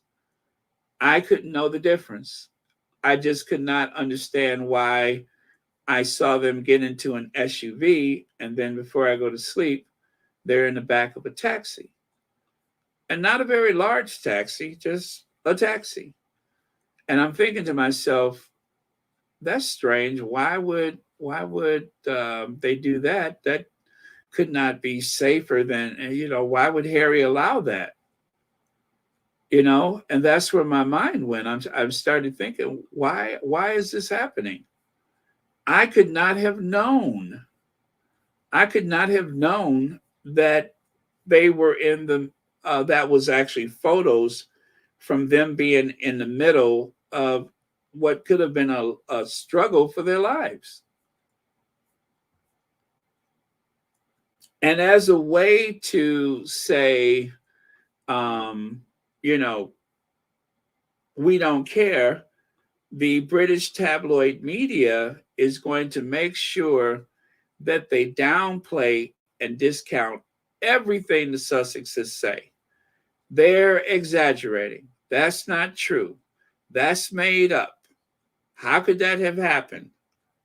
That is the spin that they're going to put on it. They are going to make sure that they create as many doubts as possible. Just the same way there was no racism. Charles was not trying to take away the children's titles, and so on and so on.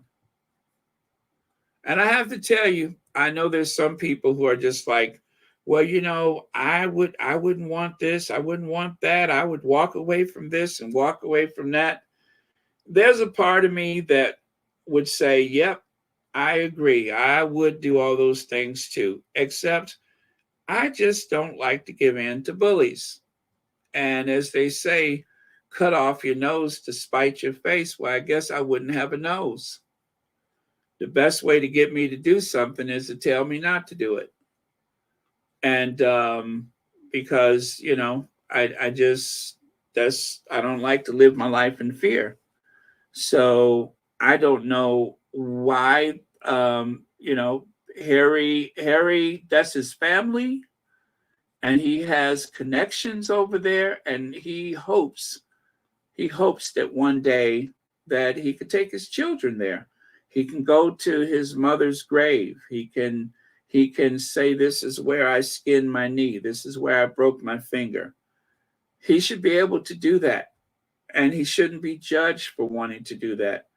And likewise, if that is the birthright of those children, not just the family, but the country, everything.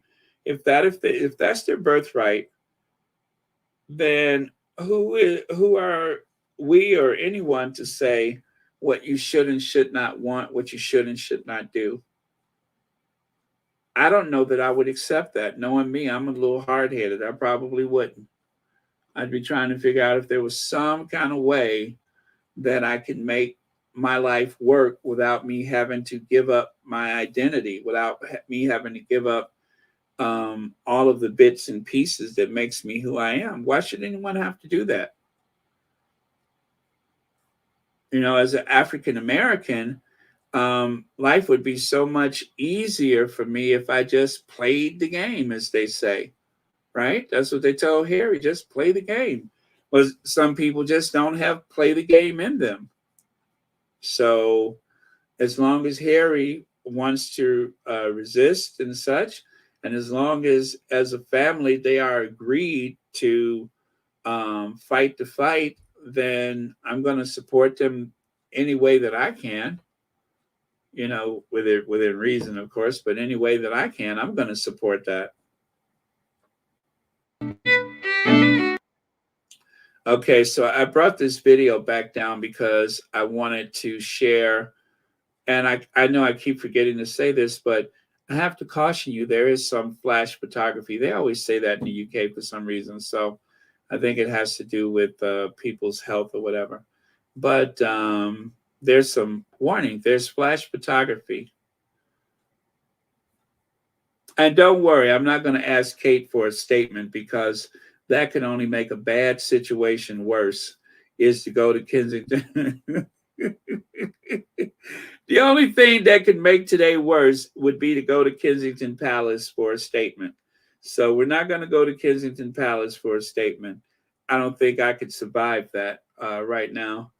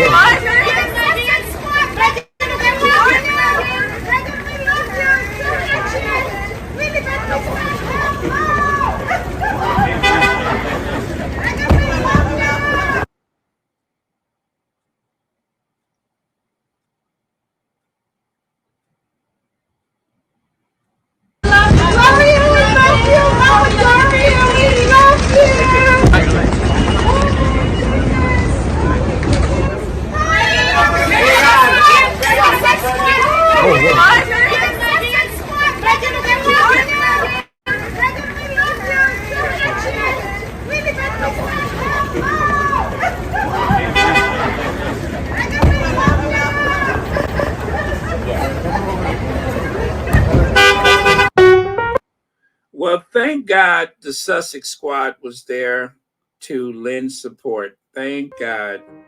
Thank God those voices was there in the darkness with the flashes to remind them that they are loved and that we do care about them, and that we are fighting for them.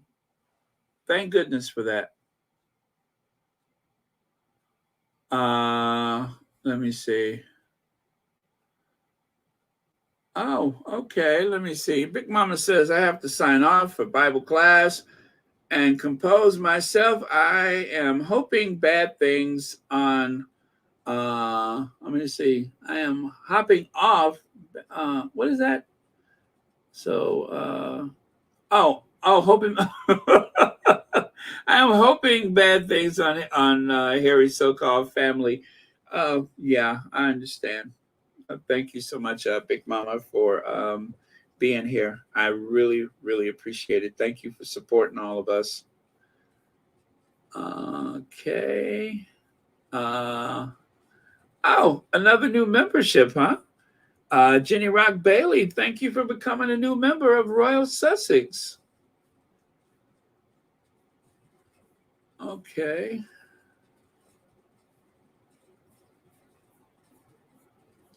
But yeah, so you could see that should have been that, but look at how many photographers it is. Do you guys see how many photographers? I guess I was so busy looking at the Sussexes last night, I did not realize. Look at that.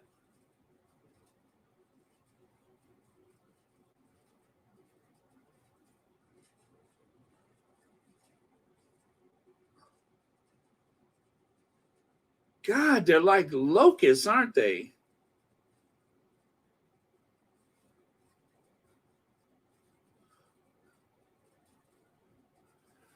Oh, well.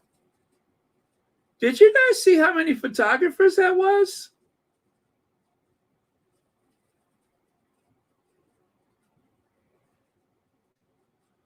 Oh, okay. Now that's something to think about. British photographers ignored the police because they were flying back to the UK pronto and wouldn't be there to be charged with anything. All right. All right. That's why we have something called Interpol. But be ashamed if that is the case, because they're going to have to come back very soon. And I do mean very soon if we find out who those people are.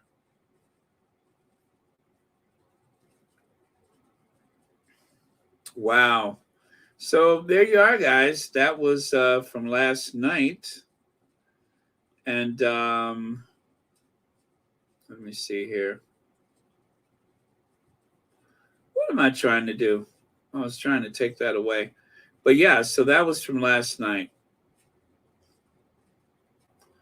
Very, very interesting. Right.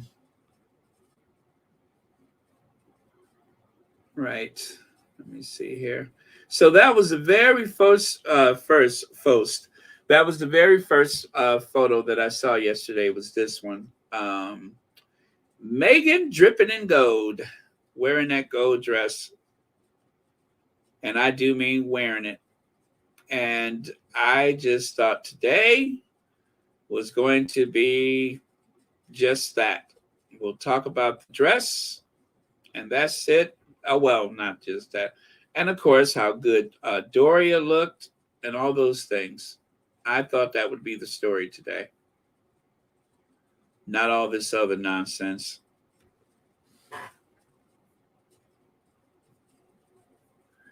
But if I find out that that institution had anything to do with this, I'm going to really do some praying, and not for the best stuff. I am going to be praying for all type of maladies to strike them. That all kind of appendages wither and falls off of them. That's what's going to happen, because even though I'm trying to be very what do you call it? Oh, here's a picture of it right here. Oh, someone posted a picture. This is FDR East River Drive in New York City. It is a highway that runs from the financial district to Harlem and Manhattan. This is the road paparazzi chased Meghan and Harry on. Do not see stoplights. No. Remember, humans are more likely not to report at all than make a false claim. I'm not sure what she's trying to say.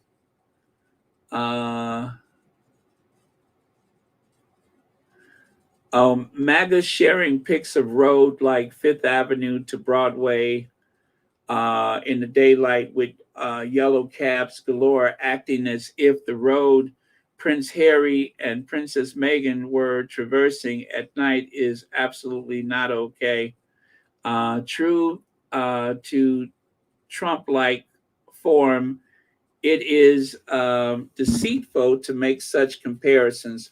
Okay, well, and that's kind of what I said earlier, is that I saw someone show a picture of Fifth Avenue in the middle of the day compared to FDR at night.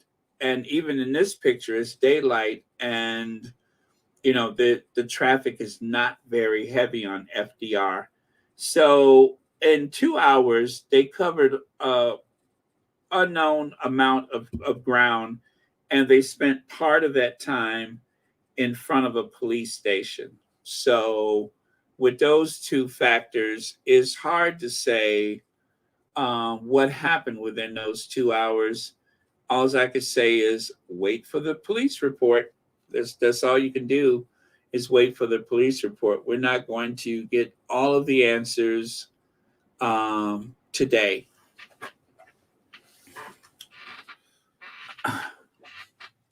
What is that, Penny Junior? Harry is making the same mistakes as Diana, and I fear he will come to regret it, just like his mother did. Remember that article? Wow, we need to make that trend today.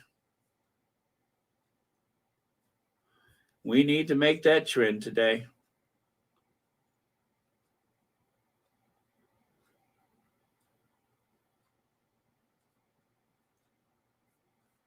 Huh. Okay. Well, I would say that makes a lot of sense. it doesn't make sense to compare one area to the next. And so I guess you can't win. Whatever happens, they are going to pick it apart. They are going to try to find some way to say that they lied, they misrepresented, they're exaggerating.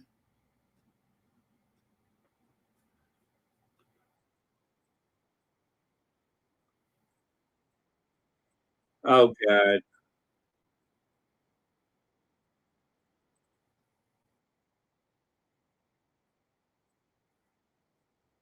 Okay, so I see that the cab driver is on the CBS Evening News. Oh, he's going to be all over the place. He is going to be all over the place. So might as well get used to his face because he's going to be here, there, and everywhere. I could assure you.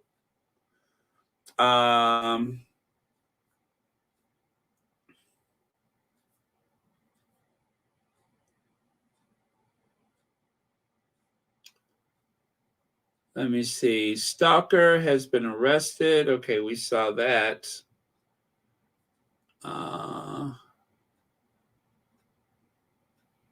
Okay. That was a picture of sausage fingers. Oh, by the way, those shoes that Meghan had on, those were Tom Ford. Just in case you're wondering, Meghan's shoes were Tom Ford.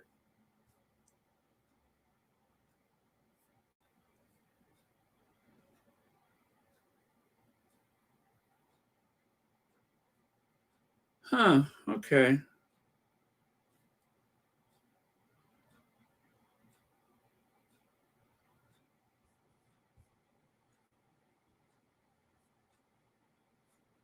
All right, you guys, I will see you all tomorrow. Hopefully, we will have a better understanding of all these things that happened since last night. Okay, I see that Penny Jewel thing is really trending right now.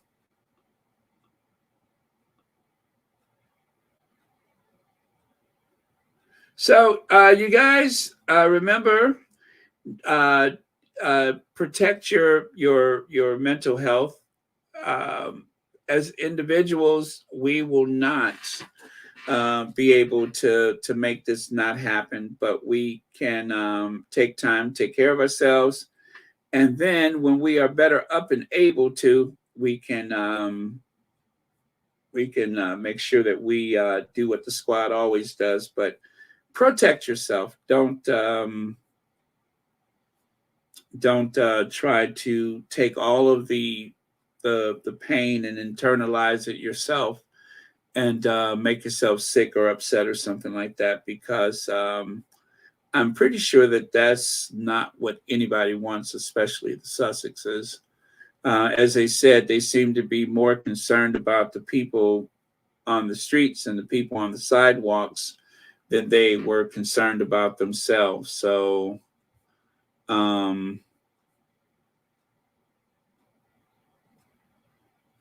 okay. Huh. Well, this was a pretty ratty thing. I'm going to share this tomorrow. This is a deranger in action, being shady. And because I don't cuss, I'm not going to say what I really feel right now. But yeah, I'm actually, well, okay, we're going to do one last thing. How long have I been on here? Oh, okay. I'm telling you, at the 5th hour, I'm out. I'm gonna end in about 4 minutes. But Trisha Goddard and a couple of other people are on Wolf Blitzer. So let me see if I can cue that up. Let me see. Their main object seemed to be an attempt to follow them to the residence where they were staying. Yeah, that seemed to be the main thing. was to follow them to the residence where they were staying. And that's what I said that's what I meant when I said, the last thing you want to do is take them home with you, I mean, that's your safe space for X amount of time. You definitely don't want to lead them, especially if your children are there.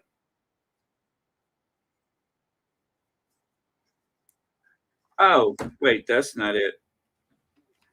So I'm hearing at least 10 vehicles, which would make sense. I mean, did you see how many people was out there? Radios and cell. You had at least 10 vehicles, a car with blacked out windows that at one point mounted the sidewalk, scooters and mopeds and e-bikes with people communicating in rapid comms using radios and cell phones, and that whenever they slowed down or stopped at a light, they were surrounded. He said they weren't even taking that many pictures or videos. Their main object seemed to be to attempt to follow them to the private residence where they were staying. They had avoided hotels for the specific purpose of not being stalked once the location leaked out, and that this was relentless. They finally went to a police station, tried the gamut with the taxi cab, and then regrouped, and finally were able to get them to that location undetected. You had at least 10 vehicles, a car with blacked out windows that at one point mounted the sidewalk, scooters and mopeds and e-bikes with people communicating in rapid comms using radios and cell phones, and that whenever they slowed down or stopped at a light, they were surrounded. He said they weren't even taking that many pictures or videos. Their main object seemed to be to attempt to follow them to the private residence where they were staying. They had avoided hotels for the specific purpose of not being stalked once the location leaked out, and that this was relentless. They finally went to a police station, tried the gamut with the taxi cab, and then regrouped, and finally were able to get them to that location undetected. You had at least 10 vehicles, a car with blacked out windows that at one point mounted the sidewalk, scooters and mopeds and e-bikes. Okay, sorry about that, you guys. Nature called. Well, isn't that something? So they were communicating with radios. At one point, one of the cars mounted the sidewalk. They were not even taking that many photos, but they seemed determined to follow them wherever they were going. Denise Marcus says, Baron, thank you for helping us decompress. Your voice and calm helps us, letting us fuss out our anger and find solutions. Well, Denise Marcus, that's about the kindest thing that I've heard all day. Thank you so much for that. And if I have been helpful, I am so glad. You guys have helped me. I feel like we help each other. And as you know, I have never used this space solely for Harry and Meghan. We had a very interesting conversation about grief the other day, and that was something that was unexpected, but I was so glad because, if it only helped one person or two persons or a multitude of people, I was glad for that because these things are a part of life, and grief, anger, and everything else is something that none of us should ever be alone with if it's possible to share with one another. So I'm glad that that we can have these times. So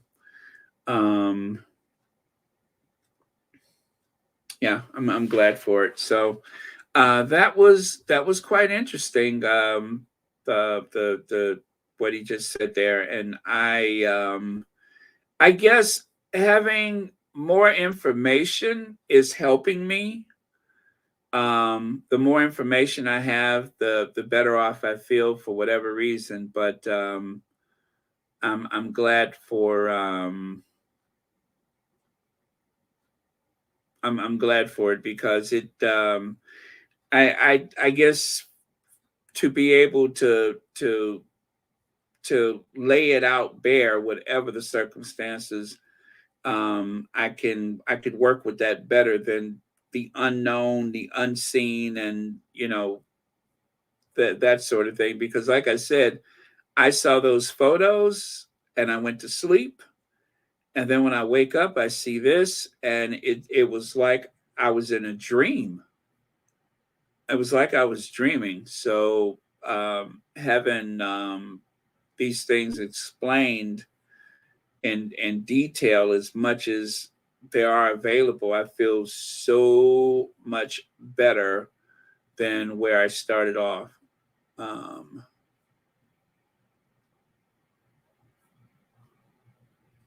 So yeah, even for Harry and Meghan's popularity, what happened last night was so much more than the situation called for.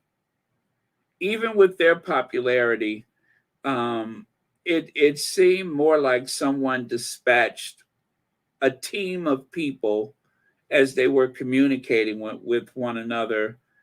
And of course, I think Harry and Meghan, I know they are the most influential people in the world right now.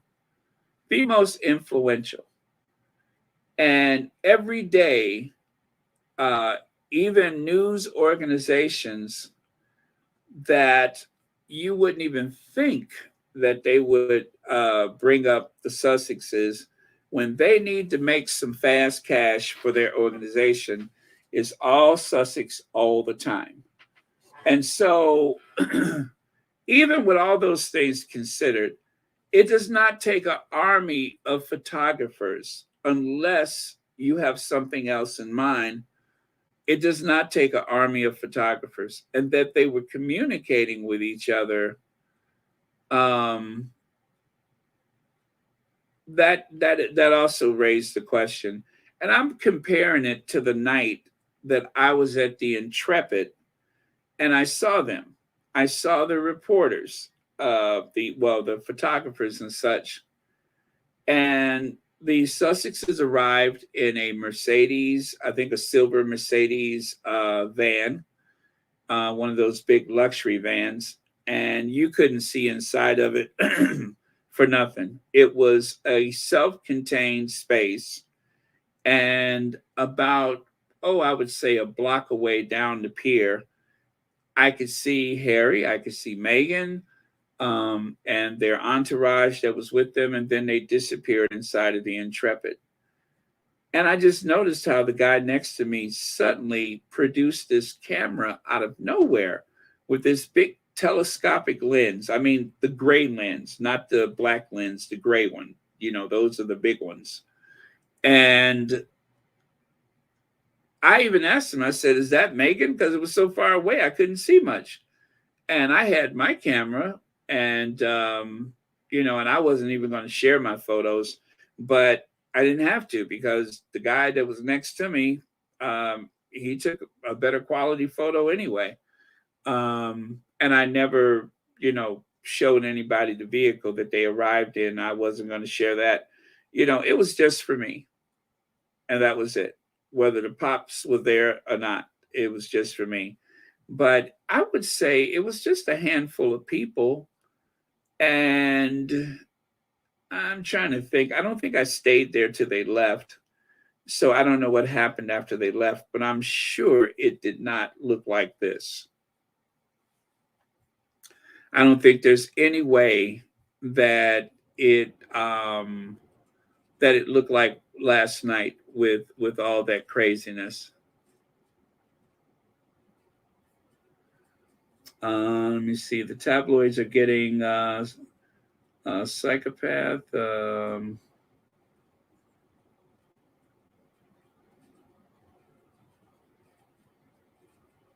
Okay. Let me see. Thank you, Chantel. Yeah. Yep. Well, that was interesting. I have to say that was interesting. And I hate that this is the story today. I really hate that. I wish we could have spoke about Meghan's achievement or achievements. I wish that was the story of the day. This was an opportunity to let people get to know the Sussexes even better, and even, more importantly, to get to know Meghan better, because most of us have known Harry his entire life, but for Meghan, I think it was very important to,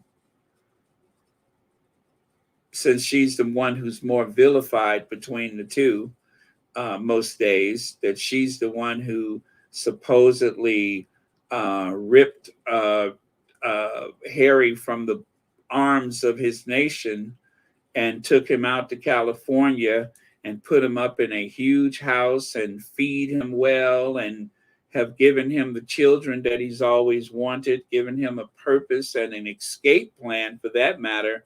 Well, I can understand why they feel a certain way. Yeah, I can understand why they feel a certain way.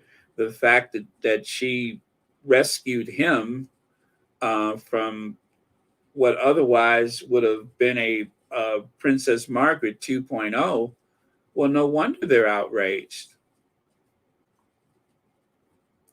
But I do believe that there is a profound purpose for their lives, and that some incredibly great things are still yet to come, and that they are going to change the world as we know it. They're change makers. They're going to change the world as we know it, and they are going to enhance the quality of lives, and of course expose a lot of truths about inequities. But whatever the situation is, whatever their future is, I know it is going to make life better for most people.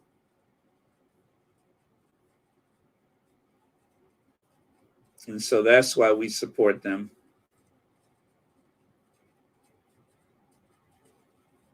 It's not just the glamour and all that kind of stuff, although that helps.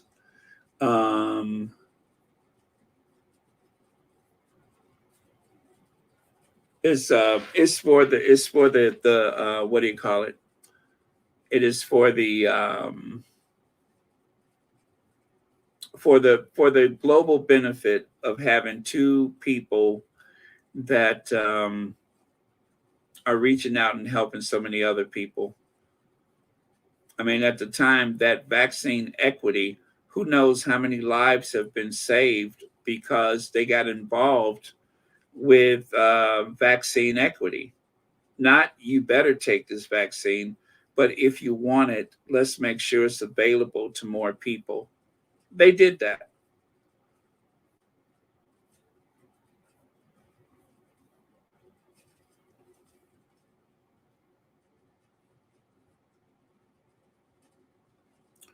And the law of unintended consequences, there are going to be more people looking at this court case. There's going to be assumptions made about what happened to them where this court case is involved. And I don't, necessarily believe, I don't necessarily believe that one has anything to do with the other, but whether they like it or not, they have brought some attention upon themselves, that's for sure. Okay, you guys. Already changed the world, and Harry and Meghan are just getting started.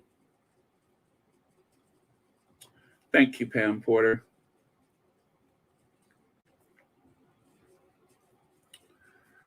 Let me see. Still 1,100 of you guys here, huh? Thank you for that. Thank you guys for everything. I tell you, this community, And right now, there are just, if I've never needed it before. And also, I want to point out something that was said in the spaces today that really resonated, and is something that a lot of you all have experienced real time when it happened. And that, of course, was how upset Tina was about them, when Meghan had the baby shower. And Tina even said at the time that they were hoping that she would use the back door so that they could chase her, and that they were trying to do something really terrible at that time. And there were maybe a couple of occasions where Tina got so upset that she was literally in tears. And quite a few of us cried right along with her. We felt the exact same things that she was feeling. We were anxious about the birth of Lily, about the birth of Archie, knowing full well what dangers and risks were involved. And of course, collectively, as the Sussex squad, we were all relieved to know that they had safely delivered both children, only to find out that they had actually lost the child. So there's all of these things that collectively we experience together. In some cases, hundreds of miles apart, thousands of miles apart, but we've been there for each other. And of course, Tina really deserves a lot of credit, because she took on a lot of the pain, the brunt of the what do you call it, the attacks from the derangers and such. I mean, they did everything that they could, to try to punish Tina and Michelle. Tina in particular, they did as much as they could, and you guys stuck by her, and and likewise, through all of this, we have been sticking by each other, and we will continue to do that. So keep doing what you're doing, keep praying, keep speaking the truth, save whatever information that you think is important, because as we've seen this morning, they will try to hide their tracks when they feel like it's a matter of survival. So, but again, the Sussex squad is something that they just did not anticipate. But we are a factor. We are here. We were there last night, and we'll continue to be there. So, and with that, you guys, I am going to bid you all a good night, and we will definitely know more tomorrow. Again, please do not take all of this pain onto yourself. Talk it out. Take some time away if you have to. Focus on some other things that are going on. Don't overstay your tolerance with this stuff, because it is a very heavy subject, and you don't want to inflict pain on yourself. So thank you very much. Thank you, moderators, for making this a safe space. And also, thank you for your likes, shares, and subscriptions. I think that does it. Oh, yeah, Anita. And the first thought I had when it came to the squatties was Anita, because I know she was there last night. That had to have been her. And for her to have been there and then to have seen that information this morning had to be very upsetting. Thank you, Judy. Good night, Kim Peaches. Thank you, Roseanne Campbell. Joy Amore, thank you. All right. So I better go. I'll see you guys tomorrow. Love you guys, and take care.